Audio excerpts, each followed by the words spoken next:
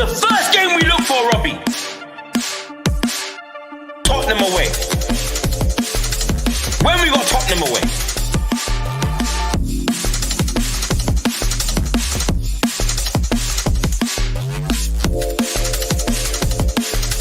Tottenham away. When we got Tottenham away.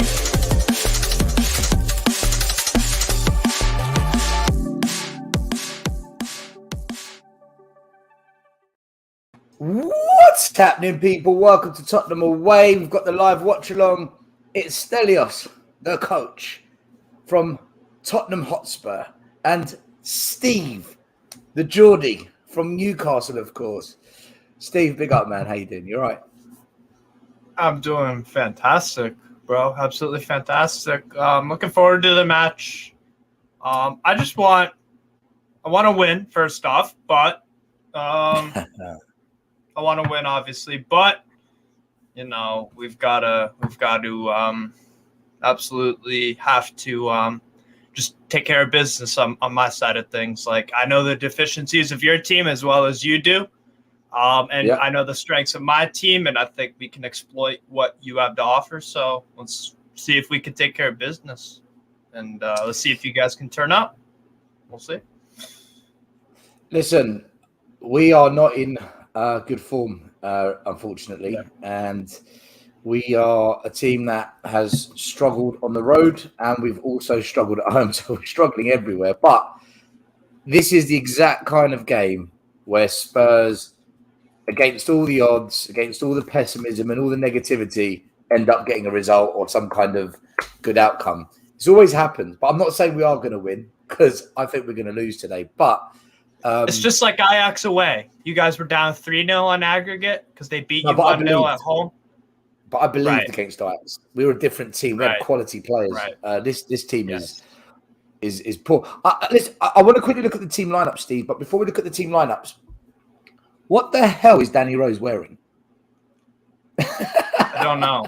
He looks like a 1940s air pilot from the U.S. or something. I don't know. I'll give him some points. I'll give him some points for creativity, I guess, because nobody else is wearing that. But it reminds me of YMCA. Young man. Yes. Young man. YMCA. Oh man, it's just hilarious. But look, let's get into the starting lineups. Let's start with Newcastle because you're the home team. Actually, let me quickly big up everyone in the chat. We'll do a quick big up and then we'll look at the teams. Big up to all of you wonderful people watching. We've got Ariel. Thank you for joining us. We've got JJ. Big up, William. How you doing? We've got SV Rog. LA007. Big up. Henley Wong. Good to have you tonight, today, this evening, wherever you may be in the world. Chris Agongbar. Big up. Bob Spur TV. I've sent you the link, Bob, if you want to jump on. Huddersfield Town TV. Big up. Tony Rodriguez. Big up. We've got Roy in the house. How you doing, Roy? Strasbourg Steve, he's also on the show. There you go. We've got Joe and we've got Kelly JTV. Big up to all you guys. Thanks for tuning in and watching the watch along today. We are going to do a halftime analysis and a post-match reaction. But first of all, let's have a quick look at the starting lineup. So Newcastle, do you want to talk us through it, Steve? Yes, sir. Absolutely. So Eddie Howe, no surprises with this lineup from me at all, even though I disagree with Dan Burns' inclusion after the embarrassment of the 3-0 loss last week to Aston Villa.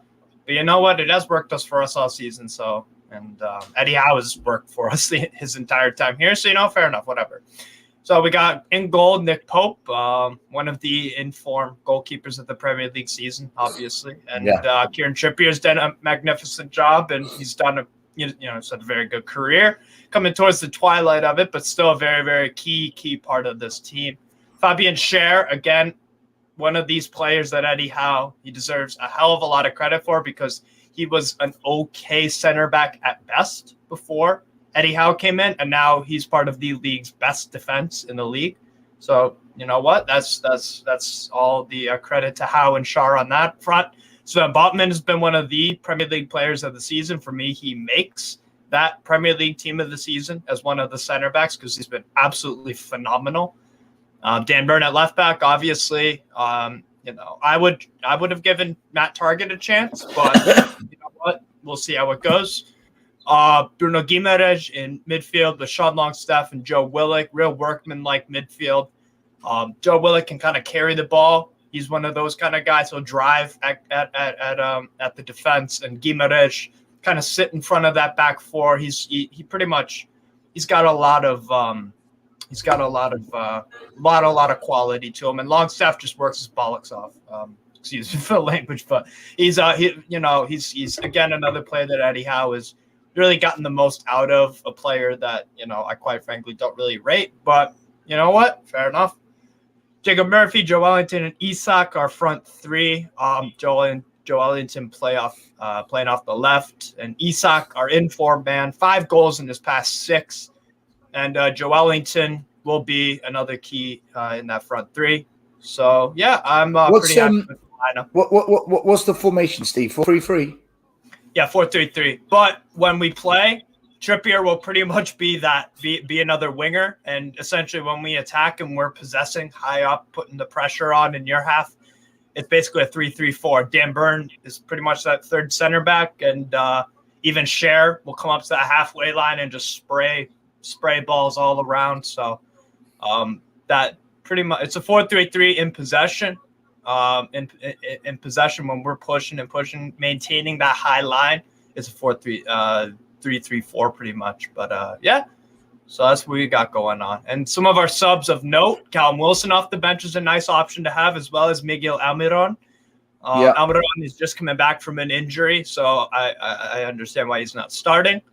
And we've also got a potentially good young player in Elliot Anderson, nice creative spark off the bench, local lad, all that good stuff. And Anthony Gordon as well kind of struggled ever since he joined in January. But if Eddie Howe can turn around guys like Longstaff, Willock, and Joe Wellington and a few others as well, why can't he do the same with an Anthony Gordon? So yeah, that's pretty much all I got to say about the Newcastle side of things. So yeah.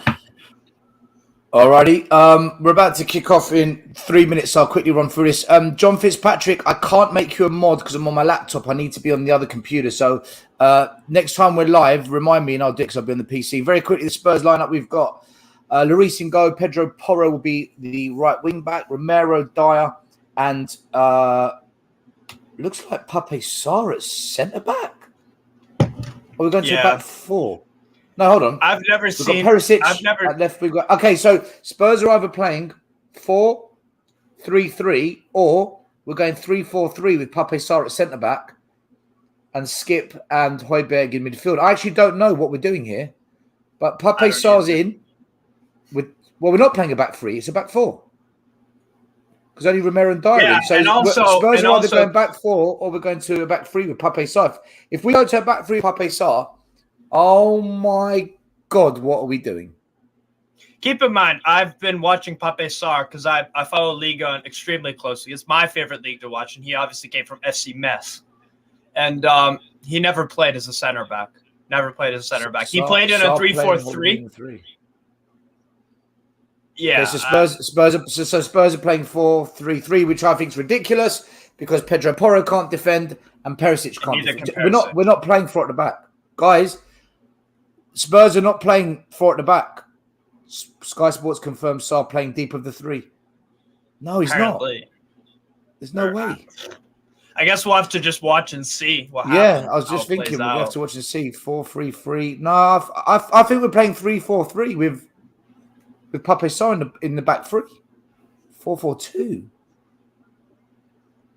Listen, look, I'll tell you what. Steve's right. Let's wait and see because that's the only way we're going to know. But I think the reality is, whatever anyone says, we've done something different. So all the people that moan that Conte's stubborn, doesn't change it, Stellini's an extension of Conte, we're changing it. Whether this is the right thing to do against Newcastle away, I don't know. But do you know what? We're playing so badly. I guess we've got nothing to lose. So we're going to find out for sure. But I don't think we're going to play with a back 4 because Perisic cannot defend. Neither can Pedro There's no way. Yes, this Pedro is Porro. Every time I've watched him play for Sporting CP, he's never played as an actual right back. Always in a 3-4-2-1, 3-4-3, however you want to dress it up. He always played off that right as a wing back. So I don't know. Well, we're going to find out soon, my man. We're about to kick off. I hope Silas's cute hat brings us good luck. Yes, me too, Gaguma. I hope it happens. Dyer is explaining something to Saar. No! Oh, man. Oi, oi. Mason at the wheel. Big up. Do you think Stellini has heard the whole he's just another Conte criticism and contributed to him changing things up today? See you later. Quite possibly. Quite possibly, Bob. I think it's just because we're playing crap. And we're underway, guys, at St. James's Park, Newcastle, Spurs. This is officially Tottenham away. You're well ahead of me, by the way. I haven't even kicked off yet. Oh, you're going to because I'm watching from. Oh, no! No. Am I joking? I haven't even kicked. Come on. Well, you're watching on cable TV, I'm assuming, right? I've got it on Sky TV, so I'm watching it live on Sky. Yeah. I'm watching on USA, which is and I'm streaming on Roku, so Roku's internet. I just kicked off. 4 seconds. So, like a minute. Just a reminder, John Fitzpatrick. That's all good, man. Just a reminder to John Fitzpatrick, next time we go live, so tomorrow, the Monday night show, remind me to make your mod and I'll do it. Newcastle in the box, and he takes a shot. It's insane. Rebound. 1-0 Newcastle, 1 minute gone. Are you kidding Fucking me? hell, man. Are you kidding? No, you're joking. You are joking. I don't believe it. Gimerez. 1 minute. Willick. Go on. Oh, listen, I'm ending the stream. On. I can't be bothered. Steve, you're on your own. I really can't be fucked for this, man. Dan Burn chips it over. Is Dan Burn headed to no one really? Saar, dispossessed, Isak, Gimerez. It's the same shit every time. Joelinton. Save.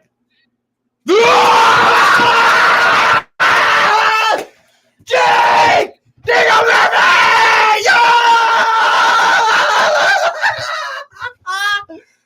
Get in! Oh, fucking hell! Look at this! Kamara's he's basically walking, slaloming through our penalty box. Nobody puts a tackle in. Eric Dyer, Pape, Romero, the wingback. He gets a free shot on goal. And Ruiz, he parries it to the left, which is the right thing to do. But there's no one chasing the rebound. And that goes back to what I said at the start. Who's the left wing back? Perisic. He can't defend. This team is done, man. We cannot defend. We're awful. And by the way, Joe Wellington was allowed. Yeah, go on. So was it Joe? Who was it that was dancing for our box?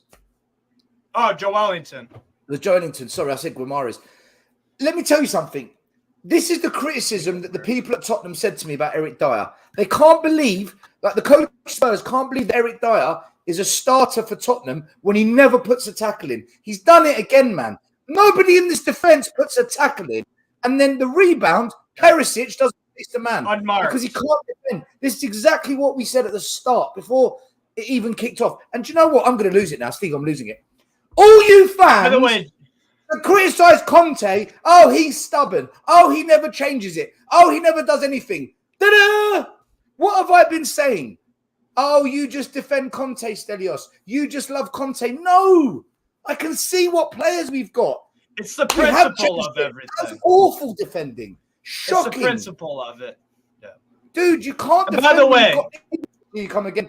Newcastle in the box again. They're playing it through. He's in the box. He shoots. Blocked corner. Oh my god. Every time you come in that box, we are clueless. We can't defend. Mate. Yeah. Oh my god! No, this could get ugly today. This could get very ugly for you guys I've got today. a fucking headache. I've got a headache. And by the way, Jacob Murphy, 2 Premier League goals. That's more than your 60 million signing Richarlison, by the way. And Jacob Murphy was as a player that's not good enough, to be fair. So. Got a headache. No, but the thing is, cleared. Here comes Linton, second ball. He's got it out wide. Good ball. Shoot! He crossed into the box. Rubbish cross. Cleared by Romero. Not very well, though. A poor clearance by Romero. It's back to Newcastle. You win the 50-50. Pape Sarr. Spurs look to counter-attack. We've given the ball away straight away. Poor pass to Harry Kane. Newcastle are in complete control. 5 minutes in. Yep. You've come out the traps. 1-0. Quick. West Ham, by the way, 1. Bournemouth, no. I don't care. I can't. Please, Tottenham, don't get spanked. What a shocking start that was, man. And that's the worst thing you can go to St. James's Park and get all their fans charged up. Get all their fans rallied behind them. Oh, it's in the box. He's free. No, he's round the goalie. 2. Fuck off. Fuck off.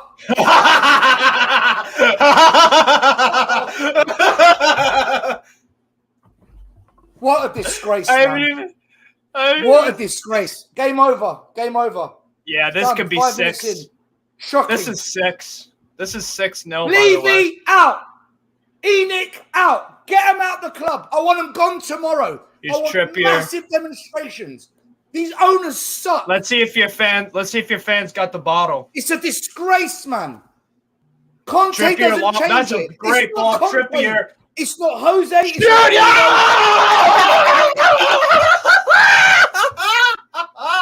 Joe Ellington! He's onside. Pedro What Porro. a fucking ball, Trippier! Oh my word!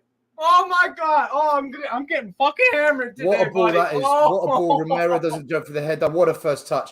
Excellent goal. Listen, guys. Honestly, as much as I am a Spurs fan, the first touch and then the rounding of the goalie, quality. That first touch was superb. That's what made the goal. That's what made the goal. This is a joke, man. This is a joke. It's an absolute scam. It's a scam. They should refund all the fans immediately. They should refund all the Spurs fans immediately. 5 minutes and we're 2-0 down. Oh my God. It's just going to get uglier. Bad. It's just going to get uglier. Sorry, Stal. Dude, do you know what kills me, man? Steve, do you know what? Do you know what kills me? Week in, week out, I say things about football. Some people agree. Some are like, I don't know. And it's the people that hate on what I say. I've been coaching 11 years. And I've been saying all season long, Conte won't change it because this is how he does it. And these players, they're not capable. I said 2 weeks ago, you can't go to a back 4 because we don't have the wing backs to defend. And we've got centre backs that aren't good as a pairing. We've done it today. Perisic exposed. That second goal, the main blame has to go on Pedro Porro. It has to go on Pedro Porro. He's got caught napping. Listen, Romero, he was in the right position. Porro, he's allowed the player to run in behind him. He hasn't checked his shoulder to know what's behind him. I teach 8-year-olds that. I teach 8-year-olds to check your shoulder. And he's allowed him to creep in behind. The damage was done right there. We're not man marking. We're falling asleep. Can I also say every single time we've gotten anywhere near your goal, we've scored. This game, and it's 6 minutes in. Every single time we've entered in your area, and we've had a chance to score, we have. So we're clinical, and that's what happened. Newcastle, long range shot, 3-0. Are you fucking kidding me? You are kidding me. No, this is 6. This is 6-0. This is 6-0, man. This is a 6-0. I've never seen this in my life. Oh my God. You're a disgrace. Tottenham, you're a disgrace. Shocking. Conte out, they said. Conte out. Pow. This is fucking abysmal. The game's over. The players are so slow. We're not coming back from 3-0. Look at this on the ball. They're just like... To be fair, it's a world-class goal, though. It's an unbelievable strike.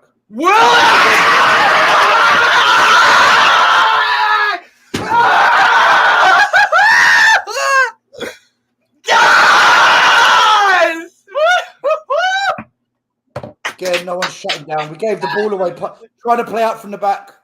Eric Dyer with a. Well, it's not all Eric Dyer's fault. Who was receiving the ball? Eric Dyer to Son. Son and Dyer. Well, Son got pressed well. Do I blame Son? No, he got pressed. The ball shouldn't have been passed to Son, or someone's got to shout man on. Oh my God. What a hit. What a hit.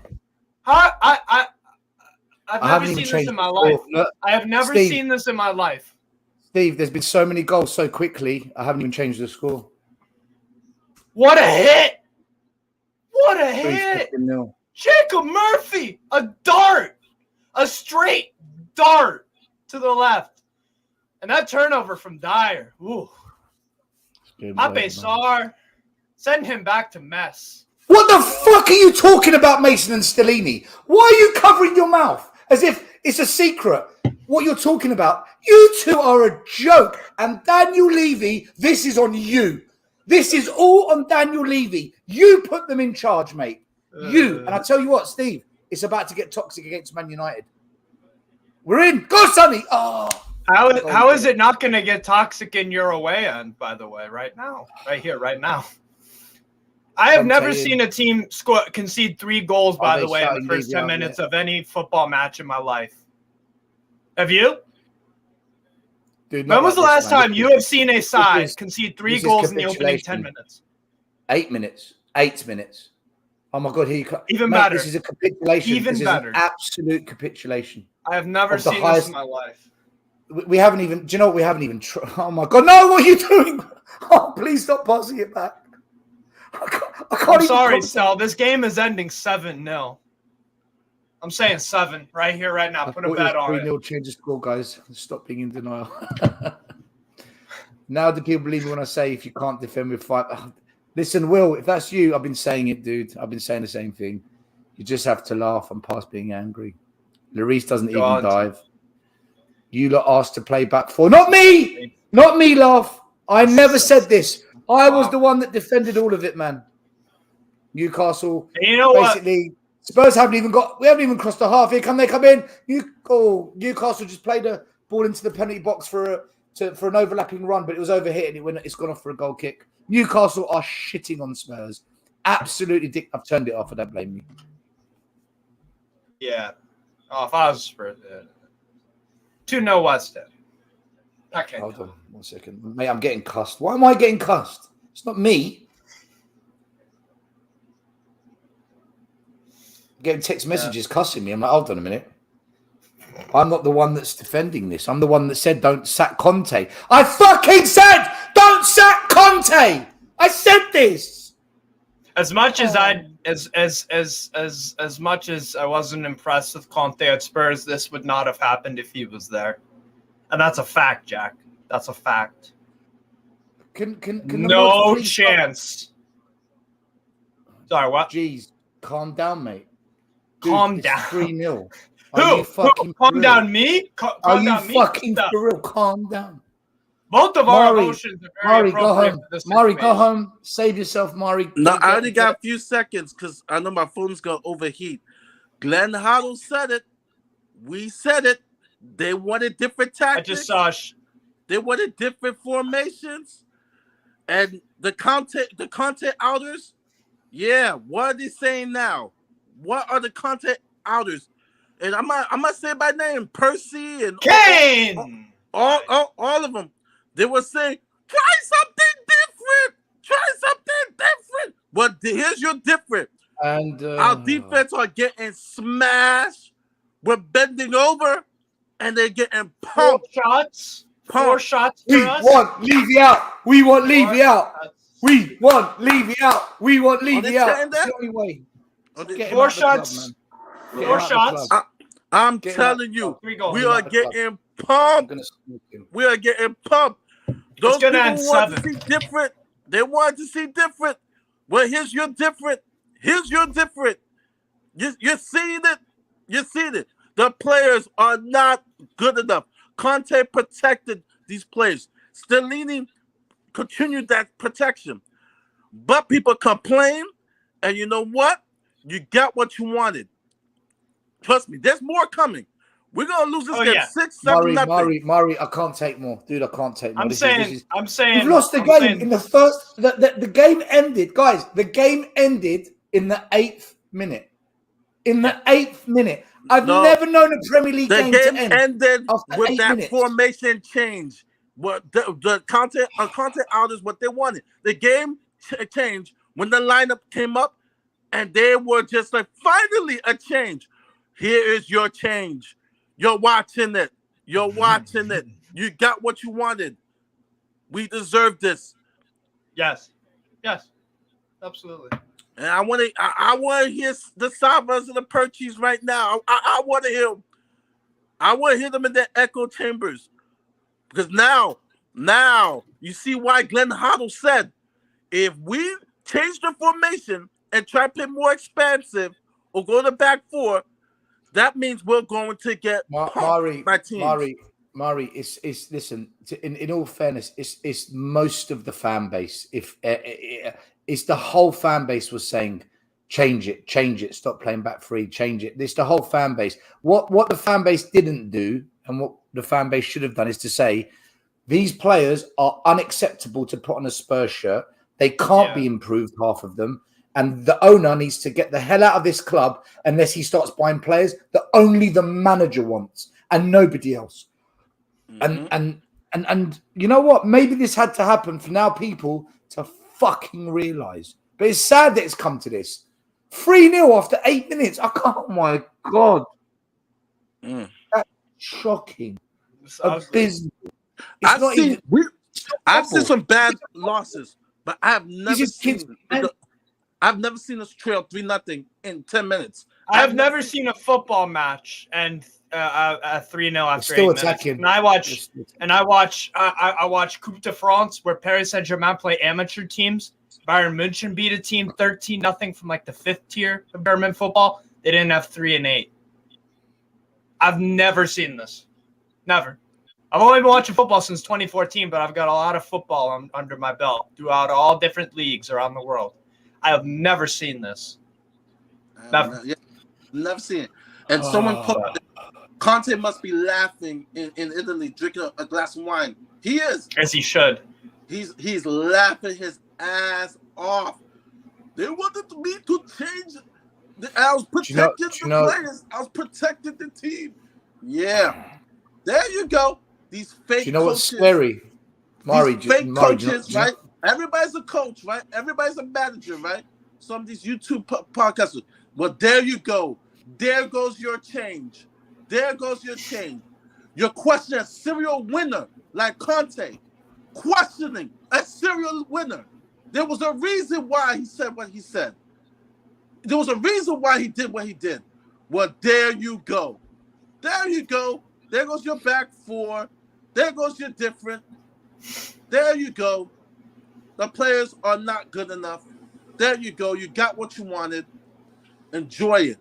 Feast on it. I want to ask you guys, have you ever seen Newcastle do anything like this before, by the way? Stell, you've been watching football for a long time, I'm assuming. I've never seen any team go 3-0 up in the 8 minutes in any competition, in any country. I've never seen a game end after 8 minutes, ever. Yeah. Even kids. I've seen San Marino. San Marino have never done that. All right, fair enough. I've never seen when it's actually competitive or supposed to be competitive. Right. And do you know what's scary? You lot are still going for it. Oh, what a ball that is. What a sensational pass. They're through. It could be 4. It's 4-0. We're in the fucking cup. You're ahead of me. I haven't seen it yet. Fantastic pass. Wow. One of the best passes you will see this season from back, curving round the back of the defense. Remember. Sensational pass. You got to remember. Ishak with the calm finish. Remember. Newcastle was humiliated the last game. Newcastle United. So they're pissed off. United. Kulu. They were pissed off. Oh, Dian's not going to catch up to him. Dian's not going to catch up to him. Go. That's close. 4-0. Listen. Oh, what a ball! Outside of the foot, Alexander Isak the Great! Alexander! Get out of here, man. Get out of here. passed that ball? We're getting pumped. We are getting pumped. We are getting pumped. What a pass, We are man. getting pumped. That is pass of the season, We were man. pumped. Yo, all right, guys. I'm gonna go. I'm going to the other channels. We are we are Tom TV. I'm on Henry Wright. I'm posting everywhere. This is what you wanted. This is what you wanted. This is what you wanted. I'm posting. Mari, make sure you say to them, Stelios said, do not sack Conte. Do not go to a back. I've fucking been saying it for. That is the most sensational. That is the most. That is sensational. Outside of the boot, like it's nothing. Wow. Who made that pass, by the way? Wow. I'm gonna cry. I'll be back. I'll be back, guys. Mari, catch you soon. Hey, Mari, thanks for coming on. Steve, who passed that ball? Oh no, they're in again! It's fine! It's not fucking No way! No way! No way! No way! No way! You're fucking kidding. This is the worst performance I've ever seen from any footballing side ever. You're kidding. You're joking. You're joking. You're joking. You're a disgrace, Tottenham! This is fucking shocking, man! This could be Premier League history in terms of a rout. Premier League history. If we win this by 12. If we win this by 12. Get out of this club, man. Shoot! It's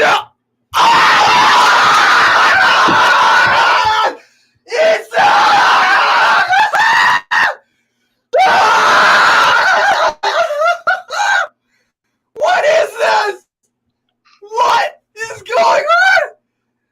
This is the most sensational football I've ever seen. Oh my god! Oh my god! Oh! Get in! Get in! This is. What's your record defeat? What a goal! What's your record defeat, by the way, throughout your history? It's 5-0 after 20 minutes. There's another 70 minutes to go in this game. I would bin every single person associated with your club after today. Every single person. Every one of them. Everyone. If this club had any fucking balls, there would be the biggest protest you've seen in English football against Levy and Enoch on Thursday. And they should drop every fucking player as punishment and play the under-21s on Thursday. Just to make a statement. Just to make... He's bringing on Sanchez. We're bringing on Sanchez. You're bringing on Sanchez! Bob. He'll go out and sign Poch, mate, and everything's going to be fine. They'll get a manager. Let's get hammered. Let's get hammered, ladies and gentlemen. Your question, Stel, still echoes in my ears. You asking the Spurs fan base. I know why you asking, but have we got worse? Are your fans leaving after 20 minutes? Since Conte's gone, a world-class manager's left our club, and you're asking if we've got worse. What else was going to happen? 10 goals for Isak, by the way. Pape Sarr, that's him ruined. The psychological effect you are that's going to have. Why is Pape Sarr the fucking scapegoat for this, man? Yeah, exactly. It's going to ruin him. It's psychologically that's going to ruin him. Still, that's going to ruin the guy's 20s. It's going to ruin him. Mate, cross comes in. Double figures. And we've missed it, and it's gone out to. Go on, Bob. Do you know what? I don't care. Go on. Sorry, Bob. Just talk. I don't care. So I agree, mate.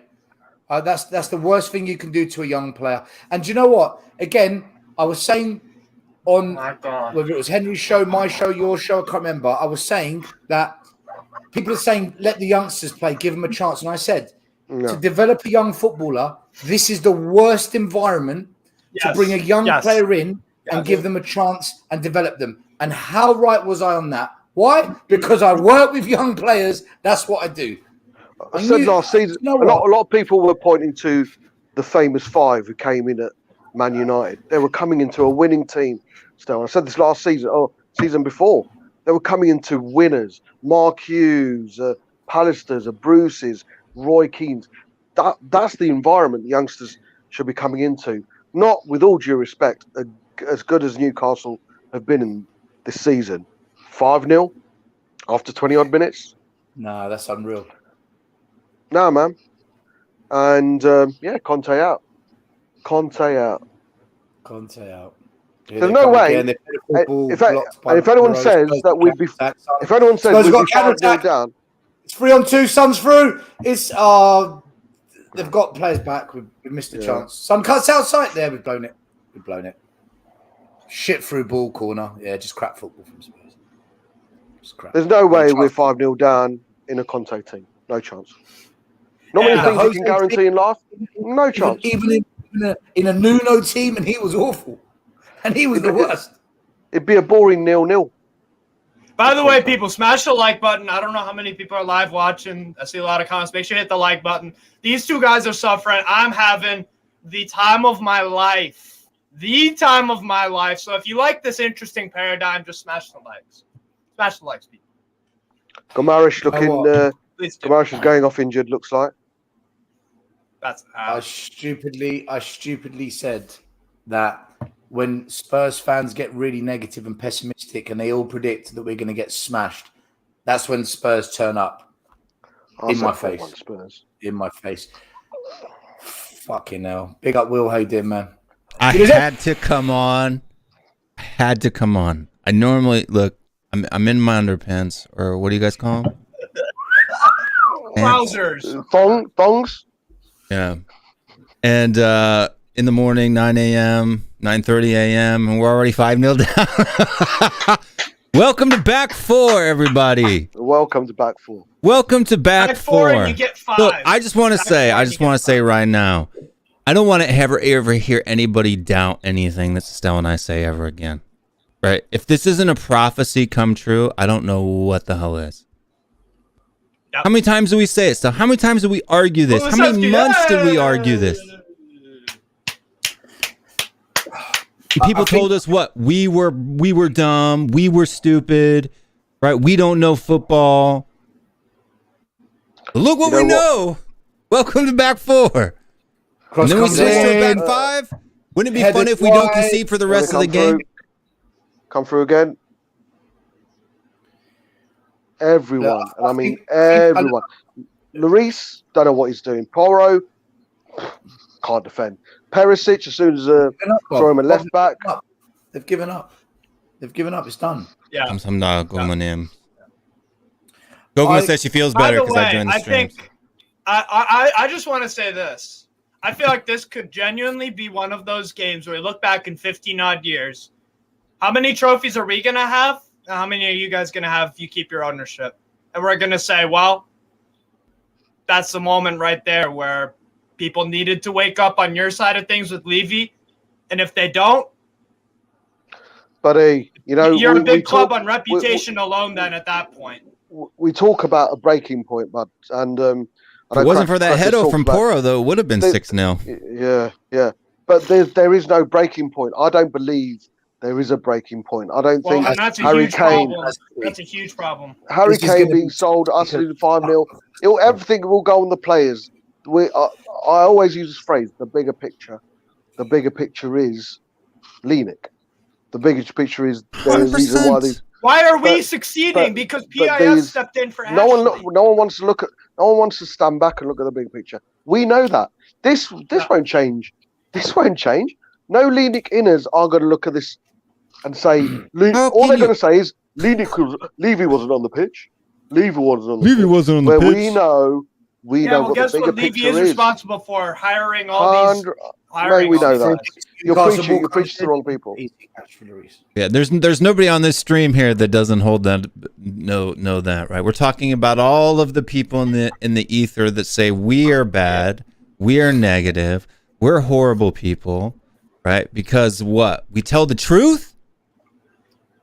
As a Newcastle fan, I know I can spot a bad owner when I see one. And clearly you guys have a horrible unambitious owner who built the stadium, and that's a free pass for your fan base.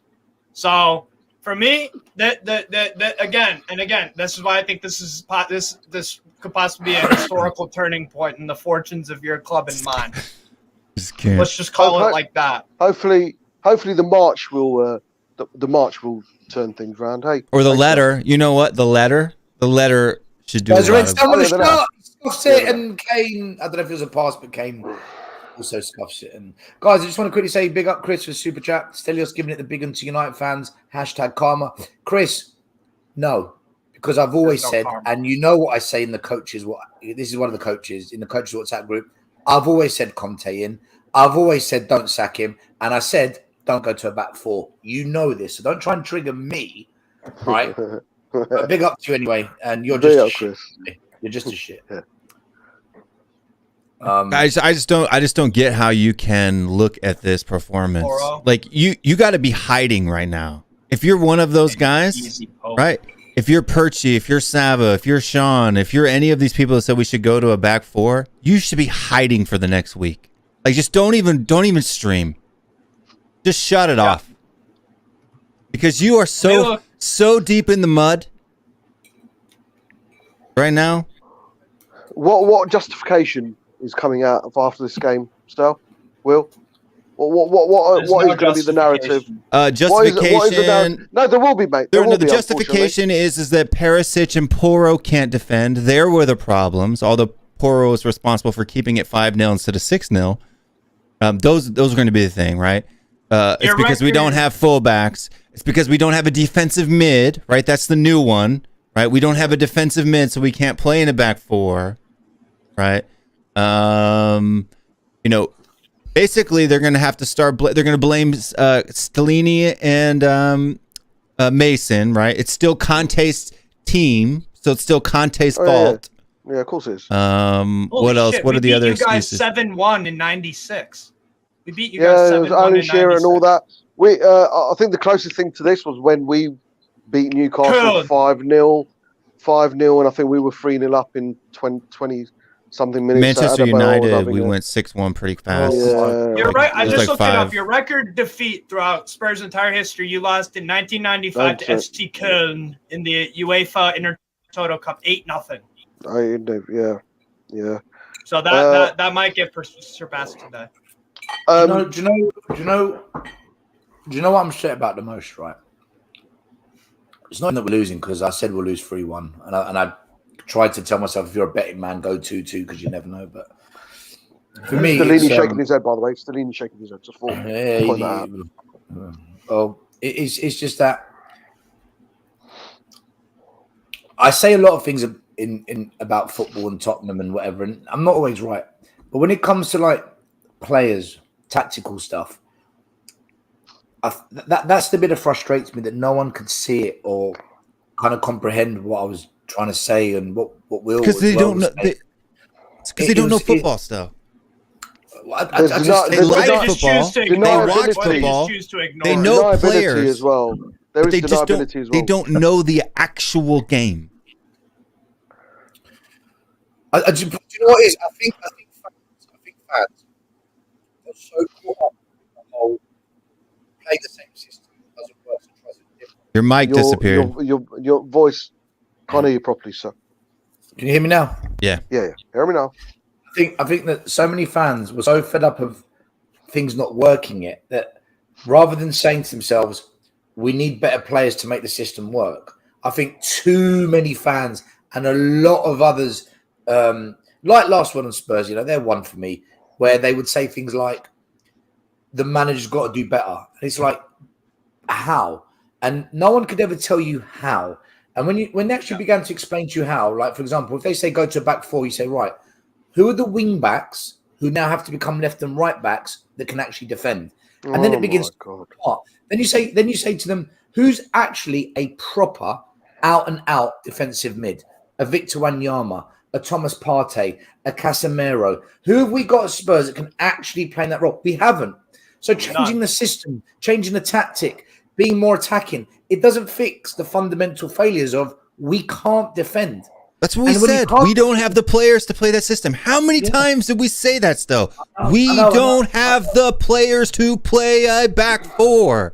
And they're like, oh, we just try it. Why can't you try it? You don't know. And then when we switched, it would be like us trying to play back then five. when we went to a back four in second halves of game and it didn't work, and they're like, oh, well, we should start the game with a back four. We got to start. Look what happens when we start the game with a back four. Has this been the backfires of all backfires? I personally believe, and I said this in the chat, Stellini's heard all this. He's just another Conte, and it's influenced him into changing something where there's no reason. There is no justification, especially Newcastle away. Bournemouth away could understand a bit, maybe. Steve, what did we say? Maybe before the stream started, Steve. Bob, before the stream started, Steve goes to me, what do you make of your questionable team selection? And then literally about 10 seconds before kickoff, we said, is this the game to be doing this? Like, is this the game where you go and do this? No, just no reason. No, the reason is, I'll tell you the reason why. Because our club goes onto social media. They listen to people like Last Word on Spurs and the Cheese Room and all of these things. They watch We Are Tottenham TV and they see all these people saying, we should go to a back four. We should go to a back four. We should go to a back four. It's the same way we sign players. We sign players based off of social media hype. I did pop in to see Ben and Sim before you started, and they were shitting it, mate. Ben and Sim both absolutely shitting it. Going back four. Ben's crapping it. Sim's like, I don't know what the fuck. They were calling for a back four before today. I had a spat with someone on Twitter. Someone accused me and my lot of being in an echo chamber. I'll tell you one thing about our so-called echo chamber. It's been consistent. The noise, the vibe, the message has always been the same. The other echo chambers, i.e. who aren't leaning out, their narrative changes. There's one barometer, then there's another, then there's another, then there's another. Yeah, it's shifting the goalposts. They've had the back four. Now it will change again.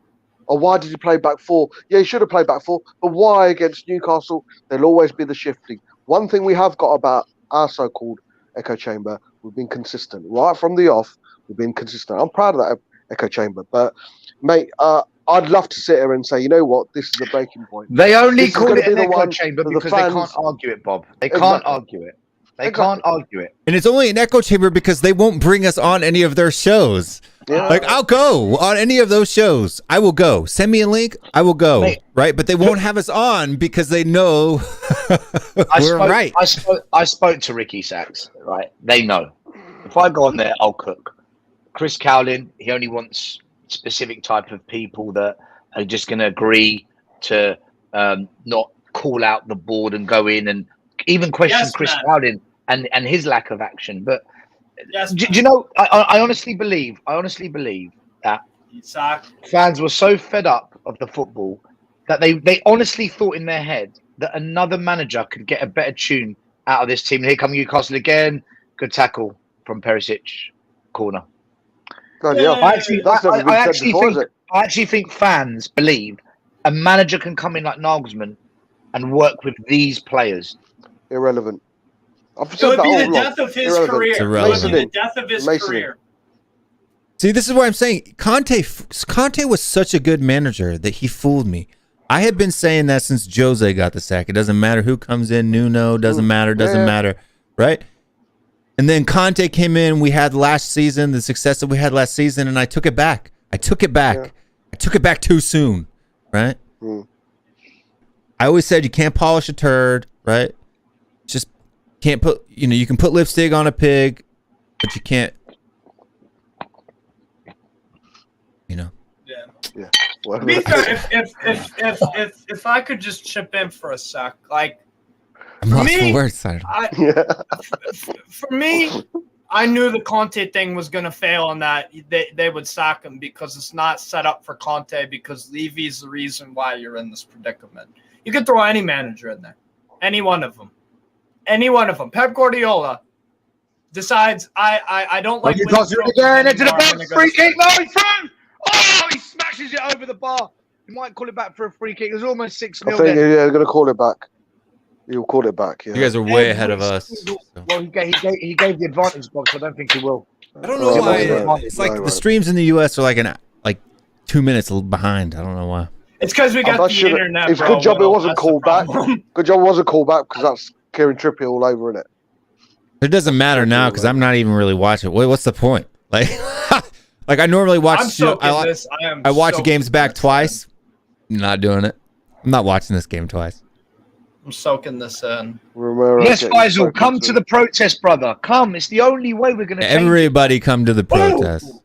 I'm there. Man United. I'm not going to the game. I've been given tickets, but I can't be going. I'm not going to the game.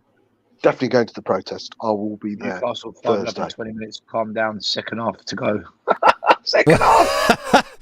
Calm down. Second half to go. We're coming back, baby. Romero gets back and passes it, and Lloris just gives the ball away. Whacks Lloris. it upfield. What a fucking useless piece of. But you know what's funny? Since we switched to a back five, we haven't conceded. It's true. It's true. Brilliant. Guys, do you know what's alarming? If we turn up at Anfield like this, it's going to be fucking 8-9-0. It's going to get worse. And they're not good. And they're not as good as us, by the way. At Anfield, they can be quite tasty exactly, when they get going.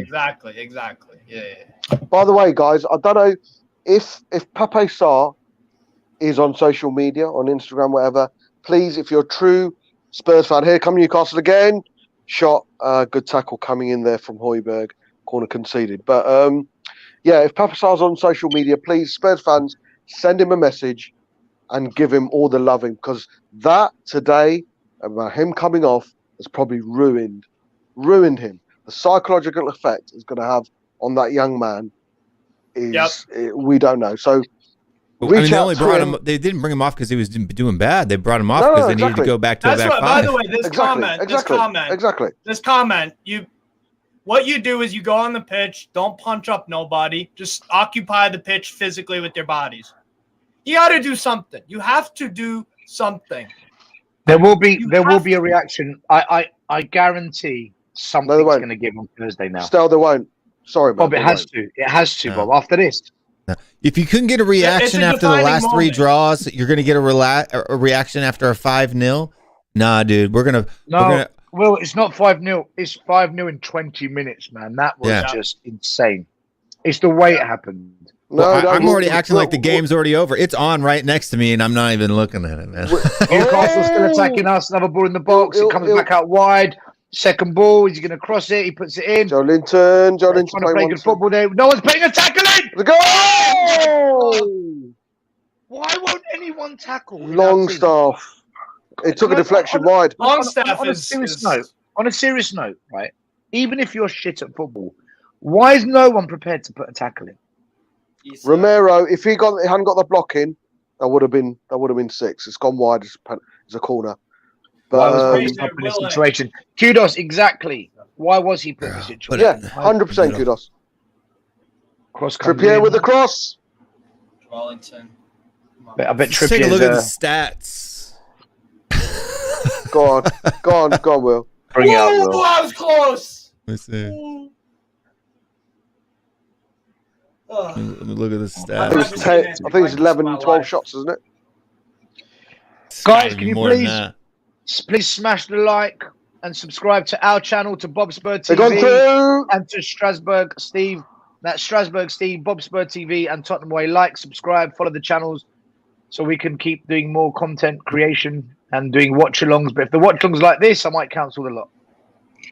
By the way, one thing I do want to say, expected goals is only 2. They only have 2 expected goals. Oh, so, I mean, the quality of the chances that shot from Jacob Murphy was a worldie. That shot from Jacob Murphy was a pump. But the thing is, now we're outnumbered in midfield.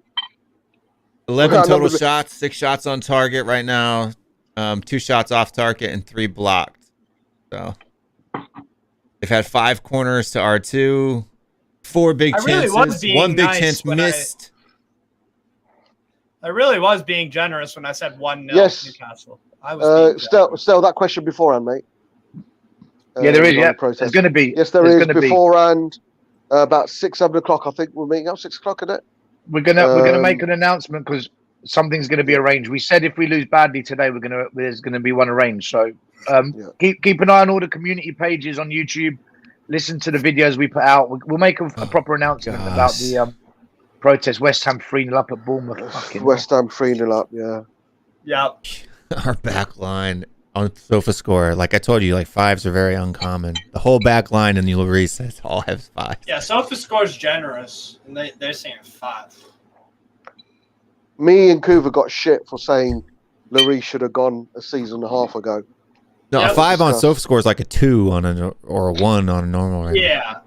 A 2 for a normal human being. Hugo Lloris has a 5.0. I think the lowest score ever on SofaScore is like a 4.8 or something like that. I think he's on his way.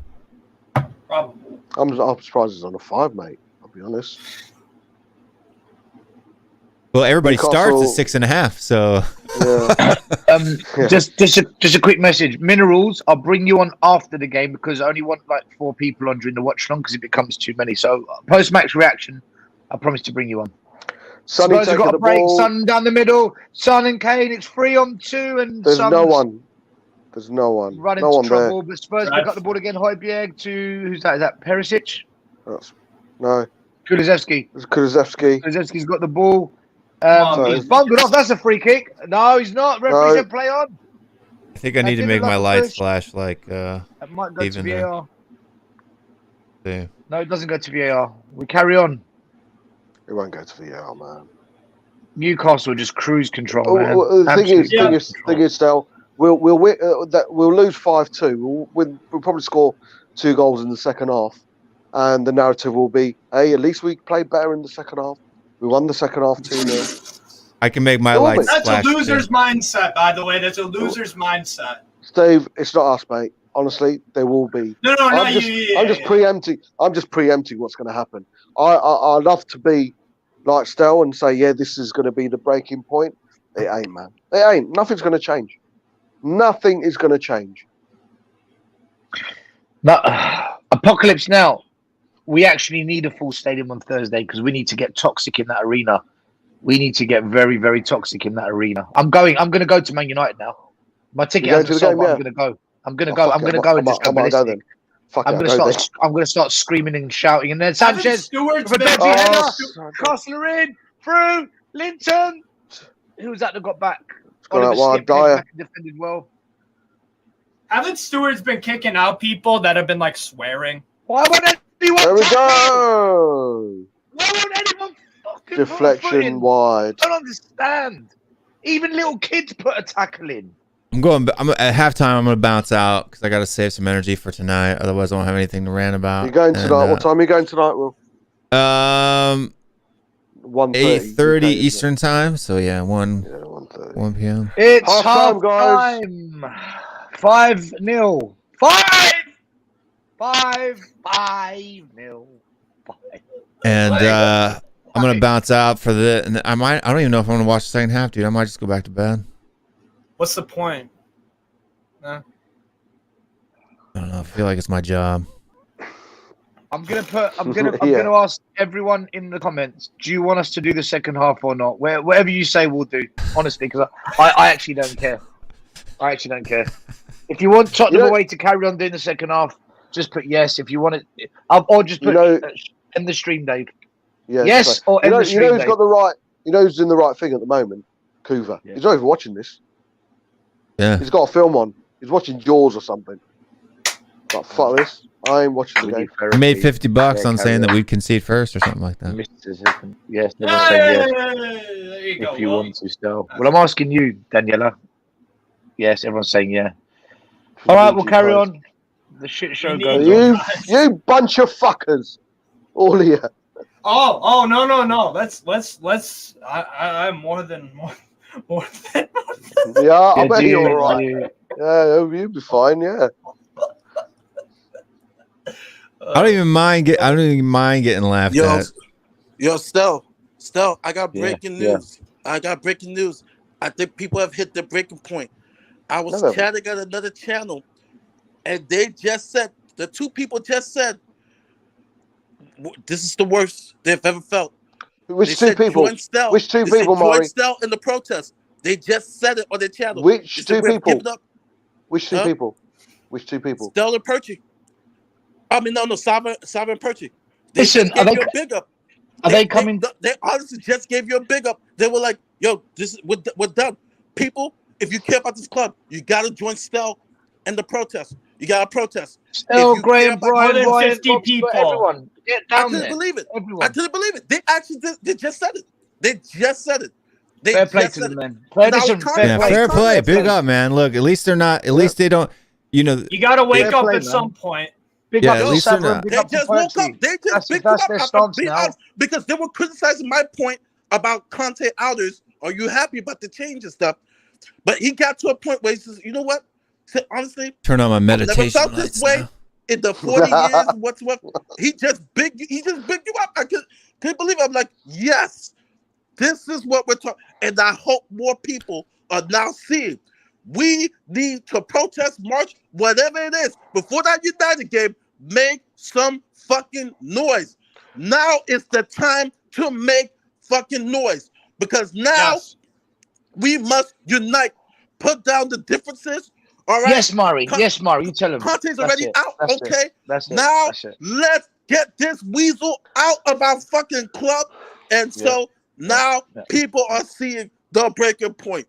They're seeing what is wow. Let's go. People, let's bring our voices. Let's protest. Great. Let's go. Hey, fair play, Joe Phelps. Thank you, man. I do appreciate that. To be fair, and that's what it is, man. Under Mike Ashley, we ain't scoring 5, bro. Straight up, because Mike Ashley didn't give half a shit about the club, and Levy don't either. And it's quite simple, right? The ambition of a football club, it starts at the top because those are the guys in charge, supposedly. In this case, it's Levy because Joe Lewis, who even is that guy? I've never seen him speak a word. So Levy is the one who's supposed to set the standards.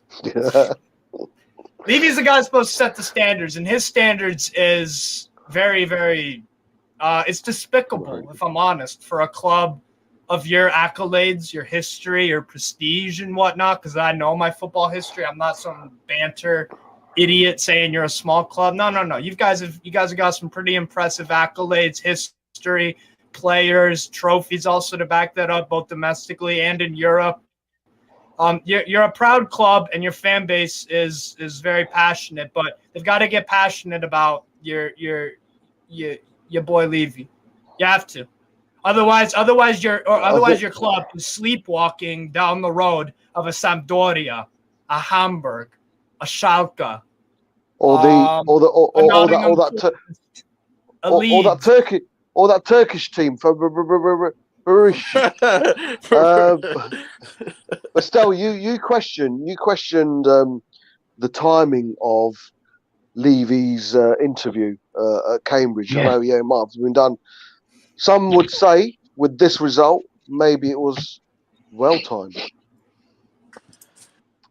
Well, people who look at that video, I think that interview, any positives or hope or defense of Levy that anyone had off the back of that interview is gone now. This game killed that.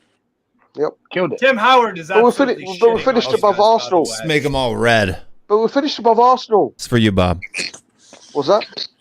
Do you know what? That second goal by Joe background's Linton was absolute class. Do you know that? Oh. That first touch. You know what? Dude, he opened his foot. Can He I say opened something? his foot as he received it. That's a fantastic goal, man.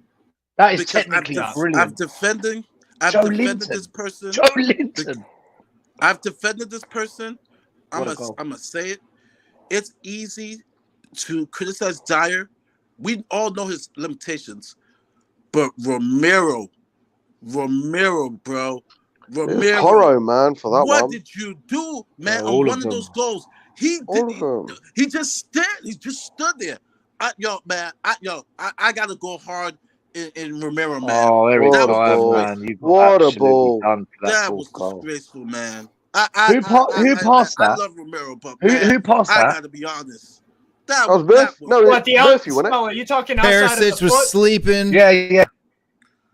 I thought that was Murphy. Willock. It was Murphy, man. That was Murphy. No, Murphy's Willock's on the pitch. Willock's not on the pitch. Willock's on the that bench. was Murphy. Murphy with the assist and Isak with a goal. Mate, that pass by Murphy. Pedro Pero was sleeping on the second goal. To be fair, on the Joe Linton goal. I'm a bit hammered, to be fair, so I don't. Man, you know what? We haven't even had one clinical or cutting edge chance.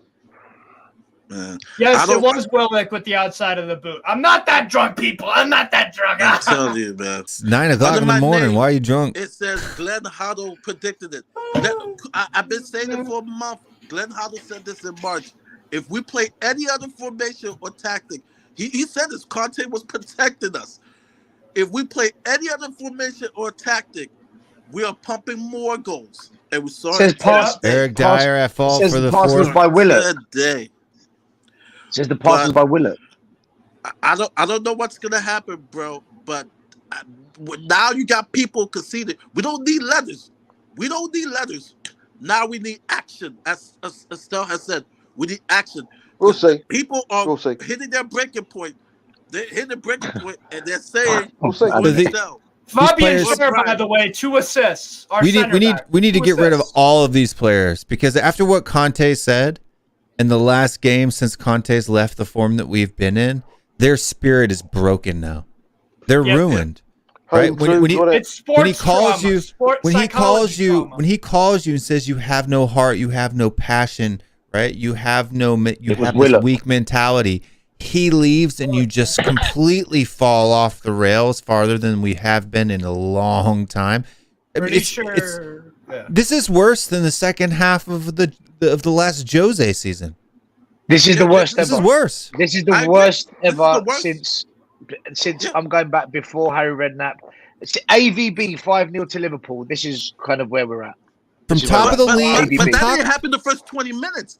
This is worse. From top of the league in December to finishing 7th, right? This is worse. This is worse. You're right. This is worse. This is absolute worse. Do you know what? I asked the question. I actually asked the question on Friday on our stream. Bob was saying it. Bob was just reminding me. I said, "Are we worse post Conte?" I think the answer is yes now. Sure. Why? In what world were we going to lose a world-class manager and get better still? That's why the question still baffles me. You asked that. I know why you asked it. I keep saying, but for people to actually sit back and think, okay, we've lost a world-class manager. The best manager who was out there available when we got him in. We've lost him. He's spouted some home truths. Are we any better, or are we worse? We were always going to be worse. I think. Do you know what? There is one thing I do need to say actually, and that is compliments to Newcastle, because despite us being shit, the quality of their goals, their finishing has been superb. Honestly, the assists and the goals today, technically, pretty much all of them have been absolutely wonderful. Yeah, defensively, we've allowed those moments to occur, and yeah, we're kind of causing a few problems of our own doing. But I've got to say, man, what I've seen from Newcastle today, it's quality. It's quality. Seeing the technical ability, of what I'm seeing from some of these passages of play is just it's top stuff. Oh, the football they play, they're brilliant. I'm just going to get a sandwich or something and see you second half, man. All right, see you later, guys. Yeah. In a bit. I'll see you at 8-0. Sandwich. Sandwich, man. Sandwich. Sandwichings. Okay, bye-bye. Stop. What's going on here? Stop talking about the managers. 7 of our starting 11 have never been good enough. Who employs them, Chris? Who employs them? Who hires them? Who scouts them? Who gives them the job? Who sacks them? So you make a good point. But at the end of the day, you need to look not just at the recruitment of players, but the recruitment of the people that are going to. Yeah, the recruitment of the scouts. Your mic cut out, so. By the way, have you got that alarm? Have you just had the alarm? Sounds like he did because his phone and stuff. So do you know what's that? Do you know what's that about, Will? No. So every phone in the UK at 3:00 today was going to have a national warning for Spurs losing 5-0 in the first 20 Yeah, minutes? Spurs losing 5. What? How fucking out was that? How out was that? But yeah, so there's a national alarm system that every phone's going to get in case of a national emergency. And there was a test today at 3:00. How apt that we get a warning, a national warning on our phones at 3:00 with Spurs 5-0 down at fucking half time.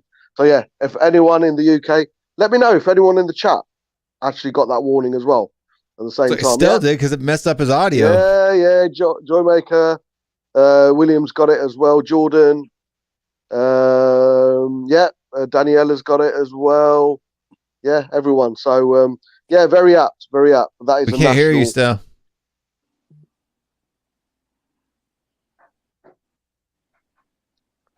So you have to rethink. You're gonna have to leave and come back because it's jacked your audio up. Man.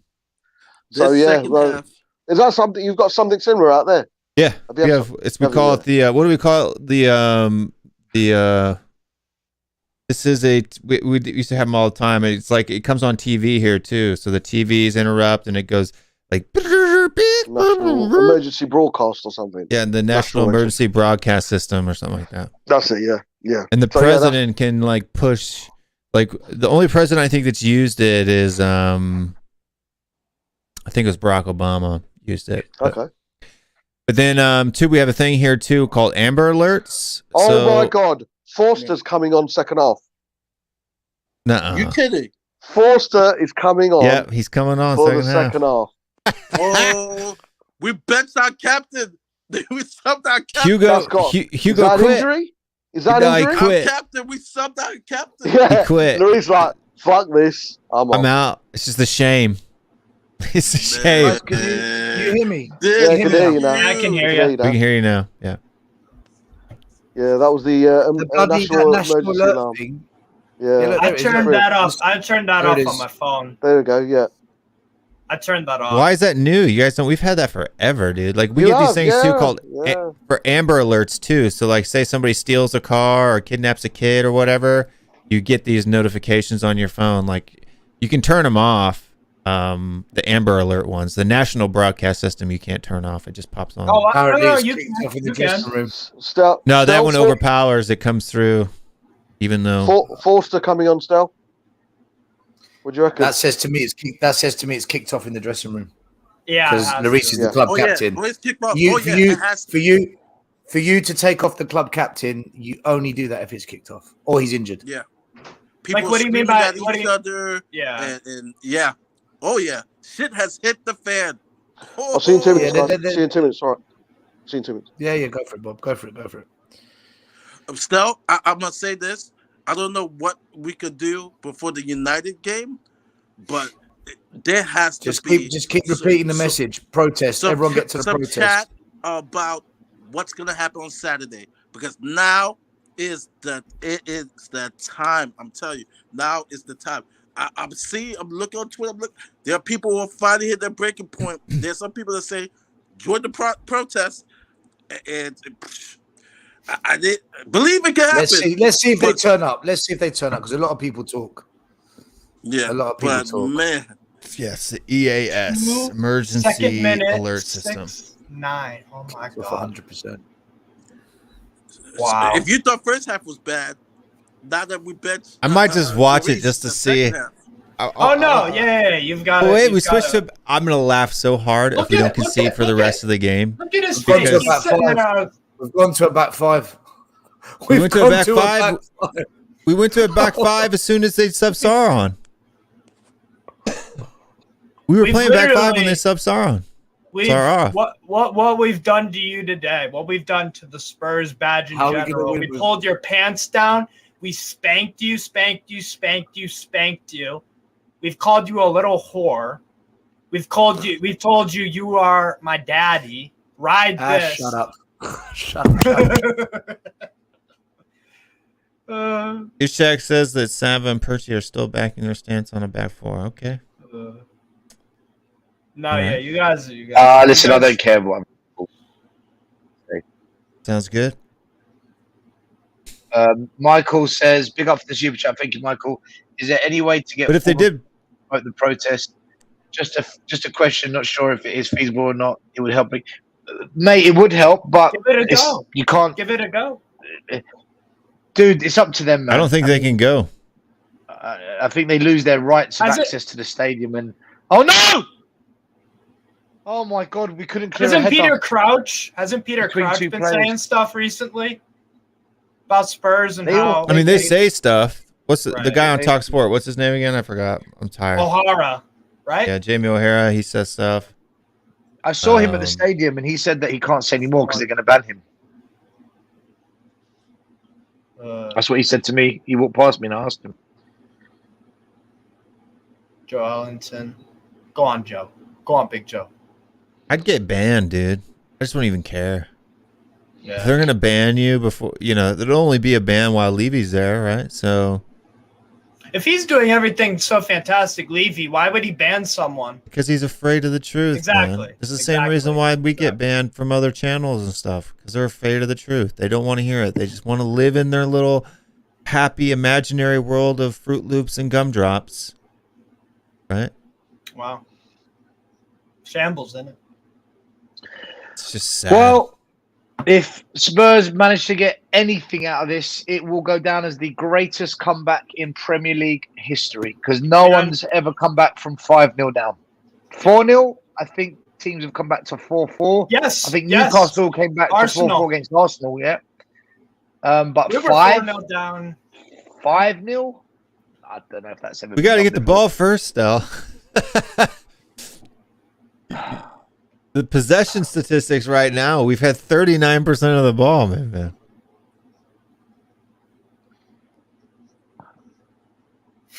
Well, Man U 5-5. I don't think there was a 5-5, dude.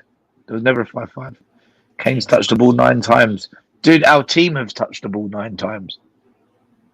Wow. Weren't we leading Brighton when we lost 5-4?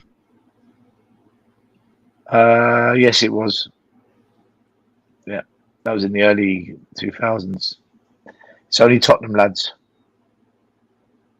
5-3 as well. We were 3-0 up. Thing is, we don't even look like we're going to do anything. Oh, yeah, I'm not phased. Sorry. Steve, you've won the game. The game ended in the 3rd minute. Here comes Kane out wide. Son's in the middle. Can he find him? Kane chooses to take on the man. He beats the man. Left foot. Goal! Oh, he scored. Harry Kane. Consolation goal. 5-1. Wow, look at that. We score a goal when we went to a back 5. Well, how about that? On. Wow. That was actually a good passing move. Son pulled the defender away by making a run. Kane beat the man, just about beat him. Quality finish from Kane. Absolute class finish from Kane.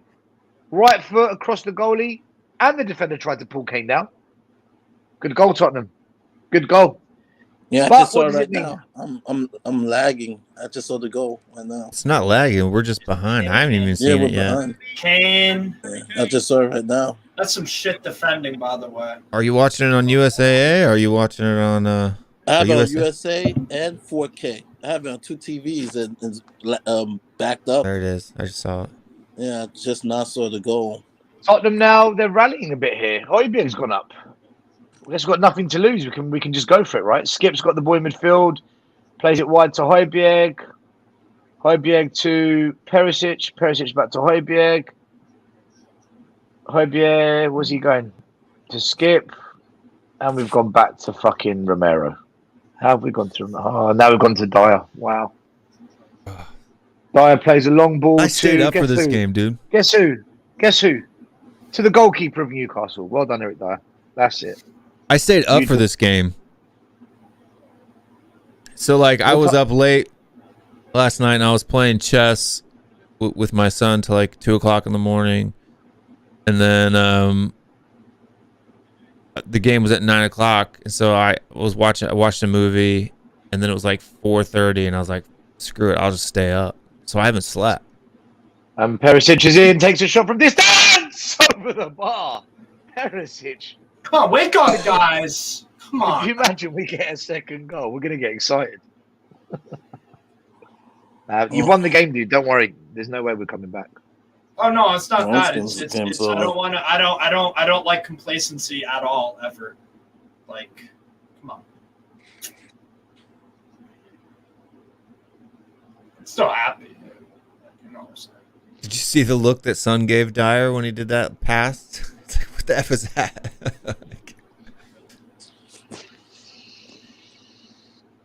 Then Dyer brings it all the way back to Foster.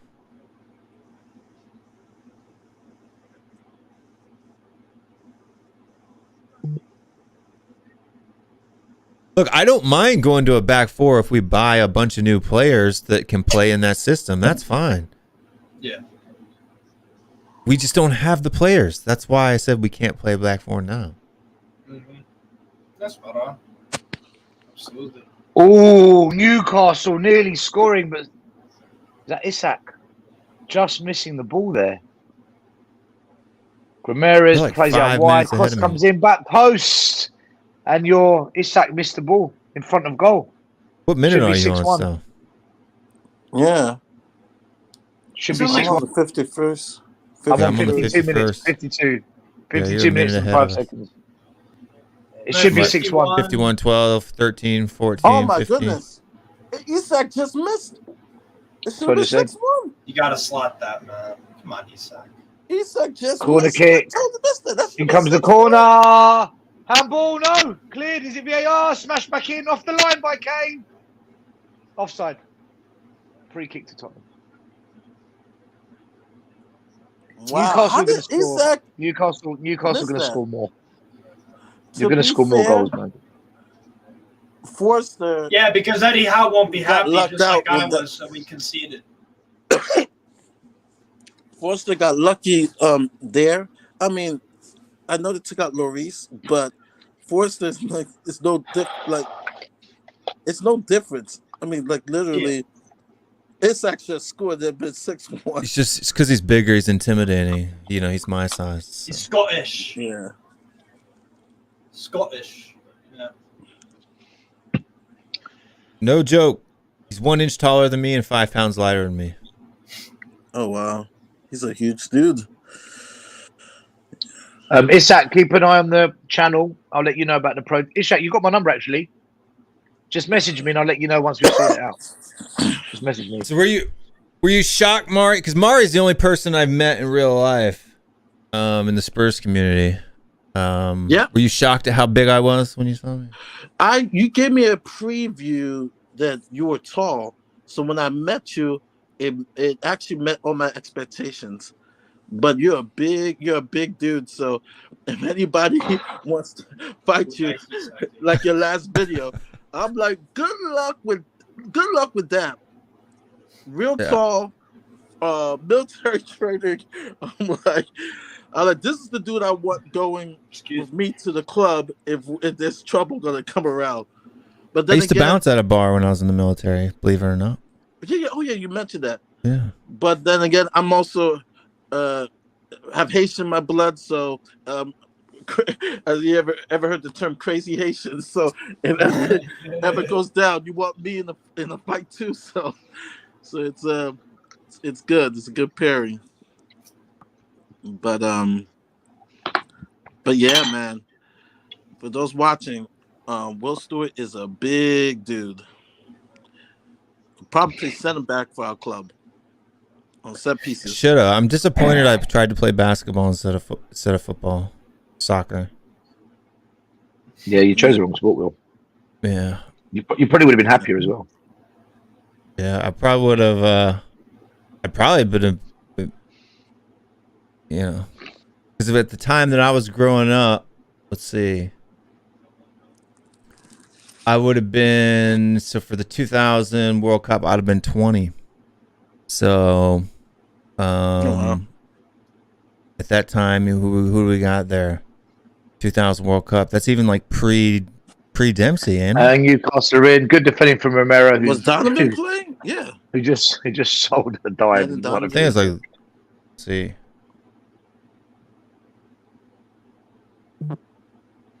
Wait, what year you said? 2000? Yeah. Oh, that would have been Alexis Lawless would have been on the team.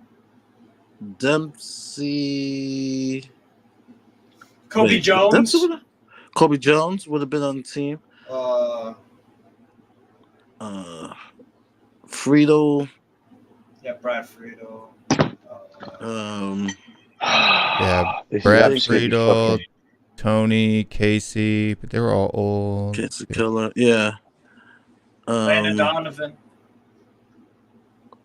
Newcastle through ball. Nah, poor through ball. Linton, no putting pressure on us. Sanchez under pressure. Oh, he's fucked look it. at his face. That's what Sanchez does. Free kick to Newcastle. Davinson Sanchez. All he had to do for 2002 was defend like a normal human being, but no, he gives away another. Yeah, Bradfield, Casey Keller, Tony Miola.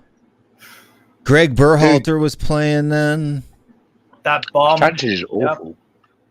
Tony Miola's a great guy. Ernie Stewart was playing then. Yeah, none of the guys were playing then. Yeah. Ernie Stewart. Brian McBride. Yeah. Brian McBride. That was under Bruce Arena in 2002. But no, none of the guys we're talking about were playing then. I would have been 22 at that World Cup. So I would have been, maybe a youngster. But wait, how old are you, Will? I thought you were like 26. No, I'm 42, dog. What? Wow. Yeah. Okay. Free kick to Newcastle. Trippier with a terrible ball. A terrible ball. Yeah. It's a goal kick to Tottenham. That's a free kick. Apparently, someone pushed Harry Kane. Could have been a goalkeeper. I did play goalkeeper. I played goalkeeper and played goalkeeper when I played hockey. That was fun. Yeah. Guguma, thank you for the super sticker. Much love. Appreciate that, Guguma. Big up. What's the Fox doing? I can't see it. You got good genes, that's apparently. A terrible free kick by Trippier. Wow. How can we Donovan didn't play in 2002. Big up to Wolves F1 as well. Thank you for your super sticker as well. Thank you, Wolves F1. Big up. DeMarcus Beasley?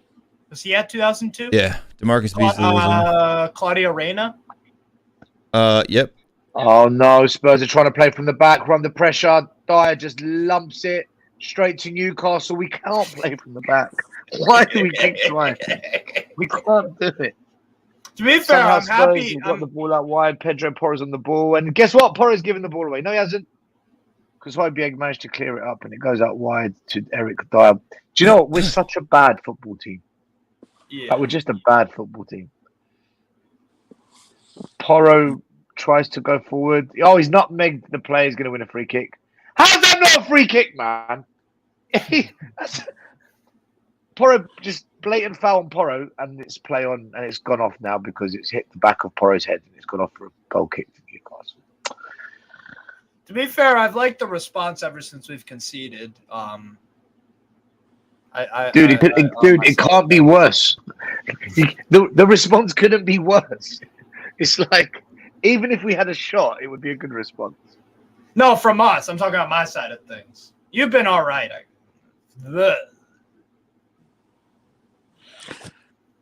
Dude, Newcastle taken. He said Newcastle the goal. It should be 6. It should be 6-1. I mean, I still can't believe he missed it. Yeah, so I'm older. Oh, I guess Landon Donovan was there.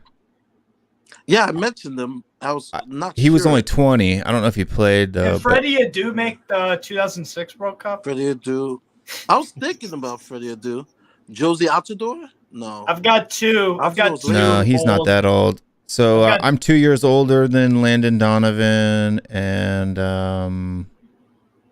let's see. But as a keeper, I probably wouldn't. At that age, I probably wouldn't have been playing. Grumpy grandpa.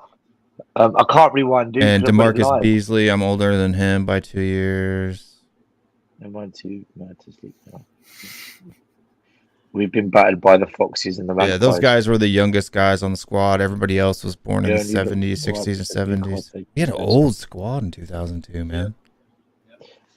I agree, Dunzeldorf. We only look all right because Newcastle have taken the gas on. It's called. They're just managing the game. They're managing the game out. Been very unlucky with injuries. Yeah, we have. I don't think that's the the biggest factor of our failures. But you do make a good point. The American car. How are you, by the way? Hope you're well. No, this team shouldn't have 10-0 because we're fucking torturing Carl. It's amazing. Will, I'm 5 years older than you. No one cares.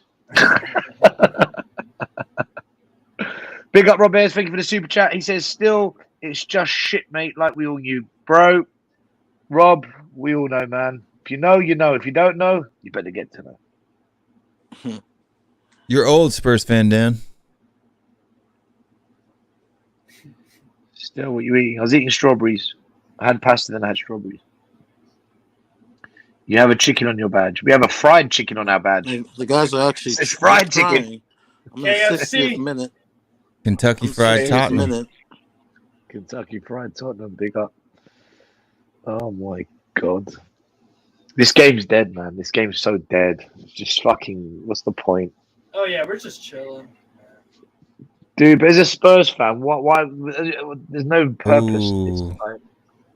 I think if that guy doesn't get that block on Sunshot, that goes in. You're in the 61st minute, right? Look like a block. Yeah. Well, are you in 61st minute? Yeah, 61, 03, 4, 5. Well, here he is, JP. How you doing, JP? You've come to watch us. Are you driving back from Newcastle? You left? Oh, man, I know Alex had a late game of football today, so I thought, I'll start rushing home for it. And then I looked at the score and I thought, do you know what? I think I'll take the long way away. What the hell, man? JP, wait till you see it. Wait till you actually watch it. It was unbelievable. 25 minutes. It's the 5 worst. and 20 minutes. 3 inside 7 minutes. We were 3-0 down after 7 minutes. Yeah, let's play 4 at the back. That's a good idea, eh? That's what he said. But I'm gonna go make a cup of tea, guys, because I can. I'm gonna go to sleep. I'm gonna go to bed. I believe we have scored a goal, right? Yeah. Oh, they're Harry about Kane to play scored Gordon one. then. Yeah, they're about to play Anthony Gordon then. He's gonna score too. Yeah. Come on, man. It would be so if he scored. Well, I bet he's glad he went to Newcastle instead of Tottenham. Or Chelsea. Chelsea is linked with Anthony Gordon, too.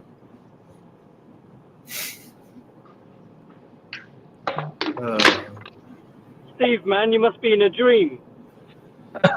Yep. You must be loving it, right?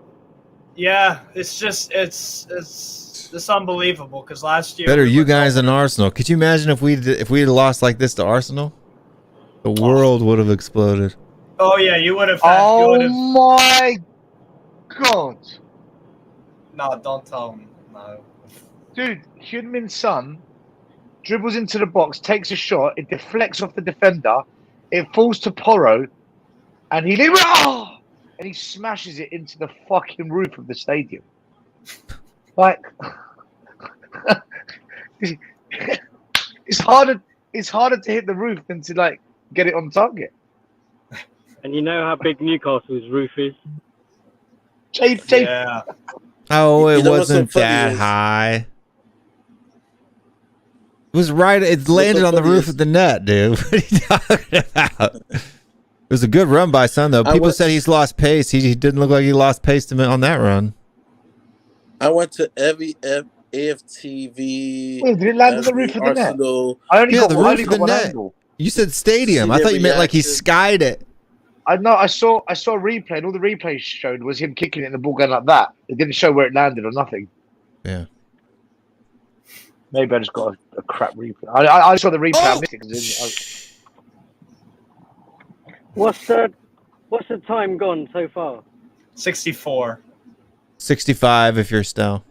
And by the way, Jason Groves, you're spot on. The players that we could attract with this, the players that we could attract to come to Newcastle playing like this and Champions League football on top of that, which we will get, by the way, and I've been saying that since October.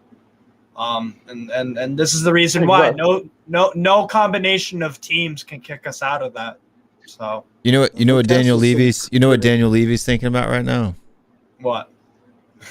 Because Ishak's with you coming guys, off. He's taken off Ishak. He's brought on Callum Wilson, and he's With you- taken off. with you guys playing the way that you're playing, and if you guys buy a lot of good players in the summertime, normal thing would be like, well, Tottenham's spot in top 4 is definitely gone. Well, Daniel Levy's thinking is great. Next year it's top 5, so he's not worried about it. Yeah, this is not top 5. I honestly, I looked at the schedule. Did you mean to block Nick for 5 minutes, or? I don't think we're going to win the next two the next 2 games. We may finish out of European place. It's not too far fetched. We may not qualify for the Conference League. I'm being real honest. This is a strong possibility. That'd probably be a good thing, though, Mary, right? Yeah. I think this board needs to understand what happened. The board needs to understand with all the shit that there is there, you can't achieve free money. Newcastle breaking through. They've come wide. Trippier's on the ball. Go. Plays it to the middle. They're in the box again. Shot on goal. Falls back. 6-1. We're in No the way. absolute... No way. Guys, No way.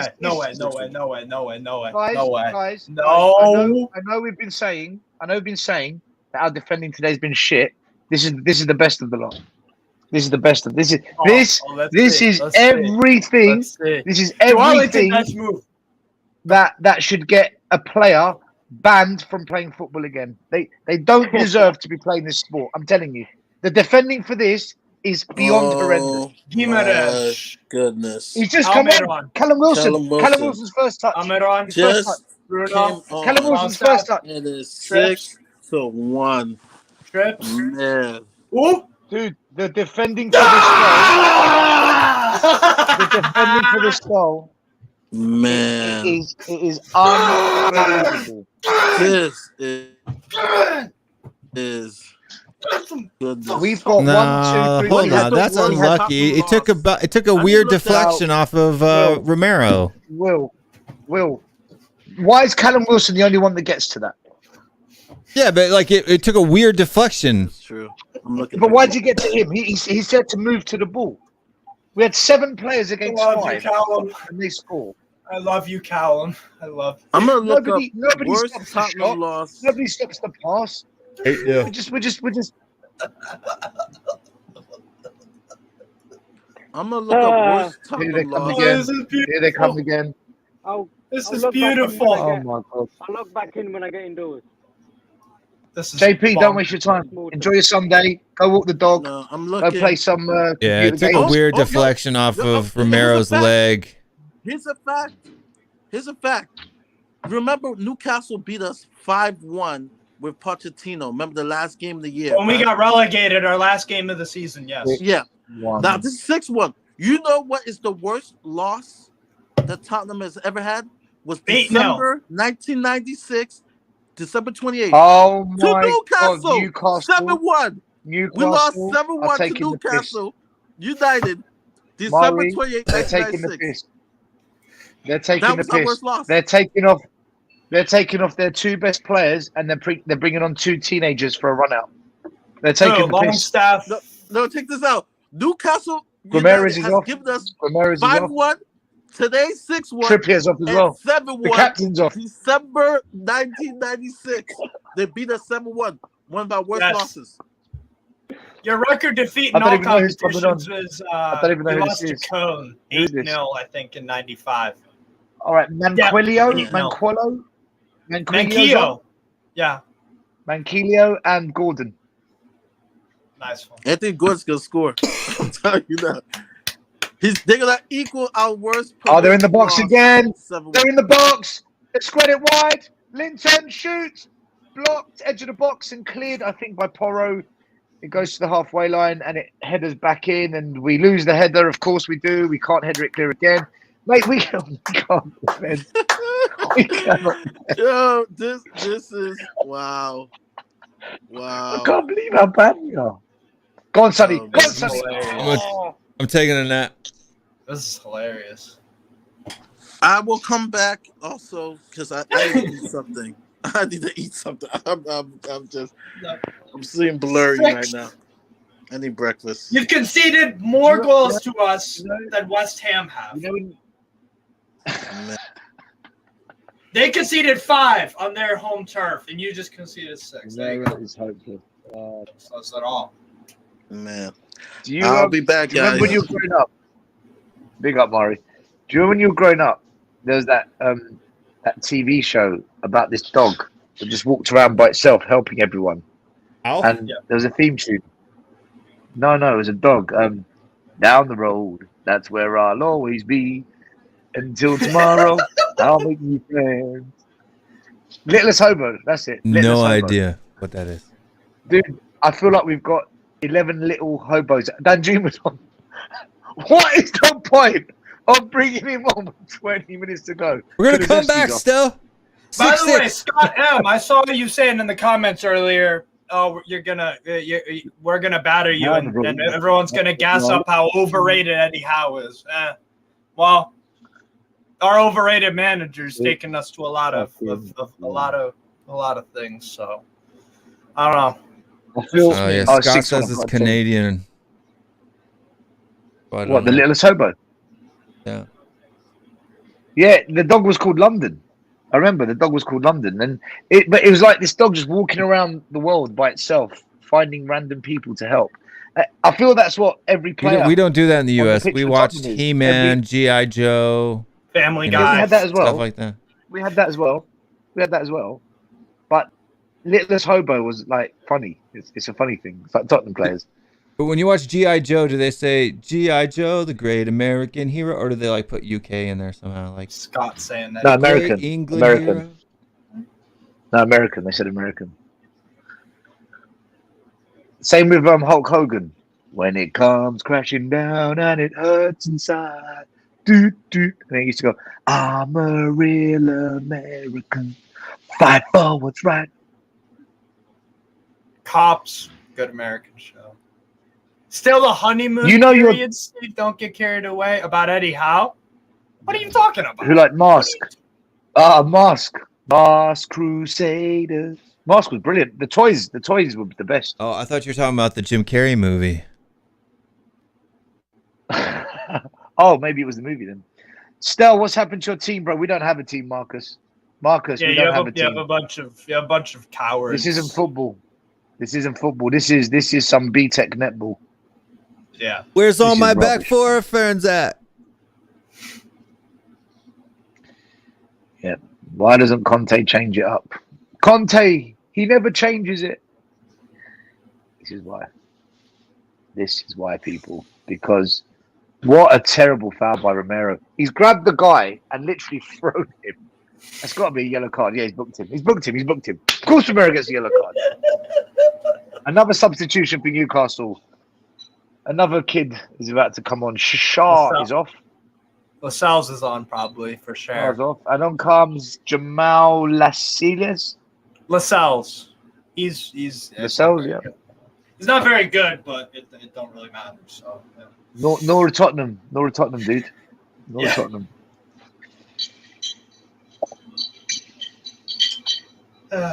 So, question for you two and to everyone in the chat: are you happy we've moved to the new stadium and West Ham are 4-0 up? Are you happy we've now Yay! moved to our new home? Yay! Yeah, it's really worked out for you, I think. Yeah. Moving into the Star Trek Stadium. I think it's really worked out for you. Yeah. Do you yeah. There's no soul. Do you There's think no that- soul in that stadium. But sure, why not? Let's play make believe with some of your other fans. Why not? Sure. I don't know. Listen, at the end of the day, people wanted Conte out. You got it. Yep. Fans said change it up. Why doesn't he ever change it up? Today we changed it. Changed some players, changed the system. It's been an absolute catastrophe of the highest level in arguably our Premier League history. You So want when- it back four? You got it. You wanted back 4, you got it, man. You just don't get it. You can't see it. You just can't see it. Do something. Change it. Manager's stubborn. He's inflexible. Well, you got flexible and the stubbornness has gone away. And this has been the worst game of the season. The worst. This is what I'm talking about with that logic too, right? Like, if there we you go. can't defend in a back three, Right? If our players are so bad that 3 of them can't manage, how are 2 gonna manage? Like, in what world? Right? That's like saying we can't score goals with 3 strikers. So you know what? Let's take one off. Yeah. Let's make it It's harder like- on ourselves. It's like That'll having work. it's like having a crummy in the ancient medieval times, like having a crummy but big wall to protect yourself and being like, do you know what? Let's just chop half of it off. That's literally what it's like. So dumb. So yeah. Dude.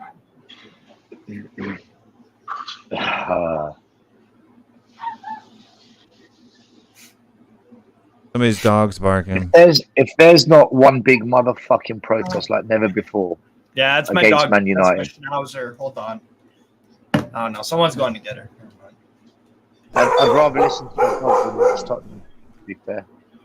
Harry Kane tried to nutmeg people, which he does, but then his second touch is too heavy. And he gets cleared for a throw-in. Hold on 2 seconds, guys. You're good, man.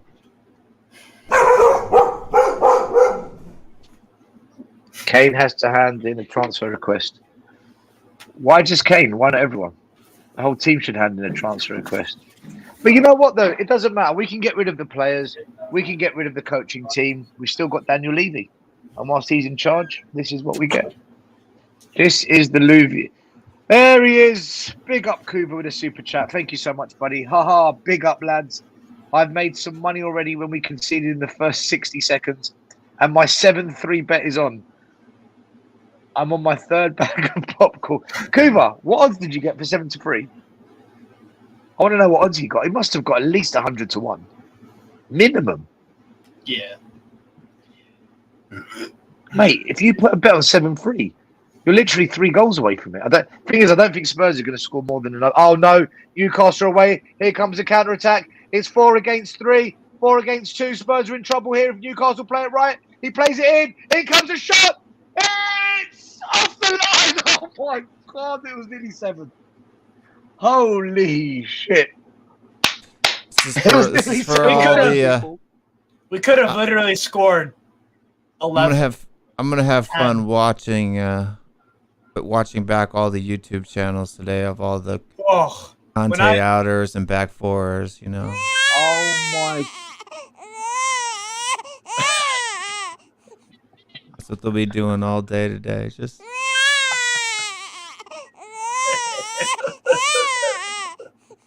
Oh, go, go, go, go, go, go, go, go, go. Come on. In comes the corner. It's out. Comes edge of the box. What's he going to do? He chips it back wide.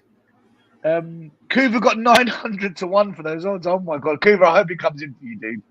Yeah, same. If Kuva gets 900 to 1, oh my god, that's phenomenal. It could happen, you know. It could actually happen. Here comes Newcastle. That's a push. That's a push, ref. Another corner. By the way, Stell, are Newcastle getting top 4 in your opinion? Yes. Yeah. You've got everything going your way. I think that if any team drops out of top 4 between you and United, it'll be United because they've got the defensive problems. Yeah, exactly. I think you'll get third. Look, Man United have got Spurs next. I think we will lose to Man United. Even though their defense is shit. Could be Pick up Eugene. In comes a corner kick. Header. Edge of the box. Cleared. Not cleared. Well, off the face of Sanchez. And hey, at least he's got something. Could have literally had Anthony Gordon, by the way, has had a decent debut today, by the way. Dude, not debut, sorry. Appearance Listen on the to this. bench. Right. We are 6-1 down. And we tried to counter-attack with only one player in their half. It's now 80 minutes gone. We're losing 6-1. It's the worst result, I think. I can't remember a result this bad for Tottenham in the Premier League. And Richarlison's coming on. There he is. Why not? All he's got to do is score 5 goals. And Danjuma tries to pass it forward. Who's he come on for? Can't win the second ball. Danjuma, probably. Shoot! Dyer Danjuma just kicks it out came on. wide to Kane. Awful pass. Oh, no. Oh, no, we've got a player down. Danjuma's injured. Bummer. Danjuma's Wow. He's played 30 minutes Hold on. the entire time he's been in our shirt, and now he's gonna And be Juma out. looks like he's in. Oh, that's a terrible foul. Linton's gone. That is. Joe Ellington don't. Oh, do you know what? That's borderline red card, man. I know it's probably just a yellow, but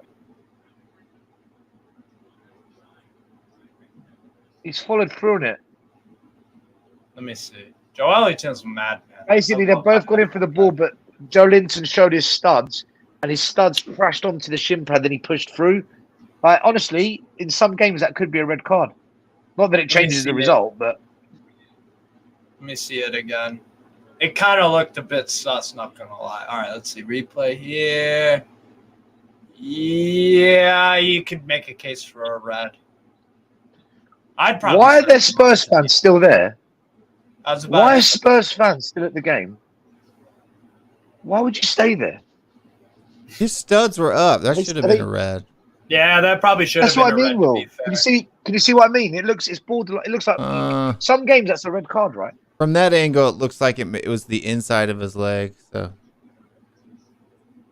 but yeah, his studs up. Off, yeah. To be honest, Joe Ellington's a madman. Absolute madman. Do you honestly think there'll be any kind of unrest in this centre state? Yes, I do. There has to be. I think there's going to be unrest as long as we don't win. If we win, it might diffuse it. Why do we always moan and end up chanting "Leave you out" in Man United games? That's so funny. What's the coincidence? We'll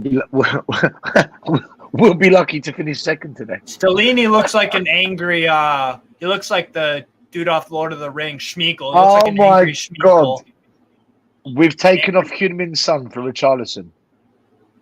Why would you take off a player that can score, for fuck's sakes? So he doesn't take get off hurt. Skip, man. Take off. Yeah, that's what happens. We got a game. We got a game midweek. Harry Kane should come off too. Like, we should sub all of our top players off. Like, why is he still on the pitch? So it happens when you have Schmeagol as manager. Pressure. Do you know who he reminds me of? Do you remember the Smurfs? Do you remember Gargamel? Yeah. Yes, He does look like a Smurf.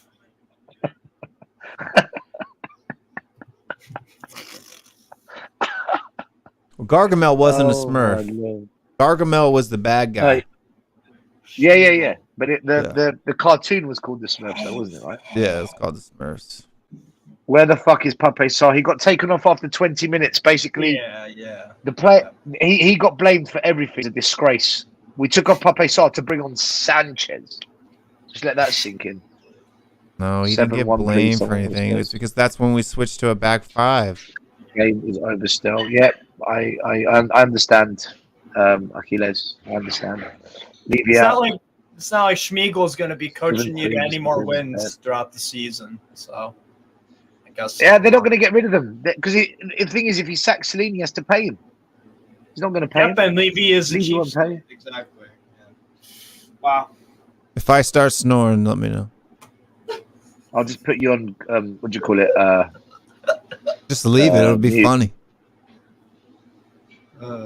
I don't snore though, unfortunately. And Tottenham now breaking down the middle of the pitch. It's a through ball to Danjuma, which doesn't work because the pass was shit from Højbjerg. Newcastle just playing it comfortably through the midfield. They're on the counter attack, not the counter attack, they're on the attack. Ball goes out wide. They've switched to play.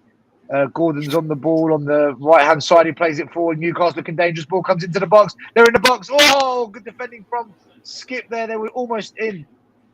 Newcastle again. Do you know what? Newcastle still won a 7th. Yep. That's what Eddie Howe coaches in this team. Oh, my God. You've come through again. You're in the box. Spurs have got about... The whole team is in the box. The entire Spurs team is in our box. The whole team. Hey, need to 11v5, baby. Oh, my God. And the ball is going off for a corner kick. Yep, I think it's fair to say now, people, that Spurs have lost the game. I don't think the comeback is on. Really? It's fair to say now. Stella, I thought it wasn't over till the ref blows his whistle, like Arsenal Southampton. I'm taking the piss. Stel, can you drop a breakdown of the game and call out the play? Yes, I will. As soon as this stream finishes, we're going to go straight into. Well, we're not going to end the stream, but we're going to go straight into a post-match analysis. We're going to break it all down. We're going to discuss. There's quite a lot to discuss, but the key thing is the back four. How costly has that been? Is that the biggest factor that's cost us today? For me, the answer is yes, because that's exactly what Steve and I discussed before kickoff. If you go back, rewind the stream or start it again and listen to what we said. We said that. We said you've got wing backs who are now playing as left and right backs who can't defend, and you've got a defensive partnership who can't play as a defensive partnership, and we questioned where Pape Sarr was actually playing. I thought it was going to be a back three and Sanchez would be dropped. Some said it was a 4 at the back. Whatever it was, well, it looked like it is a 4 in the end. You could see it. It was a disaster. Fucking disaster. I have no words. I mean, you guys just and that's the thing. You can't walk into St. James's Park with 11 cowards and Schmeigel as your manager while you're playing Newcastle. We're a buzzsaw, bro. At home, 11 cowards and Schmeigel versus 11 guys, warriors with quality, and a mad, rabid fan base, and you could see it in the first 3 minutes. It's a recipe for disaster for you guys. Yeah. Yeah. Steve, the game was over in the 8th minute, man. Like, yeah. At 2-0, I thought, oh no, we're in big trouble. At 3-0, the game was over. Spurs aren't going to come back. Look, 2-0, it's always possible, especially when you scored early. Richarlison making a run down the wing, cross it to the box. Good cross, Danjuma! Goalie saves it. Good shot, actually. Nice one. That was actually a really good chance. It was a half chance, but Danjuma caught the ball really, really well. But it was straight at the goalie. Do you know what? That was a powerful strike, I've got to say. Oh, he's curled it towards the goalie. Oh, my God. He put spin on the ball. If he didn't put spin on the ball, it could have been... If he didn't put spin on the ball, it could have been 6-2. I'm looking forward to midweek, by the way. We got Everton away. We could slap them around too. Yeah, I'm looking forward to us playing Man United. We should do really well. Yeah. Got another super chat Man here United from or Kuva. Liverpool first? We've got Man United first. Big up, Kuva. We conceded 4 versus Leicester, 3 versus Southampton, and Bournemouth with 3 at the back. Newcastle are much better than them. We're just crap and hilarious. Kuva, you make a good point. The point is, though, the back 4 doesn't work, does it? I'm not saying the back 3 does, but the point is, no, right. The back 3, the back 3, you concede 3 or 4 goals, and the back 4, you concede 6. Yeah, and I'm about to say this, because I've just been reflecting, and I will agree. People that complain, I think everybody agreed we played boring football. But that boring football protected us from humiliating football. So what would you rather have? Boring football or humiliating football? And right now what we're seeing from those changes and from those tactics, we're seeing humiliating football. And I'll say it again. Glenn Hoddle said it. Conte basically was saying it. The reason why I play my tactics and my formation is that I know my defense is bad. We're going to probably leak 2 to 3 goals. But if I played any other way, and Glenn Hoddle said more goals will leak, 5, 6. So pick your poison, right? Would you rather have boring football or would you rather have humiliating football? Yeah. I would take boring football. Takes a shot. Sorry, Murray. Sorry.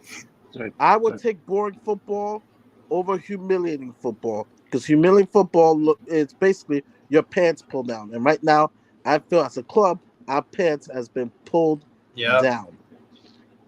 And can you imagine if Newcastle actually tried? I'm actually thinking Newcastle is just like, pants and trousers, people. First 20 minutes, we were hell for leather. After that, we just Like literally, they put. I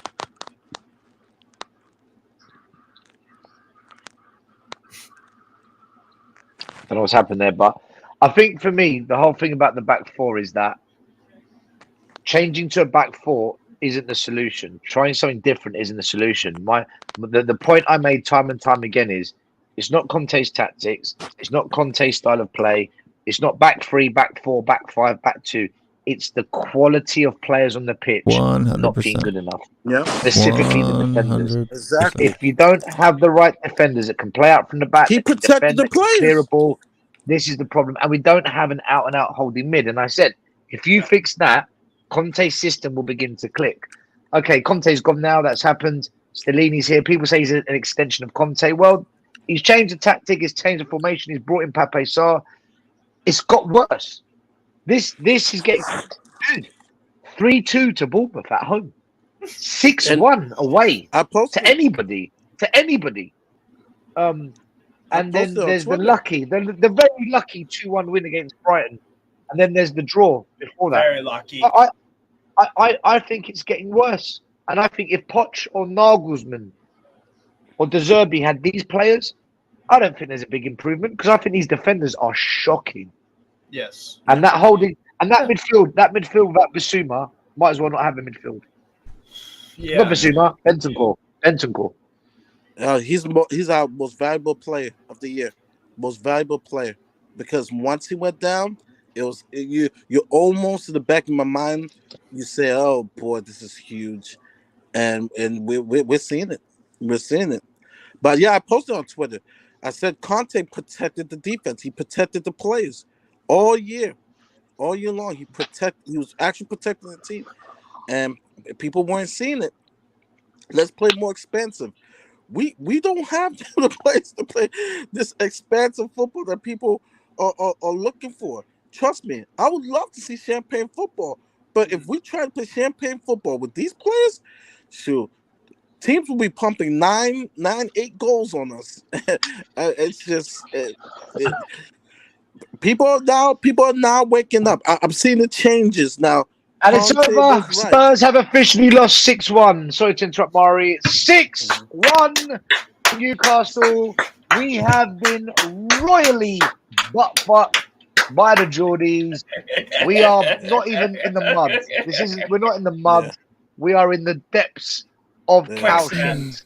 The absolute we bent over. We bent shit, over and they pumped us in the ass. Donkey shit. Everyone, you bent over and shook your ass because you were told to do so. That's what happened. That's what I'm saying. This and that 765. That's what I'm saying. Finished. Why did I stay up for this game, man? Explain this. It's game over. Who was your man of the match, by the way? Curious. I don't even care. Daniel Levy. Our man of the match. Daniel Levy. Let's see what the Surfer scores says. I would say Stellini because who was the best player? Who was the best Tottenham player today?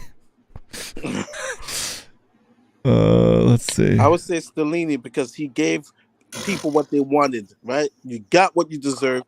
You got what you wanted. Boys, we got pumped like a cheap hoe in Thailand. Telling you, Cuba. Yeah. Big up to the super chat. VAR robbed us, for fuck's sakes. We should have won Harry Kane was man of the match today. He scored a goal. No, I agree with Ian. The man of the match is the referee for blowing the final whistle. We got smoked like a fat blunt or a cigar. We got smoked. We got put in a spliff, bruv. Yes, bruv. We got put in Isak is probably Isak expressions video is going to be absolute jokes. We're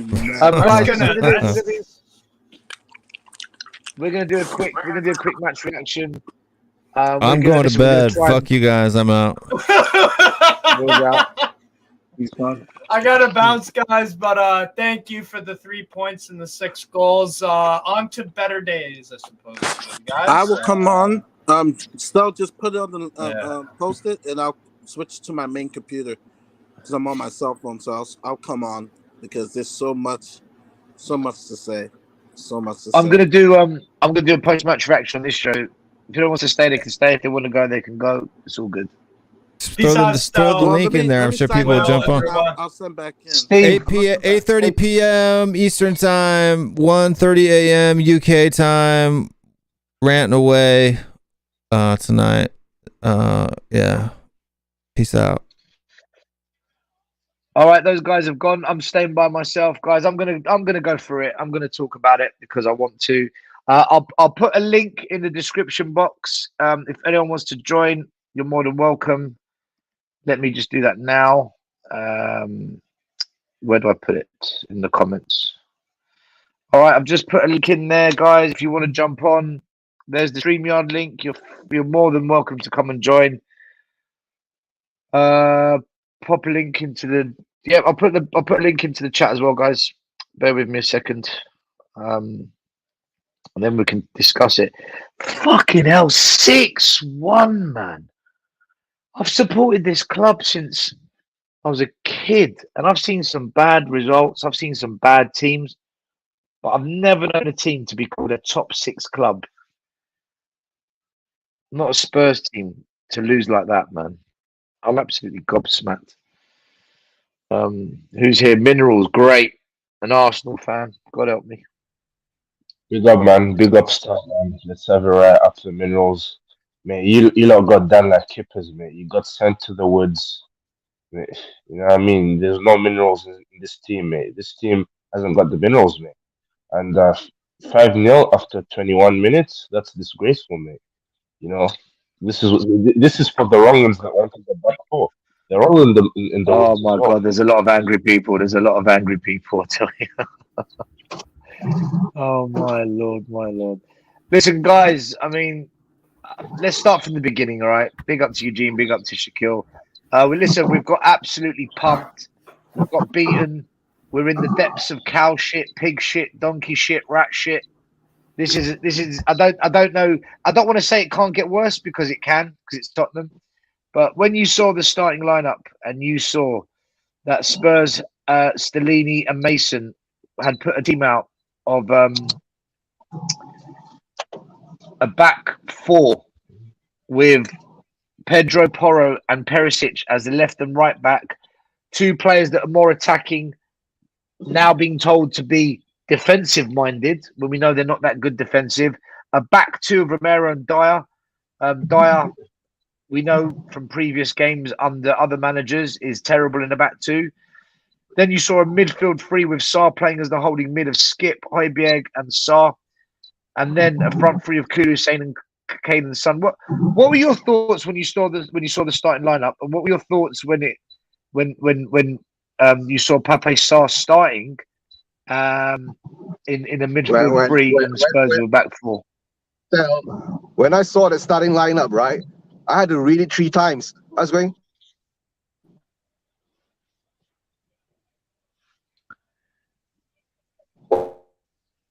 Well, I thought that was his reaction. And I went back and I went back to defenders.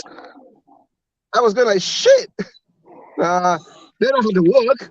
I put the match on record, right? When I had my free time, I just switched it on just to watch that first minute. We concede the goal, right? Then I go back. I come back again in 2 minutes or 3 minutes. We concede another one. By the time we're 15 minutes, right? We were like 4 down. I was like, what the fuck? I'm not going to watch it. It's going to get worse. Right? It's just going to get worse. It can't get worse, can it? Still, and even, I will even ask Bob Jit, you know, and piss off as well.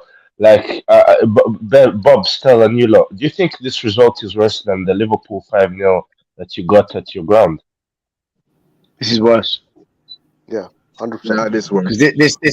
This happened in 20 minutes. This happened in 20 minutes. Not only that, but back then, still we were vying to get there. We were hoping to get to the around the top 4 and hoping to challenge, and we. Whereas now we're on the evident decline.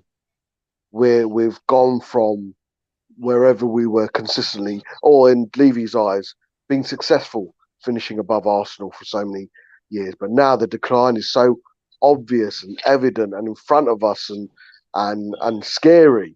You know, it's a lot worse now. I'll tell you why it's worse, Minerals. It's not surprising. Oh, it's That's not why it's worse. surprising. It's not Yeah, we surprising.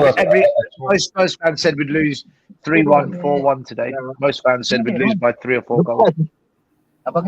Restaurant.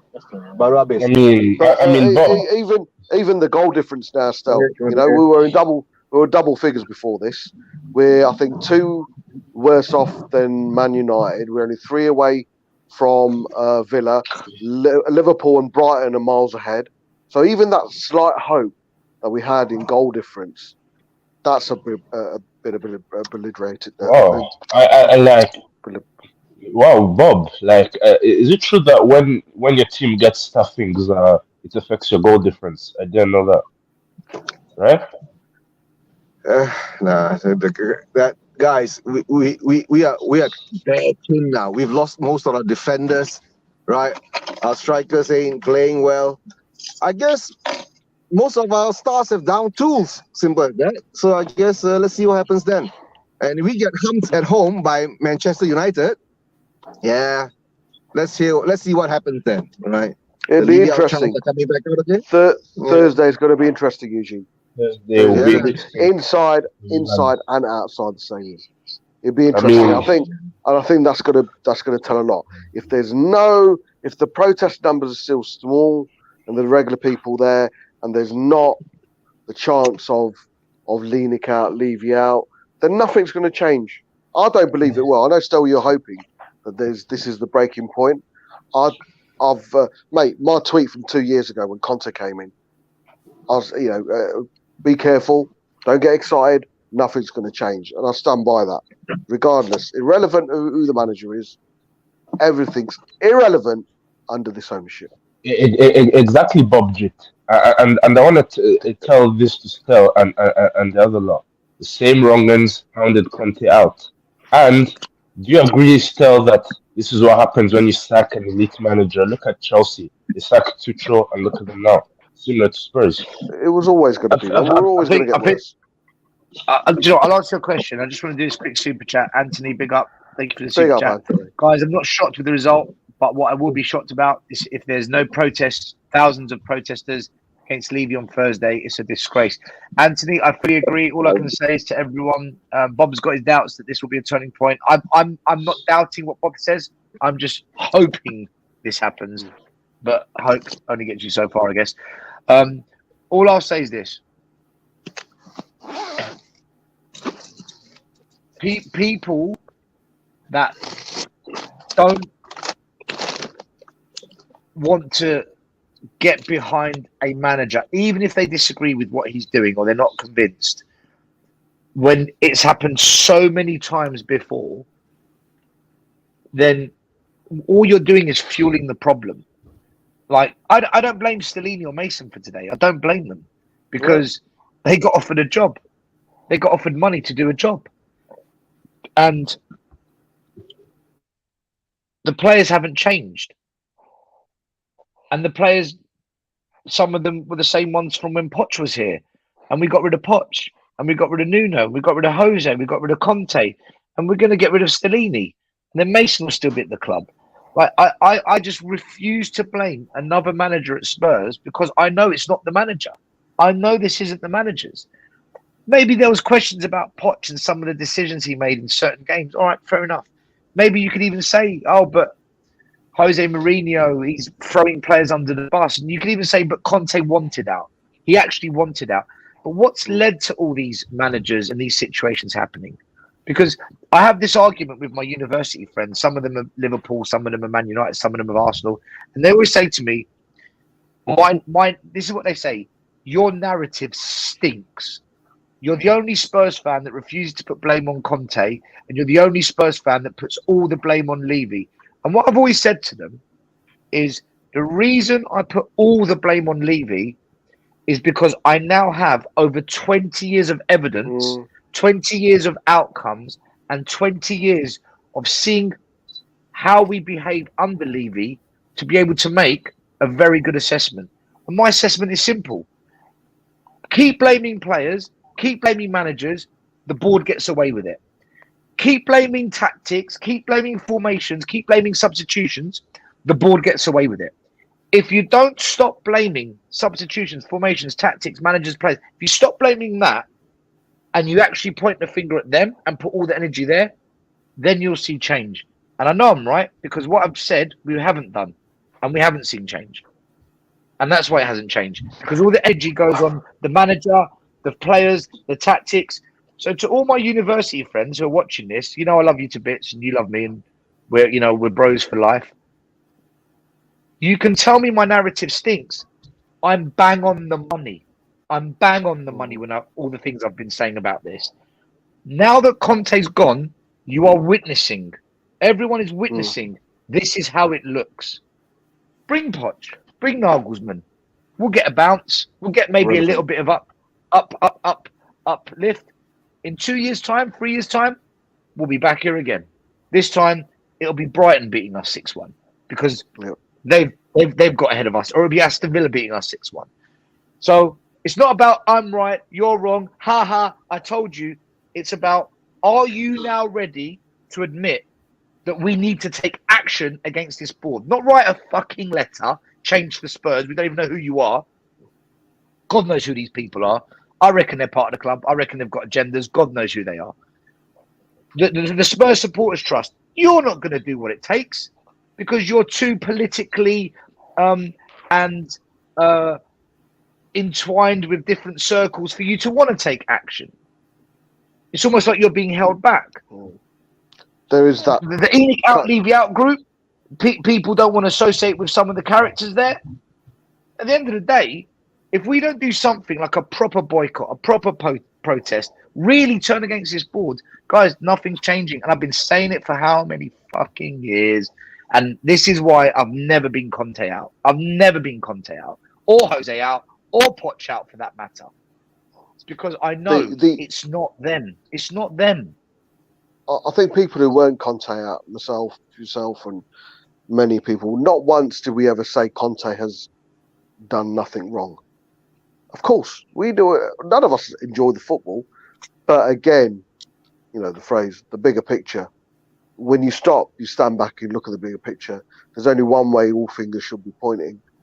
And it's a shame, it baffles me that people fail to point the finger in the right and the only direction it should be pointed.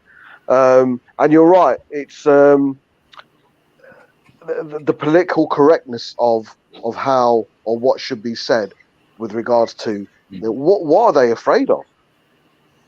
What is it that's going to hold a Spurs supporter now looking at everything, the evident, the quite clear decline?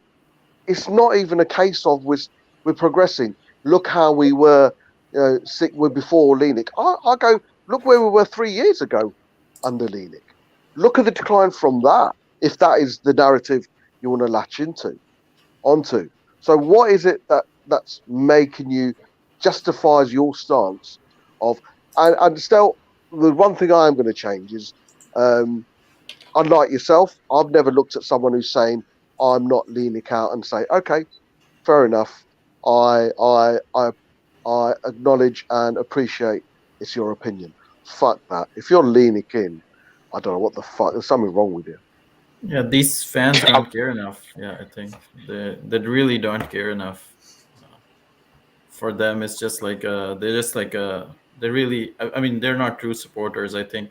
Just quickly touching on the initial question, I was glad that it was everything that the fans wanted. 4 at the back, 3 in the mid. I was really glad, and I was really looking forward to how are we gonna capitulate, and that's exactly what happened. And all those people that wanted back 4, that wanted change for the sake of change, why can't we take word from the top class managers? These people have seen so many world class players. They have worked so many systems. Yet as fans, we think we know better. Like, why is that? Why don't we take words from these people? They see our players day in, day out in training, so they know what we can do. Do you think these top managers want to fail? Do you think they want bad to their name and reputation? Of course not. But yet our fans think they know better, and they are always very suggestible fans. They get their opinions easily changed by the Levy in merchants, or these, I would say these people are put in by the owners. I mean, that might be a bit paranoid, but I think there's a big chance these people are put in there to divide and conquer, to keep people The not brown envelopes. yeah, to keep people not focusing on the real problem. And even if this result doesn't change things, I hope that we get spanked by Man U, and then people can really start looking at the change. And I think we really are gonna finish eighth. There's no chance we're finishing in top 7. Hey guys, what? Do you know what? How bad is it at your club when you are cheering the team to lose 7-3, so your mate's 900 to 1 bet comes in? How fucking tragic are things that you won a 7-3 loss? Kuva, I'll tell you're you cheering what, on, man. We're rooting for you. Yeah, this is what it's all about nowadays. I mean, I've stopped watching us, but when I saw with I put a bet on to start with that we'd concede within the first 60 seconds, straight in, lovely. I've made a nice bit of money today already. Then I thought I'm having an hour about what else can I do on there with the £5 of that winning. So a nice 50 quid on that for a 50 quid win just for putting £1 on that. Lovely. So I thought, what shall I do with a fiver of that? And I'll spend the rest on a curry for tonight. So I thought, I know, go for a crazy scoreline. We're going to concede a lot here. 7-3. And you know those slider bars you get on some of the betting sites where you change the scoreline and then the number goes up? I looked at it at 6-1 and it was only about 90 to 1 odds. So then I went 6-2 and it jumps up to 200 to 1. 6-3 jumped up to 400 to 1. 7-3, 900 to 1. That'll do. So I put little silly bets on for just pounds at a time on things for the match to make it fun, because it's not fun watching it, is it? It's just bullshit. So watch a movie, grab some good food, make some silly bets against Spurs, and just laugh at the comedy value. I tuned in to watch the game when it went to 2-0 down so quickly. I thought this could be really funny to watch, because I don't care anymore. I feel nothing towards this club. This is not the club I grew up watching. I absolutely despise what I see. So I wanted to crash and burn. 6-1, I was hoping it was going to be more. At one point, I was thinking, come on, get 10. Go for the record Premiership loss and just watch this nuclear meltdown happen. Because I think it's going to need something like that. It's going to have to be all these people that are undecided about protesting to be absolutely livid. So I'm hoping United spank us and Liverpool spank us. I'm hoping Liverpool do the mother a load of our spankings. If they get some of their top players on form just for us, that'll do lovely. Overtake us in the league and put 8 or 9 unanswered goals past us. Yeah, see how comfortable people are with Levy's doing well here. Nah, not good enough. I agree as well but this is the one thing I fall out with some friends over this as well. The stance on Levy out. As far as I'm concerned, I'm with the majority of people that view on this channel. I cannot see things changing while this chairman. They're changing. They're changing. Some people say, the same person just went on Tommy's channel and they said, we want to see action. We need to stop talking to talk about protests, talking to talk. They're singing Stell's song. Who's that, Maury? Oh, Percy. He said on Tommy's show. He said it earlier. Percy came to the last protest, to be fair to him. Before the Bournemouth game, Percy was there. Yeah. He was at the protest, they're saying protest. I'm looking at Twitter. Those who they're now saying, all right, we got to do something. It's action. No more letters. No more letters. I think today was a breaking point. I don't know it's 100%, but everybody's upset. People are pissed. They're upset. I was just watching the show. I know Mitch. Earlier I said Conte protected our defense by playing by his tactics. Yes, it was boring football, but it protected us from being humiliated like today. But Tommy said this. Tommy said, if Conte was on the sidelines today, are we losing 6-1? No. He would have came on the field when it was 2-0, 3-0, and killed. Literally, he would have killed someone. He would have killed someone. He would have grabbed a couple of people and killed them on the field and buried their body under Sports Direct arena. He would have literally killed someone. There's no way we lose 6-1. I'm telling you, this loss is. I was heartbroken when we lost to Liverpool in the Champions League final. This loss here is the worst, right? I started watching Tottenham one day on Ramos. You know, very first year, I got hopeful because I'm like, yes, we won a trophy. This is by far the worst loss in my life as a Spurs fan since. I mean, it's the worst. It's way worse. It's worse. We're seeing a lady with a 20 minutes, 3 goals within 7 minutes. It's a grandmother, Bob. Grandmother, yeah. We've seen a grandmother holding a flag, Newcastle flag, and she's running around the stadium in between the seats with a flag, and she's getting cheered left, right, and centre. High five. The euphoria. Moves quicker than Højbjerg, doesn't she? Yeah, yeah. But the euphoria, the Sanchez togetherness, and Langley and Porro. that vibe, man, is something that we can only dream of.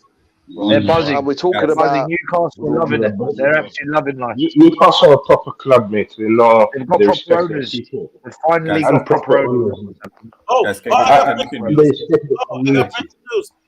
We don't want Saudi Arabians. We don't want Middle Eastern money. Okay, 6-1. I'll take that. We'll have a bit of 6-1 then. Go on then. No, here's the breaking news. The Lloris injury might be fake. Yes, of course it is. There was a bust up. There was a bust up at halftime. There was a bust Murray, up. I said it. Yeah, 100%. Someone in the comments said, "Why has Lloris come off?" And I said, "It's either an injury or if you pull your captain off, he's probably told everyone to fuck off. He's probably told everyone you're all shit. I'm shit. We're all shit. The owner's shit. The fans are shit." There was a bust up. Dietrich's super chat. There was a bust up. He wasn't injured. He didn't want to come out. We knew that. We knew there's only one way. There was no way it was an injury. Yeah. Big up Michael. Big up Michael. Yeah, man. Big up Michael. Big up Bob, man. Yeah, I want to read out something to you. Michael, let me read the super chat and then I'll come straight to Michael. Dietrich, thank you so much. He says reports now coming out that Hugo Lloris refused to come out for the second half after a bust up in the dressing room. Dietrich, I'm sure we're going to get more news on that. Thanks for letting us know, brother. Michael, go for it, bro. Yeah, I want to read out something to you, right? There is a quote by Dan Kilpatrick, and he said, asked Conte in January whether he might switch to a back four. He said, the characteristics of the players was not good to play a back four. In the future, probably we can try to change, but if we lose, I'm justified. What more do you want? Exactly. What more evidence do we want to see to support? Conte out. Again, absolutely wrong, mate. We have those white titles under our names, right? Mine is Conte out because that's what I am right now, right? Conte out, boys. It's absolutely. It's all of them. Poch, Conte, Nuno, AVB. It's all of the managers, man. It's all of them. Yeah, none of them were wrong. They were spot on. They knew that these players are the problem, lads. For me, what I'm gonna say, it sounds unpopular, but for me, what I call Conte outers, they're in my dictionary, they're what I call wrong-uns and two-faced. What they've done, hounding and except the ones. Sorry, I've got to add this in, otherwise we're going to end up offending people I don't want offended. Except the ones that never wanted Conte, because Kuba never wanted Conte, so I can't put Kuba in there. Kuba's not a wrong-un, right? Kuba's not. Have you been out with Kuba? Kuba's a mild. Have you been out with him? Yeah. Have you been out with Kuba? I'm a trainee wrong-un. Yeah, you're a trainee wrong-un, yeah. Nobody puts anything in my brain envelope. Oh, yeah. Well, listen, regardless of the Conte outers, guys, regardless of the Conte outers and the Conte inners and the Levy outers and Levy inners, look, I think everyone knows now. I mean, surely this board is the problem now. Surely we're there. As a fan base, whether we take action or not, surely everyone now knows it's them. Let's see. Are we still? Let's see. Still, I don't think so, man. I don't. If it was going to happen, there's so many breaking points, mate. Yeah, I think it would have happened by now. Let's hope. Let's hope. A bit like you. Let's hope there is. Oh, Lloris is on thingy. I'll just watch this. I'll come back. All right. One sec. Everybody's stopping to do that. I was going to say something about formation anyway. The going to a flat back four. I was actually all for trying it because we just weren't doing anything with a back three. We conceded 4 against Leicester, 3 against Southampton, 3 against oh God, who else was it? And 3 against Arsenal and 4 against Man City. Don't forget. Yeah, we're shipping all Mate, sorts Lloris of goals. is lying. I was up for changing something, but I don't think going away to Newcastle is the time you start tinkering with it. If home to Bournemouth would have made sense, maybe not away to Newcastle. That was mad. I wonder if that was a last minute bust up as well.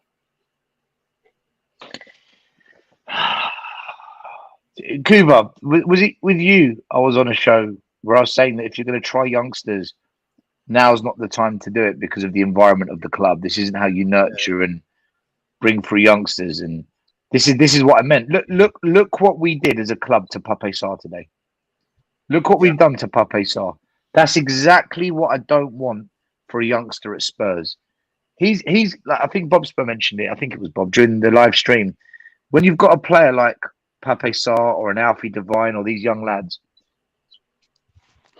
to be getting a start for Tottenham in a big game, that's just made your week. You would have called your mum and dad. You would have messaged your grandparents. You would have told all your mates, mate, you've got to watch this game. I'm playing. I'm starting.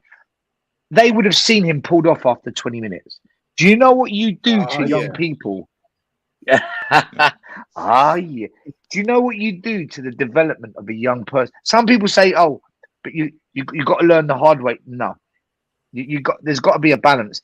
Pape Sarr basically was a scapegoat today for no reason whatsoever. Man. He's a young man. You can't let him go outside like that. It's out of order what we've done to him. Yeah, it's disgraceful from Spurs. And imagine we get an injury in midfield. Let's say Skip or Højbjerg get injured against Man United, and now you've got to bring on Pape Sarr. What do you think? What kind of performance do you think you're going to get out of him? There's some players that thrive. You know about these players beforehand. You know the players that are mature beyond their years. I mean, famously Duncan Edwards back in the 60s for Man United, captained England when he was still 18, I think it was. Some players are ready for it. They've become men. They become leaders already. Clearly, some aren't. You have to know what sort of player you're throwing into a team and what the circumstances are. We don't seem to have any appreciation of that. We either let players go on till they're 23 without getting a chance, or we bring them on when we're going away to big games like Newcastle. Newcastle away is a hell of a difficult game at the best of times. Some have got a reasonably good record in recent years, but that's because they've been terrible until the takeover and Eddie Howe came in. But yeah, you've got to know your players, haven't you? You know when to throw them in, when not to. I mean, it's quite a sensible one to, you play a sort of so-called lesser team, you're 3-0 up, half an hour to go, give them a run out, no problem. You've got the game under control. But straight off away to Newcastle when we're missing key players already. And I think the bit that compounded it all is all of those senior players, you expect them to step up and make it easier for the younger player. And it was like we just left them out to dry. I didn't see anything. I didn't see any point like, say, Højbjerg, for example, come around to Pape Sarr, put his arm around him and give him a few words of advice or anything like that. No, it's just like, stand off. I'm doing my bit. It's your problem. There's no team spirit or anything. I think that's the bit that was hardest to swallow. But at the same time, I'm just finding it hilarious because I like the meltdown at the moment. Bollocks to this team. I mean, fair enough. Still got a dip, man. Like, well done for the watch along. Up the minerals FC. Keep landing it and make sure people listen to you more often. I mean, keep up. We back you still. Proper supporters rate still. You know what I mean? Mate, you take care of yourself. Thanks for coming on, Minerals. Steak. Yeah, still, can I speak on quickly because my go up on the laptop. So yeah, because I want to clear some things out, right? I'm not against people who are like advocating for back four who just don't like the style of football, like you said with Cuba, right? What I'm really pissed off about is people claiming or thinking that this squad is capable of playing a back four system, right? Kuva says it clearly, right? He prefers the back four, he prefers the high, octane attacking football, right? But Kuva, you know that the squad cannot perform that way, right? We all know, all reasonable people know, right? What I'm fucking furious about is when people are saying that we don't try things, we don't try back fours. This is exactly why we don't try a back four, because we don't have the players to do it. They are not good enough, right? That's one thing. And the second thing, what I wanted to bring up is, I don't know, guys, if you remember, well, you probably do, the 5-1 drubbing that we got in the 15-16 season at Newcastle, last game of the season, right? You know that 5 of the players that got spanked 5-1 at Newcastle still were in the team today. 5 players, whereas Newcastle, no one from that team was in the team anymore. No one. Just a quick one on what Trippier, what Lloris said. So he admitted that there was no fight. They were second best to everything. There was no pride, and also it was apparently an injury, that is likely to keep him out for longer than expected. Something about a hip, but obviously, if it was a fight, it's not going to be go. But another interesting thing that the guys at Sky said, they saw Levy walk straight down from the stands straight into the dressing room to have a chat. What a motivational! Well done. Go on, lads. 5-1 down. 5-0 down. Remontada incoming, right? Mate, I said it. I said it last night on Bob's show. I said that Cambridge interview. I think he's panicking. I think he's in a panic, and to go in the dressing room, he's panicking. I honestly believe he is shitting himself. I'm telling you, it was a massive PR exercise. So, sorry, Stel, to cut you up. It was a massive. Sorry, mate. Did you see that? Sorry, mate. Big up, Bob. It was a massive PR exercise. The reason why he went out and done the Cambridge interviews because we've been in the paper every single day since the start of the year, right? And it's been getting worse and worse and worse. And he wanted to come out and show his human side to people and win some of the fans over with that bullshit that he was saying in the Cambridge Union. I mean, for me today, directly to all the Spurs fans out there who watch this, what do you want to happen to, one, stop this from happening, and what will it take for you guys to take action? I'm going to be closing my business down in 2 weeks to go to the Crystal Palace protest, right? I'm going to lose money by doing so, right? Because I care that much about the club. So what are you guys going to do, action-wise, to get Levy and ENIC out? Because this is nothing to do with managers. I almost go as far as to say it's nothing to do with almost the players. Because in my experience, shit rolls downhill. All right, and if the people who run the club and own the club don't know how to run it, then that permeates throughout the whole club. Right, and the reason why Still keeps going on about ENIC and Levy is because of that. They're not leading by example.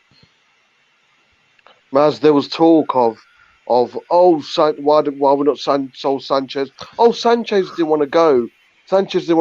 Fuck that. It's not good enough. I don't care. You rip up a contract as you've done a couple of times. The word cut price sale, 3 words we'll never use under Lenik. And that's the reason why what Michael just said. 5, I couldn't believe when he just said that. I can pick up the 5 players. 5 players who got spanked at Newcastle. 7 years ago. Today. 7 years ago. Yeah. 7 years ago, man. And that speech by Pochettino was because I talked about it on my show, the mentality of Spurs. He chewed them out. He said they should go home to their wives, to their girlfriends. Nobody should go back home. If you read the post-game comments, so it's not only Jose and Conte who had the rant. Poch had that rant on that game, last game of the season. He said he chewed out every play. He said every player did not deserve to go home to their wives, their girlfriends, their kids. they should feel ashamed. Hart said They this. should, absolutely. Conte said it. The players don't have that fire in their eyes, that fire in their heart. And what he meant by that is, Lloris is the captain, right? He should have thrown an absolute hissy fit after the second goal went in. To Exactly. his defence and made it visual to everyone in the stadium that he was unhappy. Højbjerg, if he had any guts about him, he would have done the same thing. And I'll blame Kane as well. Kane and Son, right? They should be doing that. They should not accept this. That's why I posed the question on many streams. You heard me say this. When was the last true captain on field extension of the coach on Tottenham? I said all the way to Ledley King was the last one. Some people try to say Vertonghen. Some people try to say Højbjerg. I'm gonna say no. Who is our Carlos Puyol on that field? Who is our Roy Keane? Who is that company? Who is the extension of the coach that's on the field?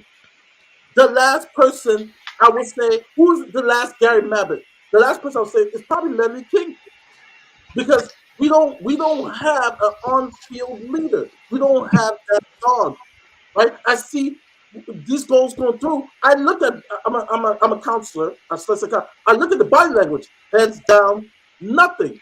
Who is our Carlos Puyol? Who is our Roy Keane on that field?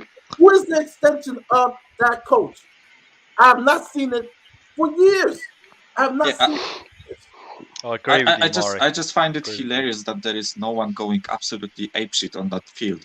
Like, you are getting clapped 3-0 in 10 minutes. Why is no They one don't care. reacting? Yeah, exactly. They don't care. No one is reacting. Michael, the whole Stellini and Ryan Mason going. Yeah, the funniest 5-0 down. Yeah. Bob, the funniest part for me is that I was watching this game with my brother. You know, as some of you know, he's a Chelsea supporter, right? Yeah. He was absolutely like going ballistic at our defense, and I was sitting there. I didn't give a fuck, just like players didn't, and he couldn't believe it. You know that Chelsea are shit, and I've seen him not giving a fuck about Chelsea, right? But he was absolutely going potty watching Spurs, and I just couldn't care. After one goal, I was a bit angry. After the second one, I was, oh, it's one of those days. And like no emotion after the second goal from me. It's absolutely shambolic that I can say that you know, I as a fan, I am so detached. But why are the players so detached? It's unacceptable for me that not a single soul on that pitch. Yeah, we laugh. No reaction, right? Grumpy Grandpa put a good quote. We laugh. I actually laughed when Zinchenko pulled the tie team after that second goal, right? Right? But at least he did that, right? You would think that after 3 goals in 7 minutes, right, you get a huddle like, what the fuck is going on? But we didn't see that. Like they should have. Guys, to tell the truth, right? I'm ashamed to be a Spurs fan at the moment. I'm not even wearing a Spurs jersey now, right? I've got a replica one, 3 of them, but I'm not even going to wear them because I'm so ashamed of the club, right? So ashamed of our players, right? We let in 4 goals in like what, 15 minutes? Come on. The back 4? How does it work? It doesn't work, right? Like what all you guys been saying. Conte out has brought it to now, okay? This shit has been simmering for the past 3 to 4 years, right? And now it has risen. So if you are a Spurs fan, you should be ashamed of being a Spurs fan now. If you don't go out there and give your peace of mind and join the protest and make it into thousands of people be unhappy. Still, are you going to the match on Thursday? I am now. Okay. Tell all those Conte outers, Levy outers, right? Bring a match stick. Remember what I said? Bring the match stick, light it, and tell them we're gonna burn the fucking place down. We've got a super chat from Q7. Allegedly. You, Well, how can you foresee allegedly? No. Allegedly. Yeah. 1 second. Let's do a super chat. Q7 says Spurs lose 6-1, and the first thing fans do is say, and they wanted 4 at the back. I think this fan base is as much of a joke as the club. Q7, I told you, you are the problem. vent the frustration towards the board and the spineless players. I agree. So can you please help us promote the protest and tell people they've got to get their ass down there? I agree with most of what you say, by the way. Guys, I know we've been talking about leaving ENIC and we're saying, they're the problem. They're the problem and we discussed it, this and that, but in terms of the actual game itself, regardless of who's got that background noise. 1 minute. Is it might be Eugene's fan. He's on mute. Eugene's on mute. Mute myself. Hold on. I'm on mute too, No, so it's not that's you. not me. Is it mine? Is it Kuva? No. Is it Bob? Don't think it was. Who is it? No, that wasn't me, man. Steak, it's you. I'm going to keep you mute. Yeah, Steak. Everyone can mute. Steak, I'm keeping you on mute. If you want to speak, just unmute yourself. Look, regardless of ENIC and Levy and the lack of quality, to still lose, to be 6-1 down in 20 minutes, there's got to be a deeper issue. Listen, losing 3-0, I get it. Even 4-1, all right. But to be 5-0 down in 20 minutes, there must be something far deeper in the head of the players. To not even want to put up a fight, to not want to argue and shout or snap at each other, for someone not to grab someone by the scruff of the shirt and say, "What are you doing? Come on, let's get it together." Why is there no fighting? I'll tell you exactly what it is still, right? It's because Tottenham implement a pyramid system at the club, right? There's a hierarchy, right? And no one respects the hierarchy in the club, right? So you've got Levy telling the managers what to do, right? You've got him coming into the dressing room, which should never happen, right? You've got the football directors being told what to do by other people around him. Players are going to be able to go to the chairman, right? It's a whole shit show, right? It's not, the club is not being run properly. There's no respect, right? And when Conte came in and called everyone out, it's precisely for this reason. Mess, you know what? Levy went into the dressing room. You know what he did there? Most probably he said, "Hugo, you're going out there and you're going to say these words." Right? That's all. Levy's telling the players what to say now. Simple as that. Right? He's not. If you like any of the players, most probably nobody wanted to go to do the interview. So Hugo as the captain, you have to go and say it. And most probably Hugo did have a bust up in the halftime. And to tell the truth, Levy must have said, "Hugo, you go out there and you can't have good mentality when you're not trying to win, right?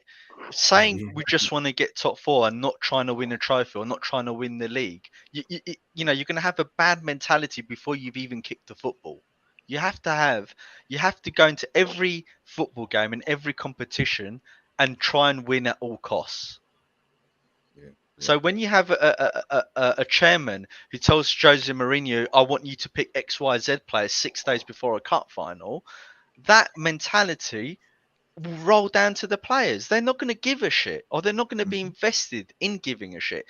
I would even go as far as to say is that Son and Kane, because they don't expect more, i.e. winning trophies and having good players around them, and they don't kick up a fuss, they are part of the problem, as much as our own fans are part of the problem, by not demanding to win and protesting and making sure that we're all aligned to that goal.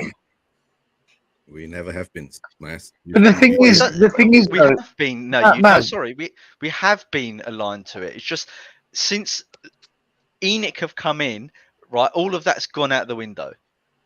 Yeah, we have been in that way. Look at my background, the virtual background. Calling all Spurs fans, right? This message, right, was put up 1 year ago. And I've got others, right, been calling out the Spurs fans to band together, show their this satisfaction against the owners, right? 1 years ago. We've been letting it rot all the way. That's why I said. That's why I keep saying. Yeah, yes. And I'm going to have this guy on my show tomorrow, and I'm going to have another 2 more fans on my show tomorrow, and they're going to burn me like shit. Then fuck off, Steve. If Lloris is truly injured, and he's Yeah, do you know injured, what? Fuck him. Fuck him. Yeah. Northern wankers. Northern fucking. Nah, come back, Steve. Come back. Danny Rose is stating that Kane should go, and Kane's gone. Kane's gone. I think just one thing. Well, my thoughts on Nuno.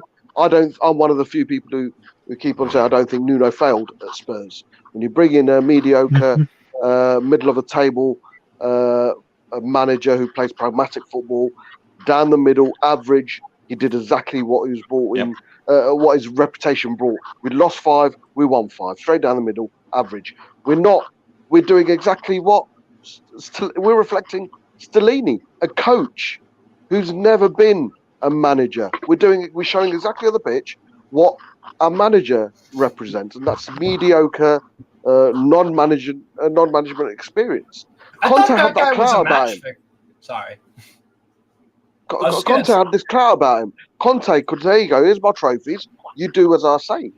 Now going from that, regardless of all the negative football, and there's no way we're losing 6-1 today under Conte, by the way, but to go from that to Stellini, who's to come in and demand, X, Y, Z. He's never managed. You're not going to have the same effect. He's never managed. He's never managed. Yeah, exactly. That's the bigger picture. Still, he never should be there. I said it when he got the job. There. People said no, Stellini might do all right. I said, but hold on. If you listen to his interview, he said, I remember him saying, they said, how do you feel about taking on the job? And will you change anything? And he said, I'm looking forward to the experience. I'm like, experience?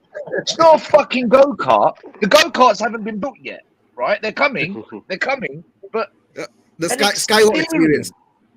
I'm looking forward to the experience. Not, I'm going to try and get top 4. I'm going to try and galvanize the players. I'm going to try my best and see how high we finish. The experience is what he said. I thought, we will make me proud. Right? We're absolutely screwed.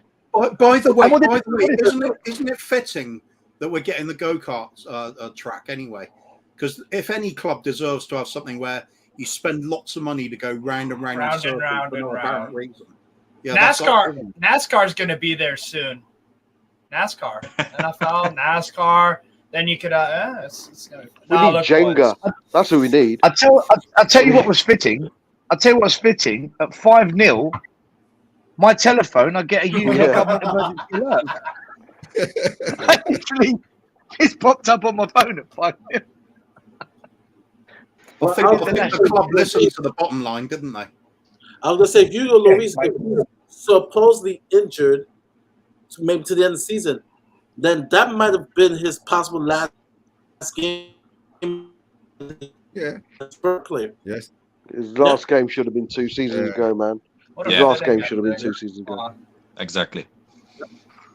Guys, can I just say though, right? We say there's some players here that maybe under a new manager it could be part of a potential rebuild. Like you might want to keep Romero and Kulu. You might want to give Skippy a chance and keep Kane and Son and stuff like that. But when you're 5-0 down after 20 minutes, is there really anyone on that pitch that you said is showing the fight required when everything is going against you? Because I saw nobody. No leaders. I was about to say that for me, not even leaders, man. Just someone that's going to say, like a Graham Roberts. Steady. For me, none of those 11 players that started the game today should play the next game. None of them. I don't care if you get spanked by United. As a fucking punishment to show them that they are not immovable objects, just none of them should start the game. And I'm talking about Kane and Son too. I don't care. Like, for me, it's fucking pathetic that they've conceded 5 goals in 20 minutes. 5 fucking goals in 20 minutes, and none of them react. None of them. Exactly. Nobody shouting, nobody pointing. Of course, there was finger pointing by Dyer and Højbjerg, because that's what they do the best. But for me, it's pathetic. For me, we should start with that Juma, fucking Richarlison, Sarr. Yeah, no. Sarr should start. I would start with the youth team. Yeah, exactly. Under Start with the whole 7, bloody youth team. Bring out the under 7s. under 17s won the cup, right? Salah's manager. Let them have a go. Let them have a go. Maybe they will show more heart and passion than those fucking Have you seen this quote, Michael, from Stellini after the game? Yeah. What pleased me was that we kept our standard up throughout the game. The guys. Someone gave Schmiegel acid. Someone gave poor little Schmiegel some acid. Oh no. He's telling the truth. We kept kept the truth. We're shit. We're shit. Yeah, you're right. Yeah. That can't be real. That can't be real. He's telling the truth. That is Steve, it is real. You just don't know Spurs well enough. You don't know Spurs well enough. Those fucking breadsticks have more spine in them than our players. We kept up our standards. I'm fucking serious right now. Is he actually taking this out? I'm going to listen to Stellini interview now, and I'll type out some quotes as we're going along. All right, give me 2 minutes.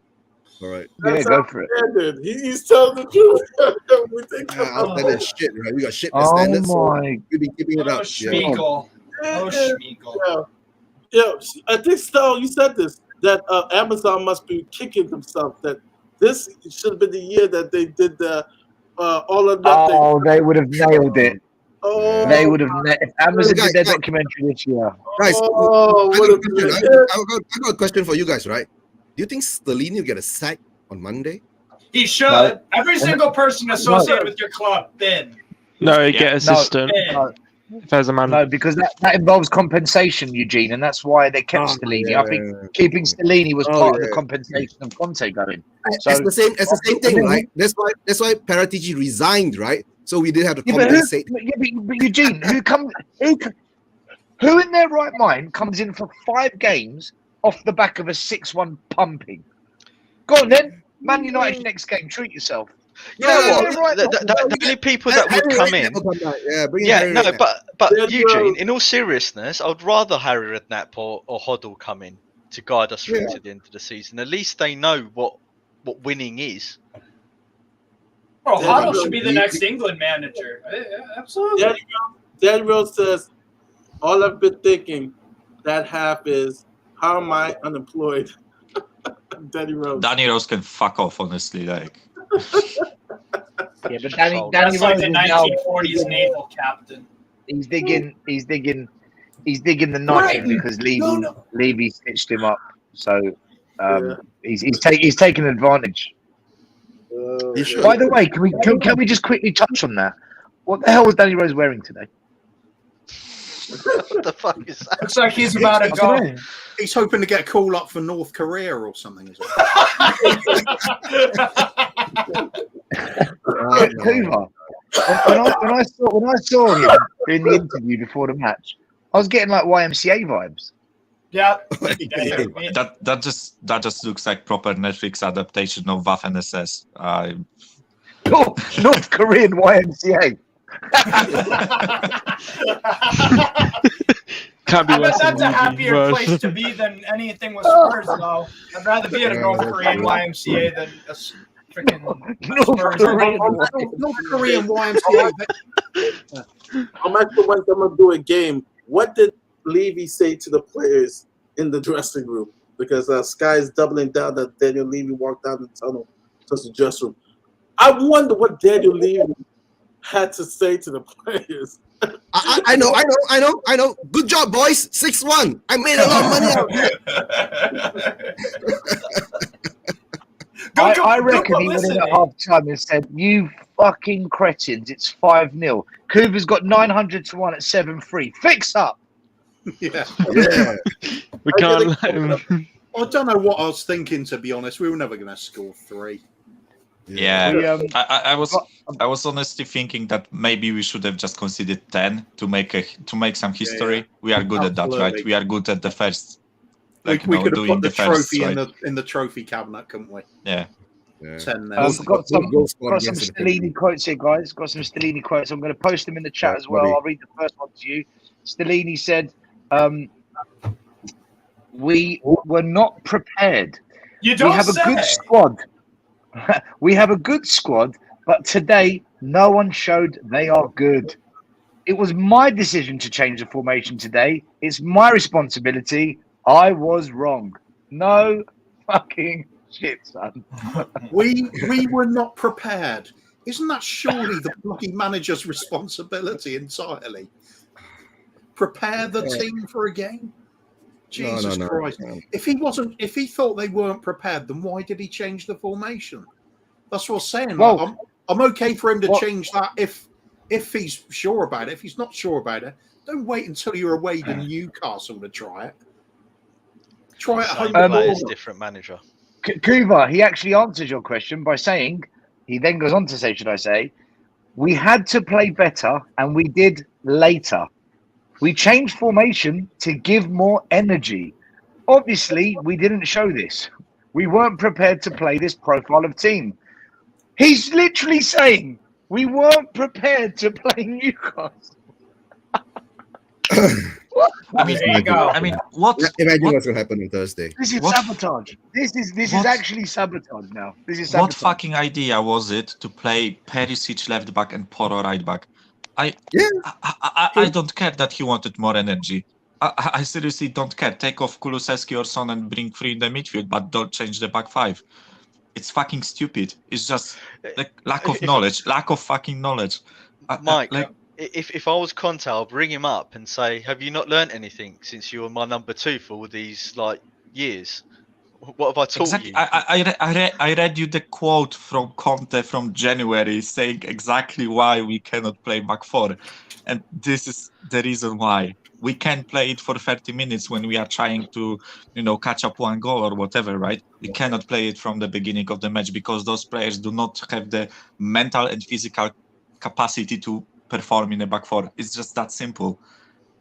We have a really shitty left wing back, really shitty at defending, and we have really shitty at defending right wing back. We have fucking donkey twat in the middle called Dyer, and Romero, who doesn't give a fuck about playing the game. Clearly, I didn't see him caring. How bad is Romero becoming? Lazy, half-assed. He's checked out. He's not interested. He's playing bad because he doesn't want to be there. Exactly. He was so good when he first came. And I actually think that Kulu's the same. If I'm honest with you, he seems checked out as well. Yeah. Oh, I think half the squad is checked out, right? So. They checked out after the the Southampton game was the what call the marker of being checked out, right? So and after when Conte threw everyone under the bus, right, including himself, everyone is checked out at the moment. So I guess disagree. I think he threw people under the bus, Eugene. Honestly, I know what you're trying to say, but I don't agree with that. Conte was effectively calling out what needed to happen to change the direction of the ship at Spurs, right? I don't think that's throwing people under the bus necessarily. He knew that if he didn't say it, nothing would change, and he said so. You can change your manager, but nothing will change. Believe me, right? He's right. Man, we all know he's right? But after that, right, still nothing has changed. So what should have happened, and I said this before when I was last on ages ago, right? That was a prime opportunity for the board to come out and say, we absolutely agree with the sentiments of our manager. We back him. We will do whatever it takes to support Conte and change, our fortunes of the team. That would have been the perfect springboard for them to make the changes they needed and for Conte to get what he wants. But they chose not to. They chose to wait 9 days, get rid of Conte, and install Stellini and Mason. Yeah, that's our owner, right? So no plan, right? And to tell the truth, guys, go on, Eugene. Sorry, Eugene. No, I'm saying carry on. Sorry. After the World Cup ended, and when the contracts weren't settled, we all knew it wasn't going to end up well with Conte because he should have signed the contract during the World Cup break, and it would brought us to a different level. But so since he didn't sign, but they never offered him a contract. That's why they never. Maybe they didn't offer him contract. Maybe they did try to negotiate, and he wanted his way, and the board wasn't willing to give it to him. What the 18 months was, I believe now, judging on what's happened, is stopgap. he didn't want to commit to Tottenham at the first time round. He said no, right? They panicked. They brought him in, and he said, "Look, I'll give you 18 months for you guys to prove to me you've got what it takes to, be a Conte team." Right? So Tottenham were as much on trial for him as what Conte was to them, right? And they probably said at the end of the season we will negotiate, right, or talk. But he already blew it up before then. No, because when he came out during January, right, he was keep saying these things like, my vision is this, the club's vision is this, so our visions don't meet. So he's very clever, Eugene. Yeah. Conte's not is the reason. He's a very clever man. Of course, he's clever. He knows what he's saying. Of course, he knows. Can I just say some of Stellini's quotes, man? I don't know what he was watching. Oh, Bob, it's frightening. It's absolutely frightening. He's not all there. He can't be. It's not normal. It's weird. It's weird. It could be another, the club mouthpiece again. You get what I'm saying? You think Stellini is going to come out and tell how he truly feels? Part of the deal, I guess he has to say what the Simpsons will say, right? He ain't going to come out and say that, I told the players to play a back four to hold it tight, but they're shit. They can't do it, right? Conte was right. He can't come and say that, right? So that's how I think. Why didn't even at least Ryan Mason come out to say something, right? And then what gets me laughing, because I've seen some Twitter quotes. All right, get Stellini out. I've just watched him. Ryan Mason coach at the end of the season. So we're gonna magically play better with Mason back there. Like people This team, these players, this team, this club is spent. It doesn't matter who we bring in. They're spent. Bob was right 3 years ago. Mason should have just come in and managed the team from back then. Yep. Conte out. And guys, don't forget, right? The clock is ticking. Conte was sacked on March 26th, right? Now we're closing to 1 month. We haven't got a manager confirmed yet, all right? So I'm going to tell you, it's going to take us at least 4 months to find a manager. Yeah, I have actually been thinking about that recently, because it took you 70 or 80 days to find Nuno. That's going to happen again. I'm sorry. You're going to... No, of course.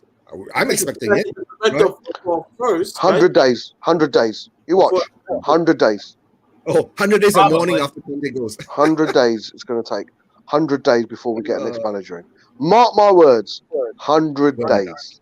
Burn it all down. And that means the dead wood is going to come back. We're not going to have enough time to get rid of them. We're not going to make any moves for the new man. Basically, this team that you're seeing is practically going to be the same team you're seeing next season. I'm sorry. We'll get back Serie A champion, right? In Umbrella, right? We'll get back Europa Cup champion from Brian Hill, right? So we'll get the champions, right? Yeah, Lamella's gone, right? We'll get Hill back, right? We'll get Hill back, and he'll be winners mentality. Yeah, we'll get those people with all the winners mentality coming back to us, right? And we'll be better again. Yeah, I don't know. Yeah, it's going to be interesting to see how low can you go all the way to the flow. It's going to be interesting seeing Spurs as an outside. Well, relegation, boys, I guess, is. Honestly, boys, it's hard for me to say, but even when we were like shit under Mourinho, I still kind of liked the team, if you know what I say, like the personality. Because he got us to a cup final, Michael. Mourinho got us to a cup final. I fucking hate those players. I'm seriously, I don't enjoy any single player on that pitch, maybe except for Kane, because he's scoring the goals. Maybe Sonny for the vibes, and that's pretty much it. I like Kulusevski, maybe. I have a clean slate for Porro, although he is losing me quickly. Other than that, I don't like anybody on that pitch. And it's hard, because if we ask Steve about Newcastle, right, there are plenty of players that you enjoy watching, right, that you enjoy performing for your team. I don't know, if I was a Newcastle fan, when I look at Botman, I look at Bruno Guimaraes, Wilson, Isaac, fucking Trippier, Bruno our guy, Guimaraes. which is ironic, right? Steve, don't forget, right? Brilliant. But before Howe came back in, right, when you were going through that shit, right, a lot of your fans were hounding out Joe Linton, Almiron. Exactly. Right? Joe Wellington was crap. That's what made it hilarious when he scored that 1-0 winner in the orange shirt. That way I heard. Yeah. So and now I just want to quickly show you guys something, right? I've been sent some images. Apparently, Conte is putting images like this out at the moment. Yeah. He's having a good time. That's an old picture. Just been regurgitated. It gets better. It gets better. This got put up on Twitter, right? And the comment underneath it said, "Why does Danny Rose look like he's about to deliver news to Darth Vader?"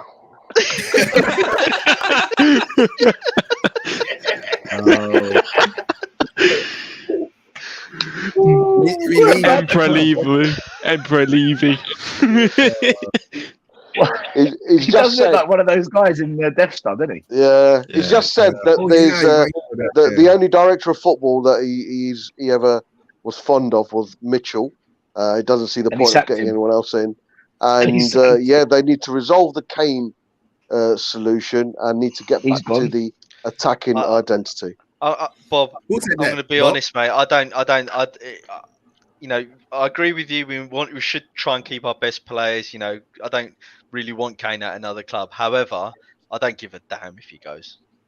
I don't. Man, we don't have best players anymore. They're all shit. Well, exactly. Maz, so can I ask Maz a question, Maz? Are you Kane at the same stage as Kuva, where you just want the whole thing now to come crashing down? It's the only way. Is that where you're at? No, I think I've always been that way. I'm going to repeat what we said. I'm sounding like content now. I'm going to repeat.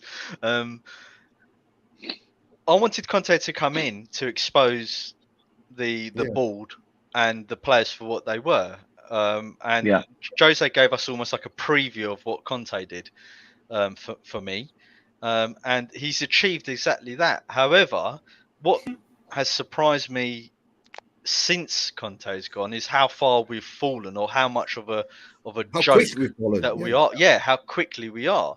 So one thing that I've been feeling for a long time is, and I put Son in this category with Kane. As much as I think that they're some of the best players Tottenham have ever had, and I love them dearly, they are part of the problem, because they should. It's the same thing what happened today. They should not accept mediocrity around them. Yeah. But they do. And that's the problem. You can't in any great you know this still, if you play any type of sport, you demand the best from your teammates. You demand the best from them, and I don't think Kane and Son do, if I'm honest with you, mate. Or if they do, we don't see it. But I want to see players demanding the best from themselves. I want to see Kane go up to Daniel Levy's office and say, you know what? I don't want to play with that dross. Get rid of Eric Dyer. He's a nice bloke. He's a nice guy. I don't play with these guys. You look at some of these guys, Michael Jordan, the Messis, and they talk to the board. It's like, hey, can we get someone better? Can you get rid of this guy? I know it sounds savage, but that's what winners do. Winners don't. They want to be surrounded by other people who are hungry, who want to win. That's what Conte said. Maury, check this out. Just to go on what you just said, right? I'm just being sent stuff on my phone, so I'm trying to upload it as we do the show, right? This is a tweet. Cast your minds back to the 15th of May 2016. Spurs have just lost 5-1 at St. James's Park. Michael's saying that, yeah. Oh, sorry. Okay, beg your pardon, Maury. What about the players in the squad? Yeah, crazy, man. I heard the first bit what you said. Sorry, my fault. My bad. Five players. Long time ago, King said nothing. Look, some of these players you just gotta get rid of. They're not that good. Right? They're not to my quality of level. It sounds prima donnish, but that's what winners actually do. They ruffle the feathers because it's just like, hey, I want to win. I've been stuck with this dross and whatsoever. But then again, you know, we talked about this a couple shows ago.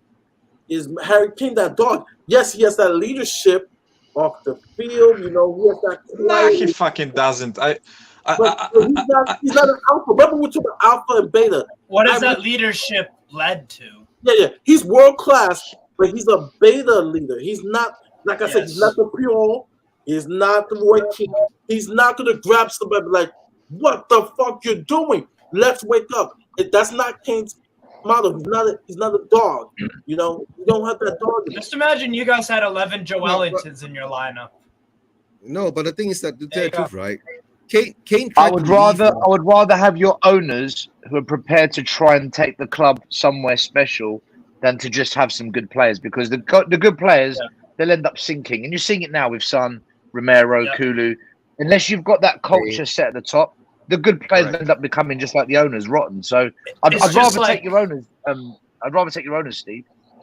Yeah, absolutely. And the other thing is too, and I was on the football test and they're talking about Terry brought this up. He was like, we've all been in places at a work environment where the culture is not people can slack off, show up late. The standards aren't very high. And even if you're not yourself a lazy employee, you're an honorable man and hardworking, and maybe you're good at, you're going to slack off because there's no standards being set. You could be late to work. Hell, you could even do a no-call, no-show. It's okay. It's okay. No, Steve, it's the same thing. It's just the thing is that, right, if you put yourself with a bunch of no ambition, no heart no consequences for failure. Yeah, and the thing is that sooner or later, you yourself will fall into that same mentality and drift off with them. Right. Exactly. Unless you put up a stand and say something like, okay, I've had enough. That's what I think Kane did last season. He tried to leave the club, right? But in the end of the day, he couldn't leave.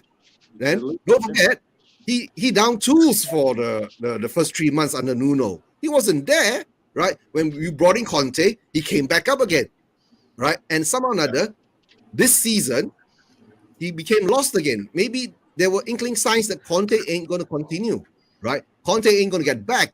So Kane must have felt that I'm back to square one again. I'm not going anywhere again. Because Jose, still hitting 24 goals.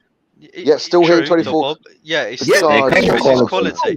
But Jose said to him when he left, mentally and emotionally, you're never going to win anything if you stay at Spurs. Yeah. Right? And that probably eats the guy up. Yeah. Yeah, like imagine also like the workplace anecdote, guys, right? Imagine if you are an employee at a company, right?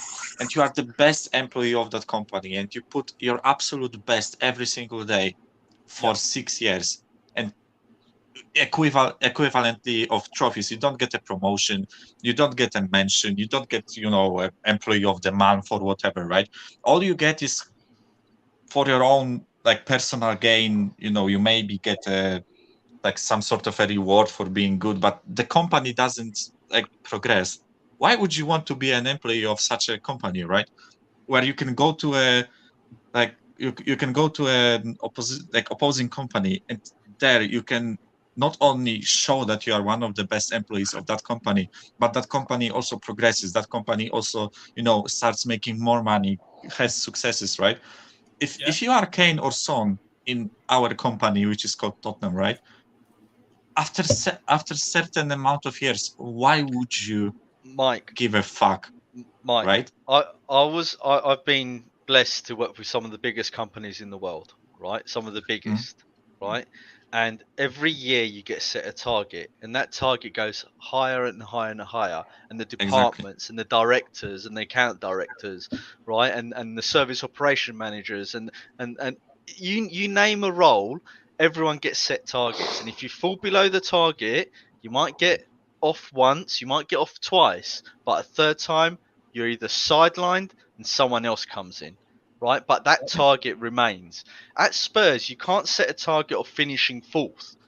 The next target needs to be we finish third. The next target needs to be we finish second. The next target needs to be win the league, right? You have to have a moving target that you achieve more and more and more. And that's how these elite clubs sustain themselves, because they never let up their ambition. Whereas at Spurs, we just say, well, it's a lack of clarity as well. I know Kuva's mentioned it a couple of times. Newcastle owners come in, boom, Premier League within 10 years. Even recently, it was Wilson who came out and eventually said what Eddie's has said to him. We're such an well club. We're such a well. We'll see how it goes, or a handbrake. Whereas Wilson has come out and said Eddie Howe's turned around to us and said, no, draws aren't good anymore. Yes. We're going to win every game. Bam. That right there. And it's a culture of excellence. We'll never hear that from a Spurs manager. We'll never hear that from a Spurs hierarchy. Never mind a 10-year project. By the way, I think they'll win the Premier League well within 10 years. But for the owners to come out and say, no, we're going for the Premier League, and then the manager saying, no draws now, we want to win every single game. Listen, I don't mind fourth being a target if it leads to something, right? If our ownership, whoever it is, if it's this ownership or next ownership, whoever it is, if they come out and say, listen, our aim for this season and like next 2 seasons, let's say, is to try to finish fourth, right?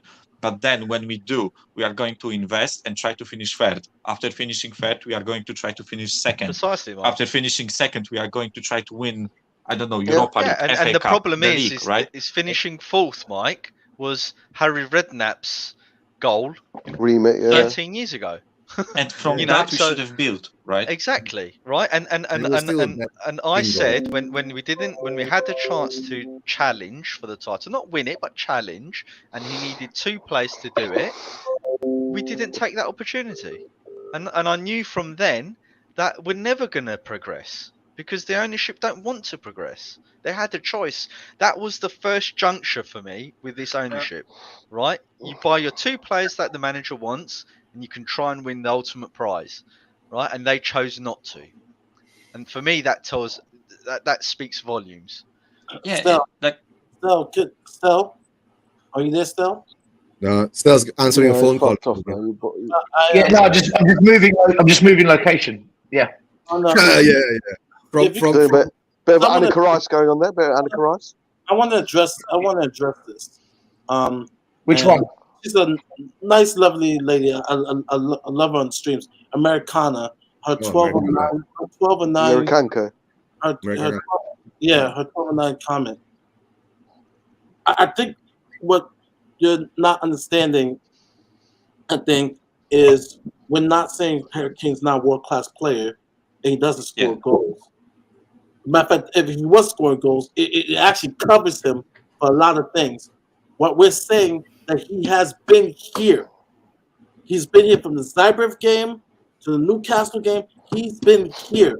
We're talking about leadership. You could be a great player, but not be that leader that we need at that time and on the field. He's been there when we have lost. He's been there. It's impossible, Murray, though, isn't it? You can't be a leader of shit. I got a point about you can't separate Kane from the team. And matter of fact, last word Spurs says, our bad losses. Ben, I'll give you has scored. So you can't separate. Well, everybody else, but Kane scored, so he should get a free pass. No, he should get. I mean, it's just for me. I think Harry Kane deserves every free pass. I really do. That's how much I think of him. No, I think he does. Bob, don't misconstrue what we're saying. We love Harry Kane. He's our best player. He has to. Everybody's culpable on that field. Everybody. Yes. I agree, Maury. He scores the goals, but he's supposedly to be the leader. I know he's not the official captain. He's the leader of that club. I saw heads going down. I wanted someone to just take someone by the scruff, and that's why I brought up Puol. That's why I brought up these guys, and he's not that, and we need him to be that. Yeah, I get that, Murray. I get that, Murray, and I get that, Maz, as well. I know what you're saying. My fear is that by diluting the failures of the club down to Harry Kane not turning up at the big games. No, that's completely. It just goes away from the bigger picture. I know what you mean, but I don't think we're not doing that. What we're saying. One at a time, guys. One at a time. I'm just saying I need that spirit of the team leader to show. I'm not saying he doesn't score goals. If he didn't score goals, you think this is bad, it'd be worse. I'm just saying that we need a leader that's on that field, and we haven't had one in my memory since Ledley King. I'm saying it. We haven't had that. It's a big difference. It's a big difference for teams winning, right? I just the other day I saw a classic game of Bayern. Liverpool when they came back against AC Milan, and just saw how those guys, the leadership, they came on the field to come back and win, right? That's one example. I haven't seen that for years with this club. I haven't seen for years, and it frustrates me because as much as people say data and stats and talent, right? But you also have to have that. Sports in general is also psychology to the game. You have to have that spirit, right? People say, "How did we lose to B team Nottingham Forest?" Why? Because those guys, their spirit was, "We want this game more than our talented players or supposedly talented players." They wanted the game more. Why is that? Why is that these teams, right, these lesser teams, right, they beat us? Why they wanted it more? So that means everybody on that field is capable of why these players wanted it more, and now not our players. Sorry. Can you bring up David Clark's message? How can Maz, 1 second. I'll bring it up 1 second. Guys, listen. Whether you're Jewish, not Jewish, this Zionist stuff, I'm just blocking you because come on. there's no room for religion or politics on this channel. All right. Yeah. I'm not even going to entertain it. I'm just letting anyone else know you will be blocked straight away. It's bollocks. Because we don't need that shit. We're here to talk about football. We're here to talk about football, not all this fucking nonsense. That's right. I've dealt with it. Steve, I've dealt with it. I just wanted to let people in the comments know. What comment did you want me to bring up? It's 5:12. David Clark's comment, right? Yeah. I was thinking the legends. There we go. There you go.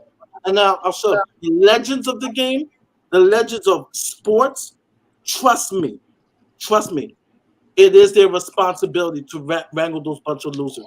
It is their responsibility. Yes. I'm sorry, that's a cop out. That's someone that has never played sport. I'm sorry if we get offended by it that way. I played both types of football. I played American football and I played soccer, as we say in America. Yeah. And in the locker room, the best player, right? They care. They care enough to take losers and say, "Yo, man up or get out of our team." I'm sorry. No. I'm a leadership nerd, right? Yeah. In politics, economics, and sports. There's no way if you're a true leader, you're the best player of the team, you gotta allow this to happen. You don't allow it. And sorry, I just want to tackle that comment that David said. No. I will debate this all day. It is Mari, let us speak, man. Mari, let me speak, man, Mari. Take a breather, man. Cop out. That's a cop out. Go on, man. You're the best player team. You can't David, I think David's missing the point here, right? We're not slagging. We're not slagging Kane off, right? In the sense that, right? What we're saying is that no player has been beyond reproach. No one player is bigger than the club. I don't give a shit if they're the best player we've ever had, right? Every player is part of a team, and the best players have a responsibility to lead, right, and galvanize the players and the team around them to win, right? That's what makes great teams, right?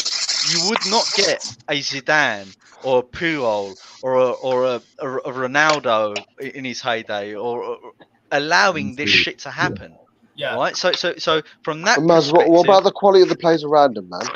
No, I agree, and this is why the argument is nuanced, right? Maz, can I ask you something quickly? Cause just to bring clarity to this conversation, is what you're trying to say that by staying at Tottenham, he's allowing this unambitious culture to be a part of what he is, and he should leave it and show that he's actually ambitious? Is this about ambition? Is this what we're trying to say? Yes, in a roundabout way, yes, still, right? And there comes a point in his career whereby he needs to effectively say, right, how much does being, you know, elite and ambition mean to him as an individual? Right now, to be ambitious means you want to win, right? And sometimes that means winning at all costs, and staying and allowing yourself to be dragged down. I'm sorry, but that's not an honourable thing to do either, because the club that he loves is going to the gutter because of it. Now, there's two. Where the nuance comes in is there's multiple ways he could handle this. He could go to the chairman, as Maury said, and say, guys, you know, you need to start bringing in better players and better managers, which I believe he's done. But once that doesn't work, then he has to look inwards and say, right, well, it's not working. The club's a shit show. What do I do? And staying is not helping the situation. He's allowing himself to go down with the ship, and I'm not sure that's a good thing. I'm just Yeah, gonna say this last. he did try to leave. I'll just say this last. It steeps from the bottom to the top to the bottom of this club. Yeah. Right? There is to do. This club is a cesspool for fear. It's sleepwalking towards a lead. Even with our best players, we have that fear, and even within our fan base. So yeah, I mean, people in the chat could disagree with me, but I'm telling you, I love reading books about winners, Sir Alex Ferguson, all these guys, and I'm telling you now, I love Harry Kane. He's my favorite player, but I'm going to criticize him, man. On the on-field, he is not the extension of that coach. Like I said, no one on that team, We're not scapegoating him, because we're not saying that he's the problem. Hold up. We're not saying he's the problem. Extension of that coach, of our coach. We're not talking about Conte. We're talking about from Poch. Is he an extension on that field of the manager? No, I couldn't disagree more with you, Mari. I'm sorry, man. Love you to Go on, bits. Bob. Let's hear it. I want to get Kuba's take on this as well, because he's been quiet. Sorry, yeah, I've got to nip off in a minute anyway. But I haven't seen it. I'm not saying that Kane. This is what people not understand. Mari, I want to hear what Kuba says, because he's got to go. Let Kuba just say his bit, and then I'll come back to you and Bob. Everybody, because he's been here. He's Mari's on the warpath, mate. Mari's on the warpath. Mari's on fire. Kuba, gone. Yeah, I was coming back onto it because I wasn't going to do any serious shows if I could help it, but it was just such comedy today, so I thought,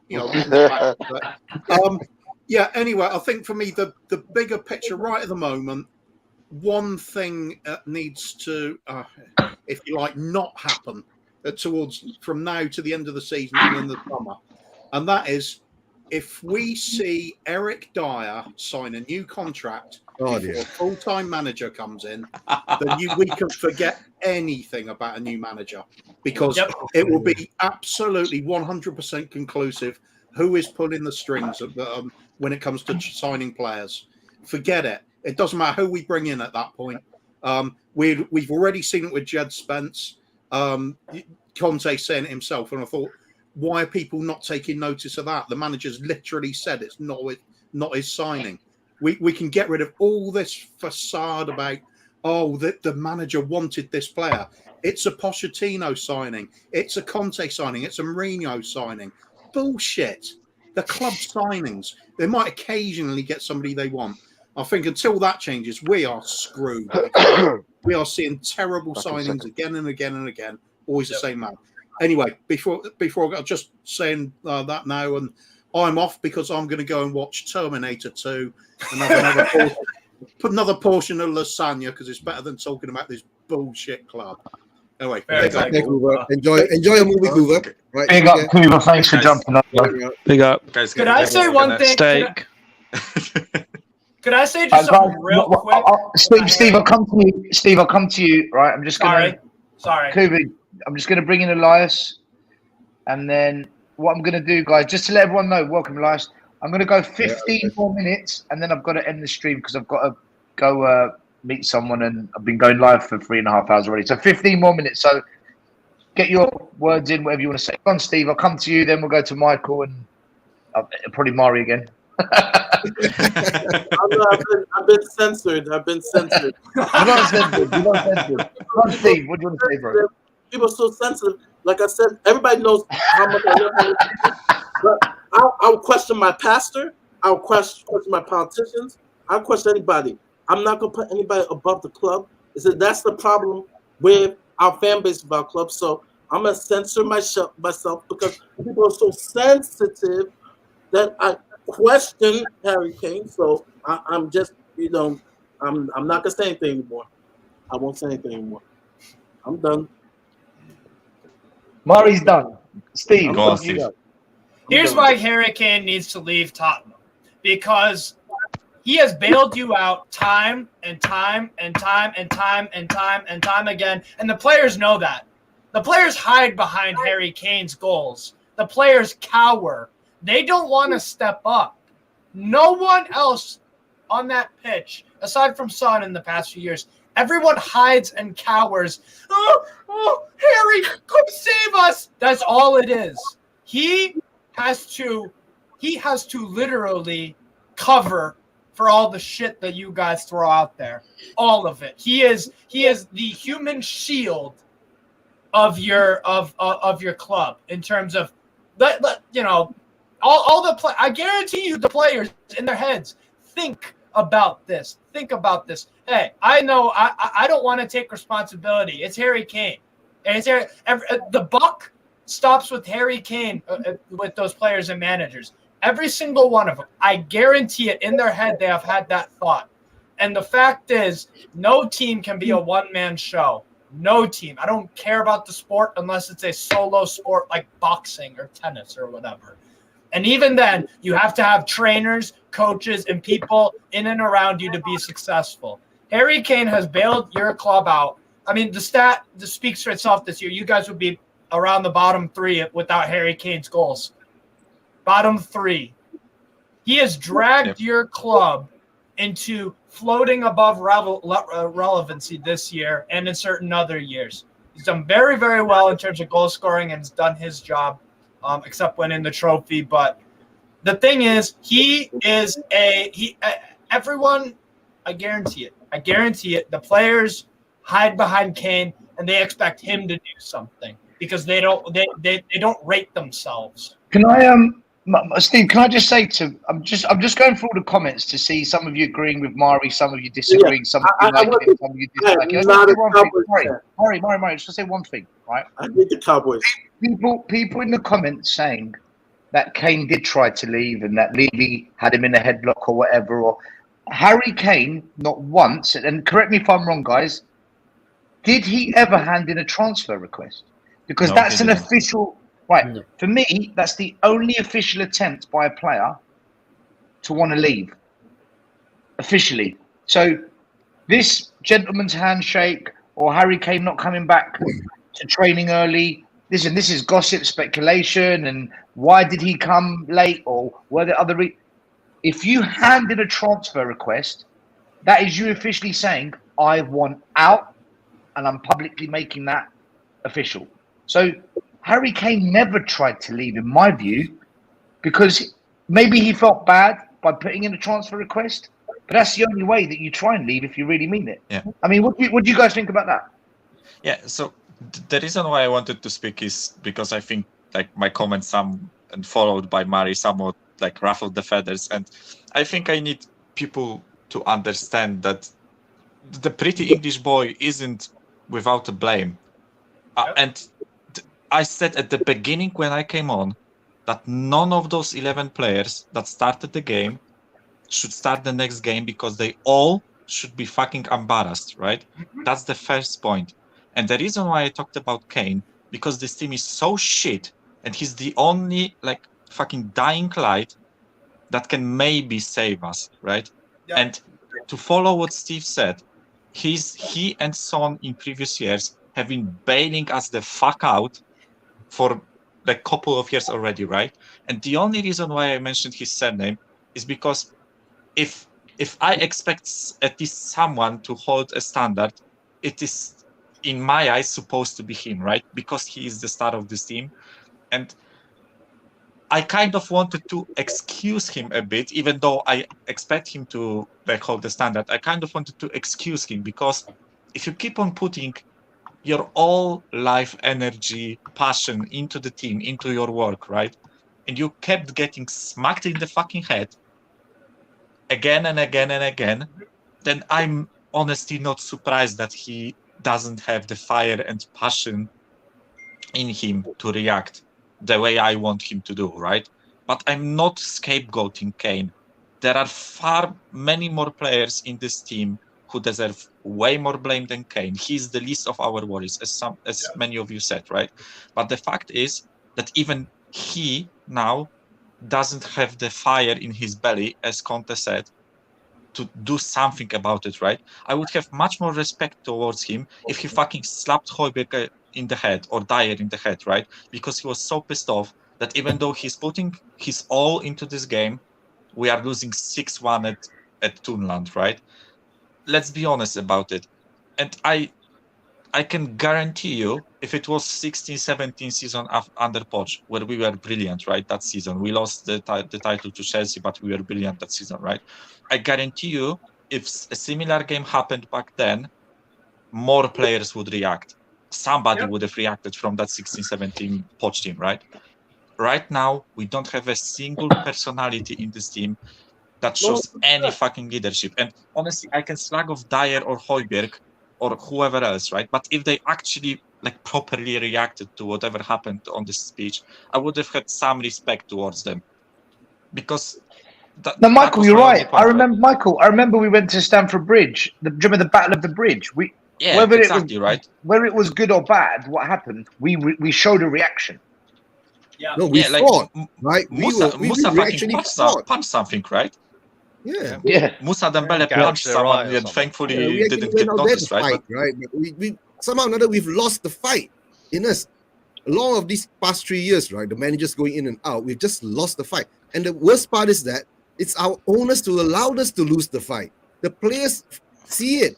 You're giving contract extensions to people like Dyer, Davis. Eugene, this is what I said to you. Eugene, I said this to everyone. Regardless of Enoch, regardless of Levy, regardless of Stellini, to be 5-0 down after 20 minutes, as a human being, how can you not want to fight back? That's exactly. I think that's our point, right? That's what Mari, Mike, and me have been saying. All of them need to take accountability. It's a team. You should have fight. You should want to fight. And if you're fighting and you still fail and you still go down, then there's always that echo of glory, right? It's that's the whole point of that saying. That even when we lose in an echo of glory because we're fighting. But there was no fight. And I apologize for being over emotional. No, Mari, this is football, bro. Football is man. Football, you're supposed to react like that. But Michael and everybody have said it well in the sense of I'm tired, I'm frustrated, and not to see these guys other than put their heads down, not fight, and that's why I put Kane in there because he is our best player, and that there's been too many times where I'm looking at the whole team, and I'm just like, is there anyone who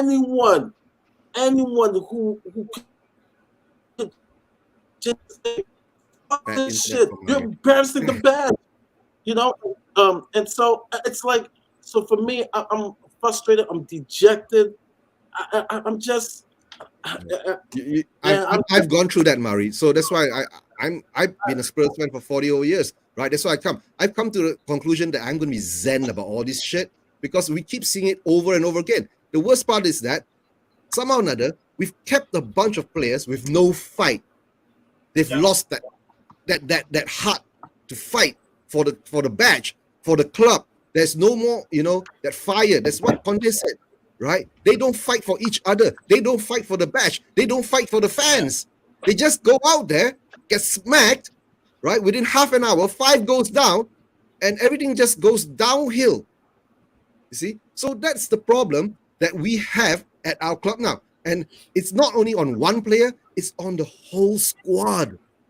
That is the sad part, right? Yeah. We didn't see one player go out there, run around crazy, right? Try to kick someone or prove something, right? to try to do something, but the whole team just went backwards. That's the sad part. And guys, do you know? Okay, before Stel needs to end, right? Tomorrow, guys, on Spurs Region TV, right? 3 p.m. UK time. Come and see me get rinsed by 3 Newcastle fans, right? A Bournemouth fan, right? I'm not joining you tomorrow. And a West Ham fan. I don't have Spurs fans on tomorrow. I've got fans from all other clubs around the world, right? To come and rinse me because of this result, right? Like I said, I'm ashamed now. Ashamed, right? Ashamed. And if our club's owners aren't fucking ashamed, there's something really... They don't care. Yeah, that's why they say they don't care. That's why they don't have the feeling of us fans being ashamed. If our fans are ashamed now, we should go out there, right? I can't go out there, right? I'm in Malaysia, right? The local fans, the fans in UK, right, should go out there in thousands, right? On Thursday night. Not 50. Thousands. And show them something. Yep, If not, take action. Need to take action. Guys, one thing I want to quickly just end the show on tonight, and thank you everyone for jumping on. I know everyone's got plenty to say. I've got a super chat here. Let me quickly do a super chat. It's just come in. Strasbourg, Steve, you don't need to super chat the channel, man. What are you doing? Hey, you guys, you're a brilliant channel. I love all y'all talking to you about football in general. You deserve it. But yeah, that super chat, like I said, I think if there you go, just read that. Right, Steve, you might as well read out your own super chat then, and then you can talk about it. Sure. So yeah, again, for me, if you put it simply, if Harry Kane leaves, it will expose how horrible the Spurs side and as a club are. And the man who constructed it, Levy, should be universally condemned by your fans, and action then must take place to get him out. Can I just end on that for 1 minute? Go.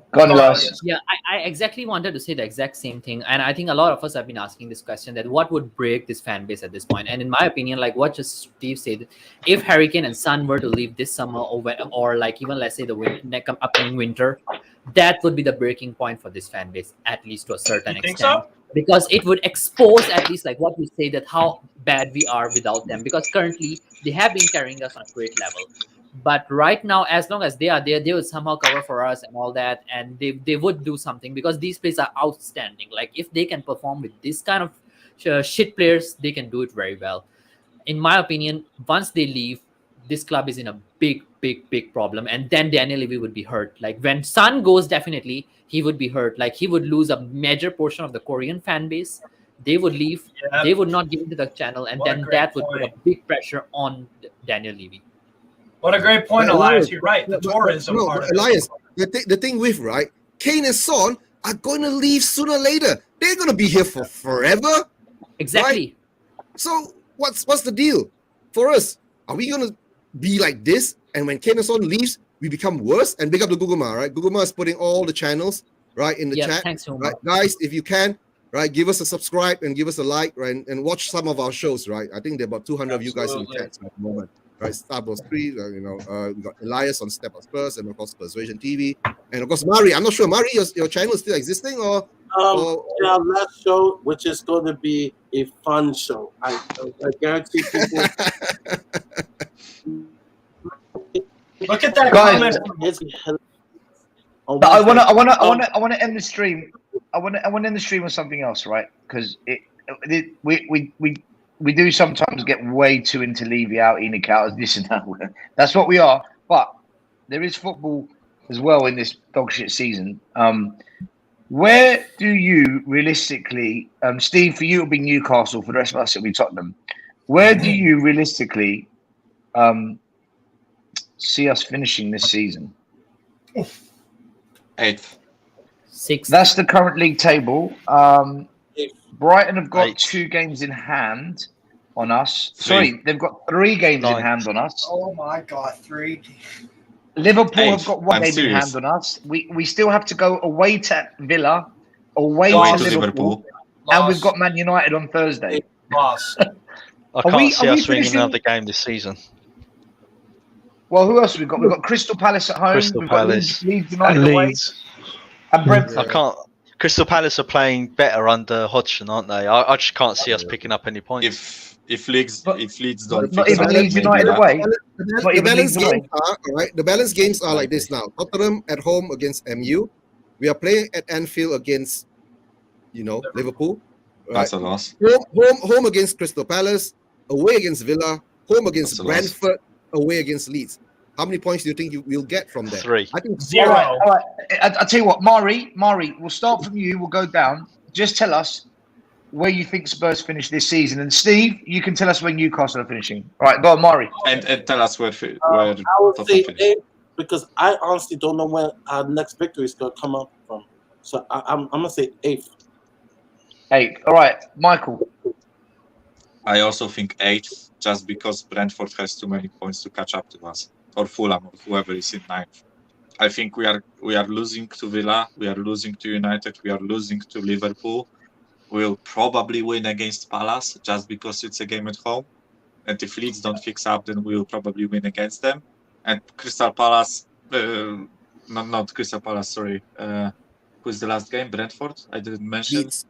Leeds. Our last game is Leeds United away. Yeah, Leeds, if they keep performing like they do, we will probably win that.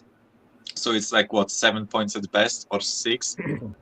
Those teams behind us will win more than that. So, 8 for me. And maybe that's a good thing, that we won't be in Europe. 8. Maz. 8th. Bloody hell. Steak. 6. Really? Yeah. That's optimistic. Fair play. Fair play. Eugene? Don't care. Leave you out. That's the right fucking answer. That is the right answer. There you go. Yeah, can I change my answer, please, still? No. Okay. Well, everyone's first answer is I don't care, leave you out. Right. So, Eugene, what's your second answer? Second answer. Don't care, in it out. No, you're not allowed to say the same thing. No, I don't care. Tell the truth, I don't care where we finish. Honestly, don't care. Finish last for all I care, but we can't be last. Right? No, we can't finish last. Mathematically. Yeah, mathematically, we can't finish last. Don't care. Unless we get a point deduction. Oh, yeah, unless All we right. find out Leeds has been fixing the matches and we get a point deduction. Paratici, Romero deal. We get 15 points. Eric Dyer is just that bad. You get minus points. What about the other players as well? All right, Steve, what about you? Newcastle. Dude, you might get third, you know.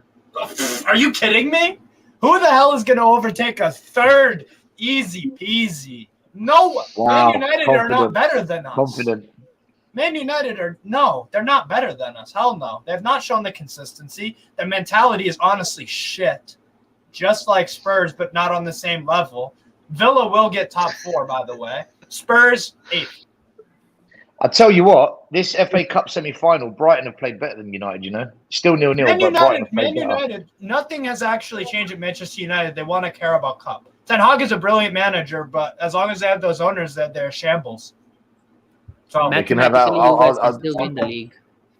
No, Aston Villa are getting top 4 for me. Where do you think Spurs are going to finish? 9th, 8th. Brighton, Aston Villa, and Liverpool will all overtake you. Jesus fuck you, Christ. Steve, for saying we'll finish 8th. All right, fine. Do you want me to say? Steve? Do you want me to say? Yeah, fuck you, Steve. I'll say top 4. I'll say top 4 if you want that. It would just make Levy's pockets a bit more. I can confidently say we're not getting top 4, man. I'm just kidding, Steve. Don't worry, Steve. Don't No, care, honestly- don't care. I just wanna laugh at all those fans who say back 4 is the solution. Yep. Don't care. But anything else. if you had to pick a finishing place for Tottenham, what would you think? Conference League 7th. 7th, yeah. Do you know what? I think we're going to finish 7th as well. I think somehow we're just going to get into Europe. I think we'll beat Leeds United, and I think that we might get a draw. Oh, do you know what? In fact, fucking hell. Nah, fuck it, 8th. Yeah, I'm saying We're getting 8th. It's We're fucking getting 8th. symbolic, Yeah, mate. why not even try? What's the point? We'll get into the Europa Conference League and we'll get a message from Tottenham saying, we go again. Oh, we're going And to then play. all your fans Book your tickets in Albania. 20% off in Slovakia. the club shop. Yay. Yeah. Book your Marcos tickets de in Ferreira, Turkey, right. Albania, all those Oh, countries for that game. and the team that I want to get is Inter your mum. You know what?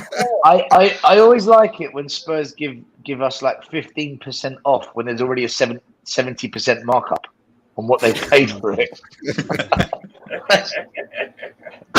Listen, guys, we're gonna wrap it up. I want to quickly thank the people in the comments tonight. You were awesome. Yeah. Also, big up to the super chats. Chris Singh, thank you. We've got Michael Zito, good move with super sticker. Wolves Big up, F1, big up, Rob big up. Ayres, big up to you.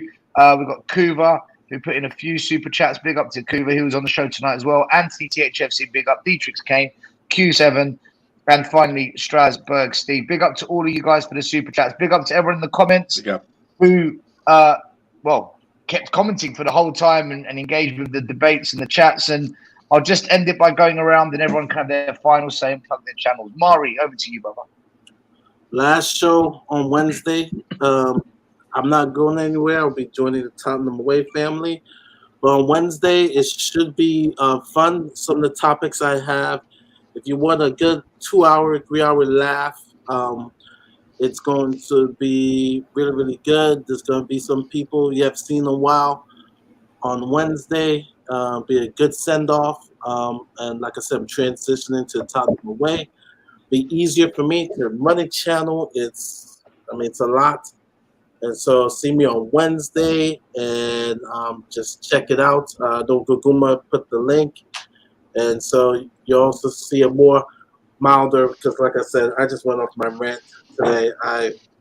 Today just destroyed me. But yeah, come check out Wednesday and should be fun. Big up to Mari. Michael? If I see Eric Dyer as a starting center back in the next season, I swear to fucking God, I'm jumping ship. I don't care.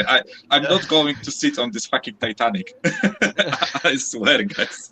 I will be here. No, of course, I will support Spurs. Let's be serious, right? But honestly, it's hard for me to find like a solution to our problems. So I guess There's what only else one. is there to say? Conte out and I don't know. Conte in. Conte in, boys. Big up to Michael. Big up to Michael. Maz? Yeah, thanks for having me on again. Everyone, subscribe to Tottenham Away. Make sure you let all your friends know, because obviously new channels come up, and it'll be good to get the Tottenham Away family back up to 10k where they were before. Obviously, subscribe to everyone else who was on the channel: Bob Spur, Eugene, Steve, and Elias, and everyone else. Yeah, thank you very much. Enoch out. Take action. I'm going to the protest on the 6th. I want more people to be there, and I'll keep banging the drum on that with the Tottenham Away family. Good on Big you. up to Maz. Big up to Maz. Steak, Alexander? Just take same shit every game week for last few weeks. Levy out. Dyer's a fraud. I don't know if Dan is still here, but James Ward-Prowse is still a fraud. So I think he's left. And yeah, Enoch out. Stake in. Enoch out, steak in. Eugene, when's Spurs Waging on, bro? Tomorrow, Monday, 3 p.m. UK time, 10 p.m. Malaysian time, Southeast Asian time, Indian time, Eastern time, whatever time, right? Steve will be joining me. Two or more other Newcastle fans and a lot of other club fans, right? So I'm going to get roasted, hosted, whatever, right? And let's see how that goes. And of course, don't forget, guys, also subscribe to Tottenham Away 2, right? There's another channel called Tottenham Away 2, right? And please subscribe to this channel too. Big up, right? Bring the glory back, right? Bring the glory back, right? And as always, Levy out. Levy out.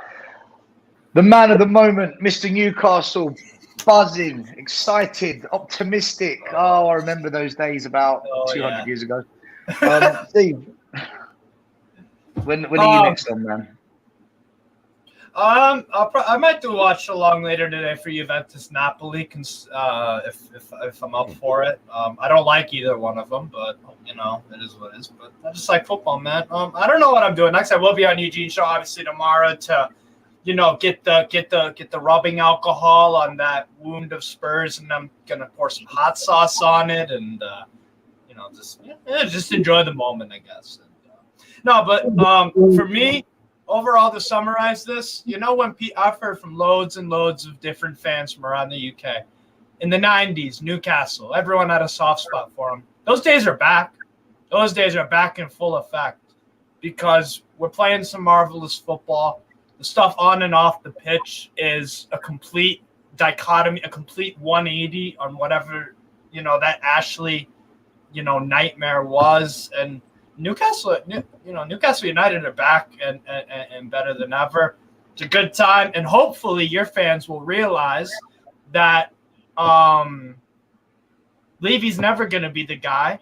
You have nothing to lose by protesting, just giving it a go. Why not? Our fans did. Sampdoria fans last night kicked off. They're going down to Serie B, possibly Serie D because of financial problems. They threw flares on the pitch, made it ugly. Maybe they'll get some change. Do something. Like Maz's little thing says up there. Take action. Take action. What do you have to lose? What do you have to lose? You know what you have to lose? Your club. Your club. And that's coming from a Newcastle fan where they've had to fight to get rid of Mike Ashley. Make sure you subscribe and like Strasbourg Steve's channel. And finally, Step Up Spurs, Elias. Yep. So Step Up Spurs. We are on the way to 200 soon. I think I'm just 23 away from 200. But guys, seriously, I feel like right now the purpose of my streams is just to laugh at all those people who wanted Conte out and who wanted the back four and all that shit. I think it has become that. And week in, week out, I just cry about that why it's not going to work, but still some fans don't listen. So if you all still don't want to listen, whether you want to listen or don't want to listen, go to Step Up Spurs. Just listen to this guy shouting and screaming at people. That's all. Big up to Elias as well. Again, thank you to everyone on the panel tonight, all the super chats, everyone in the comments. Just last two things I want to say. Number one, we are going live tonight in the UK at 1:30 a.m., which is actually tomorrow, not tonight. So, and in the early hours of the morning, 8:30 USA time, we're doing our post-match show with Will Stewart, THFC. Go check that out. It'll be on this channel. And people asking about the protest.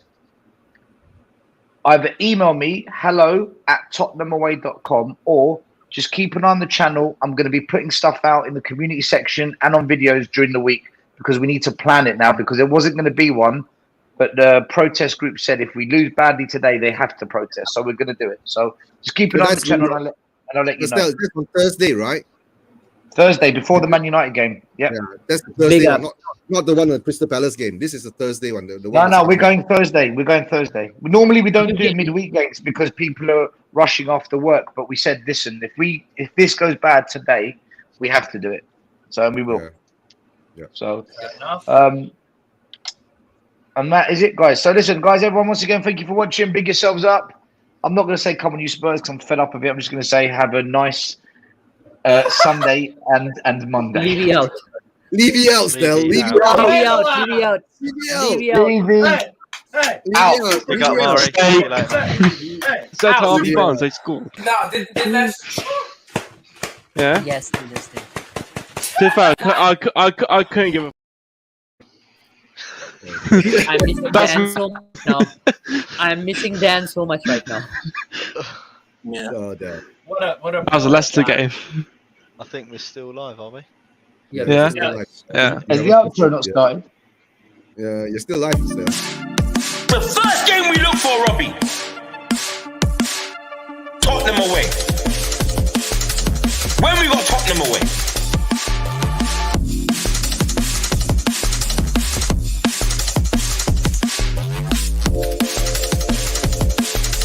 Tottenham away. When we got Tottenham away.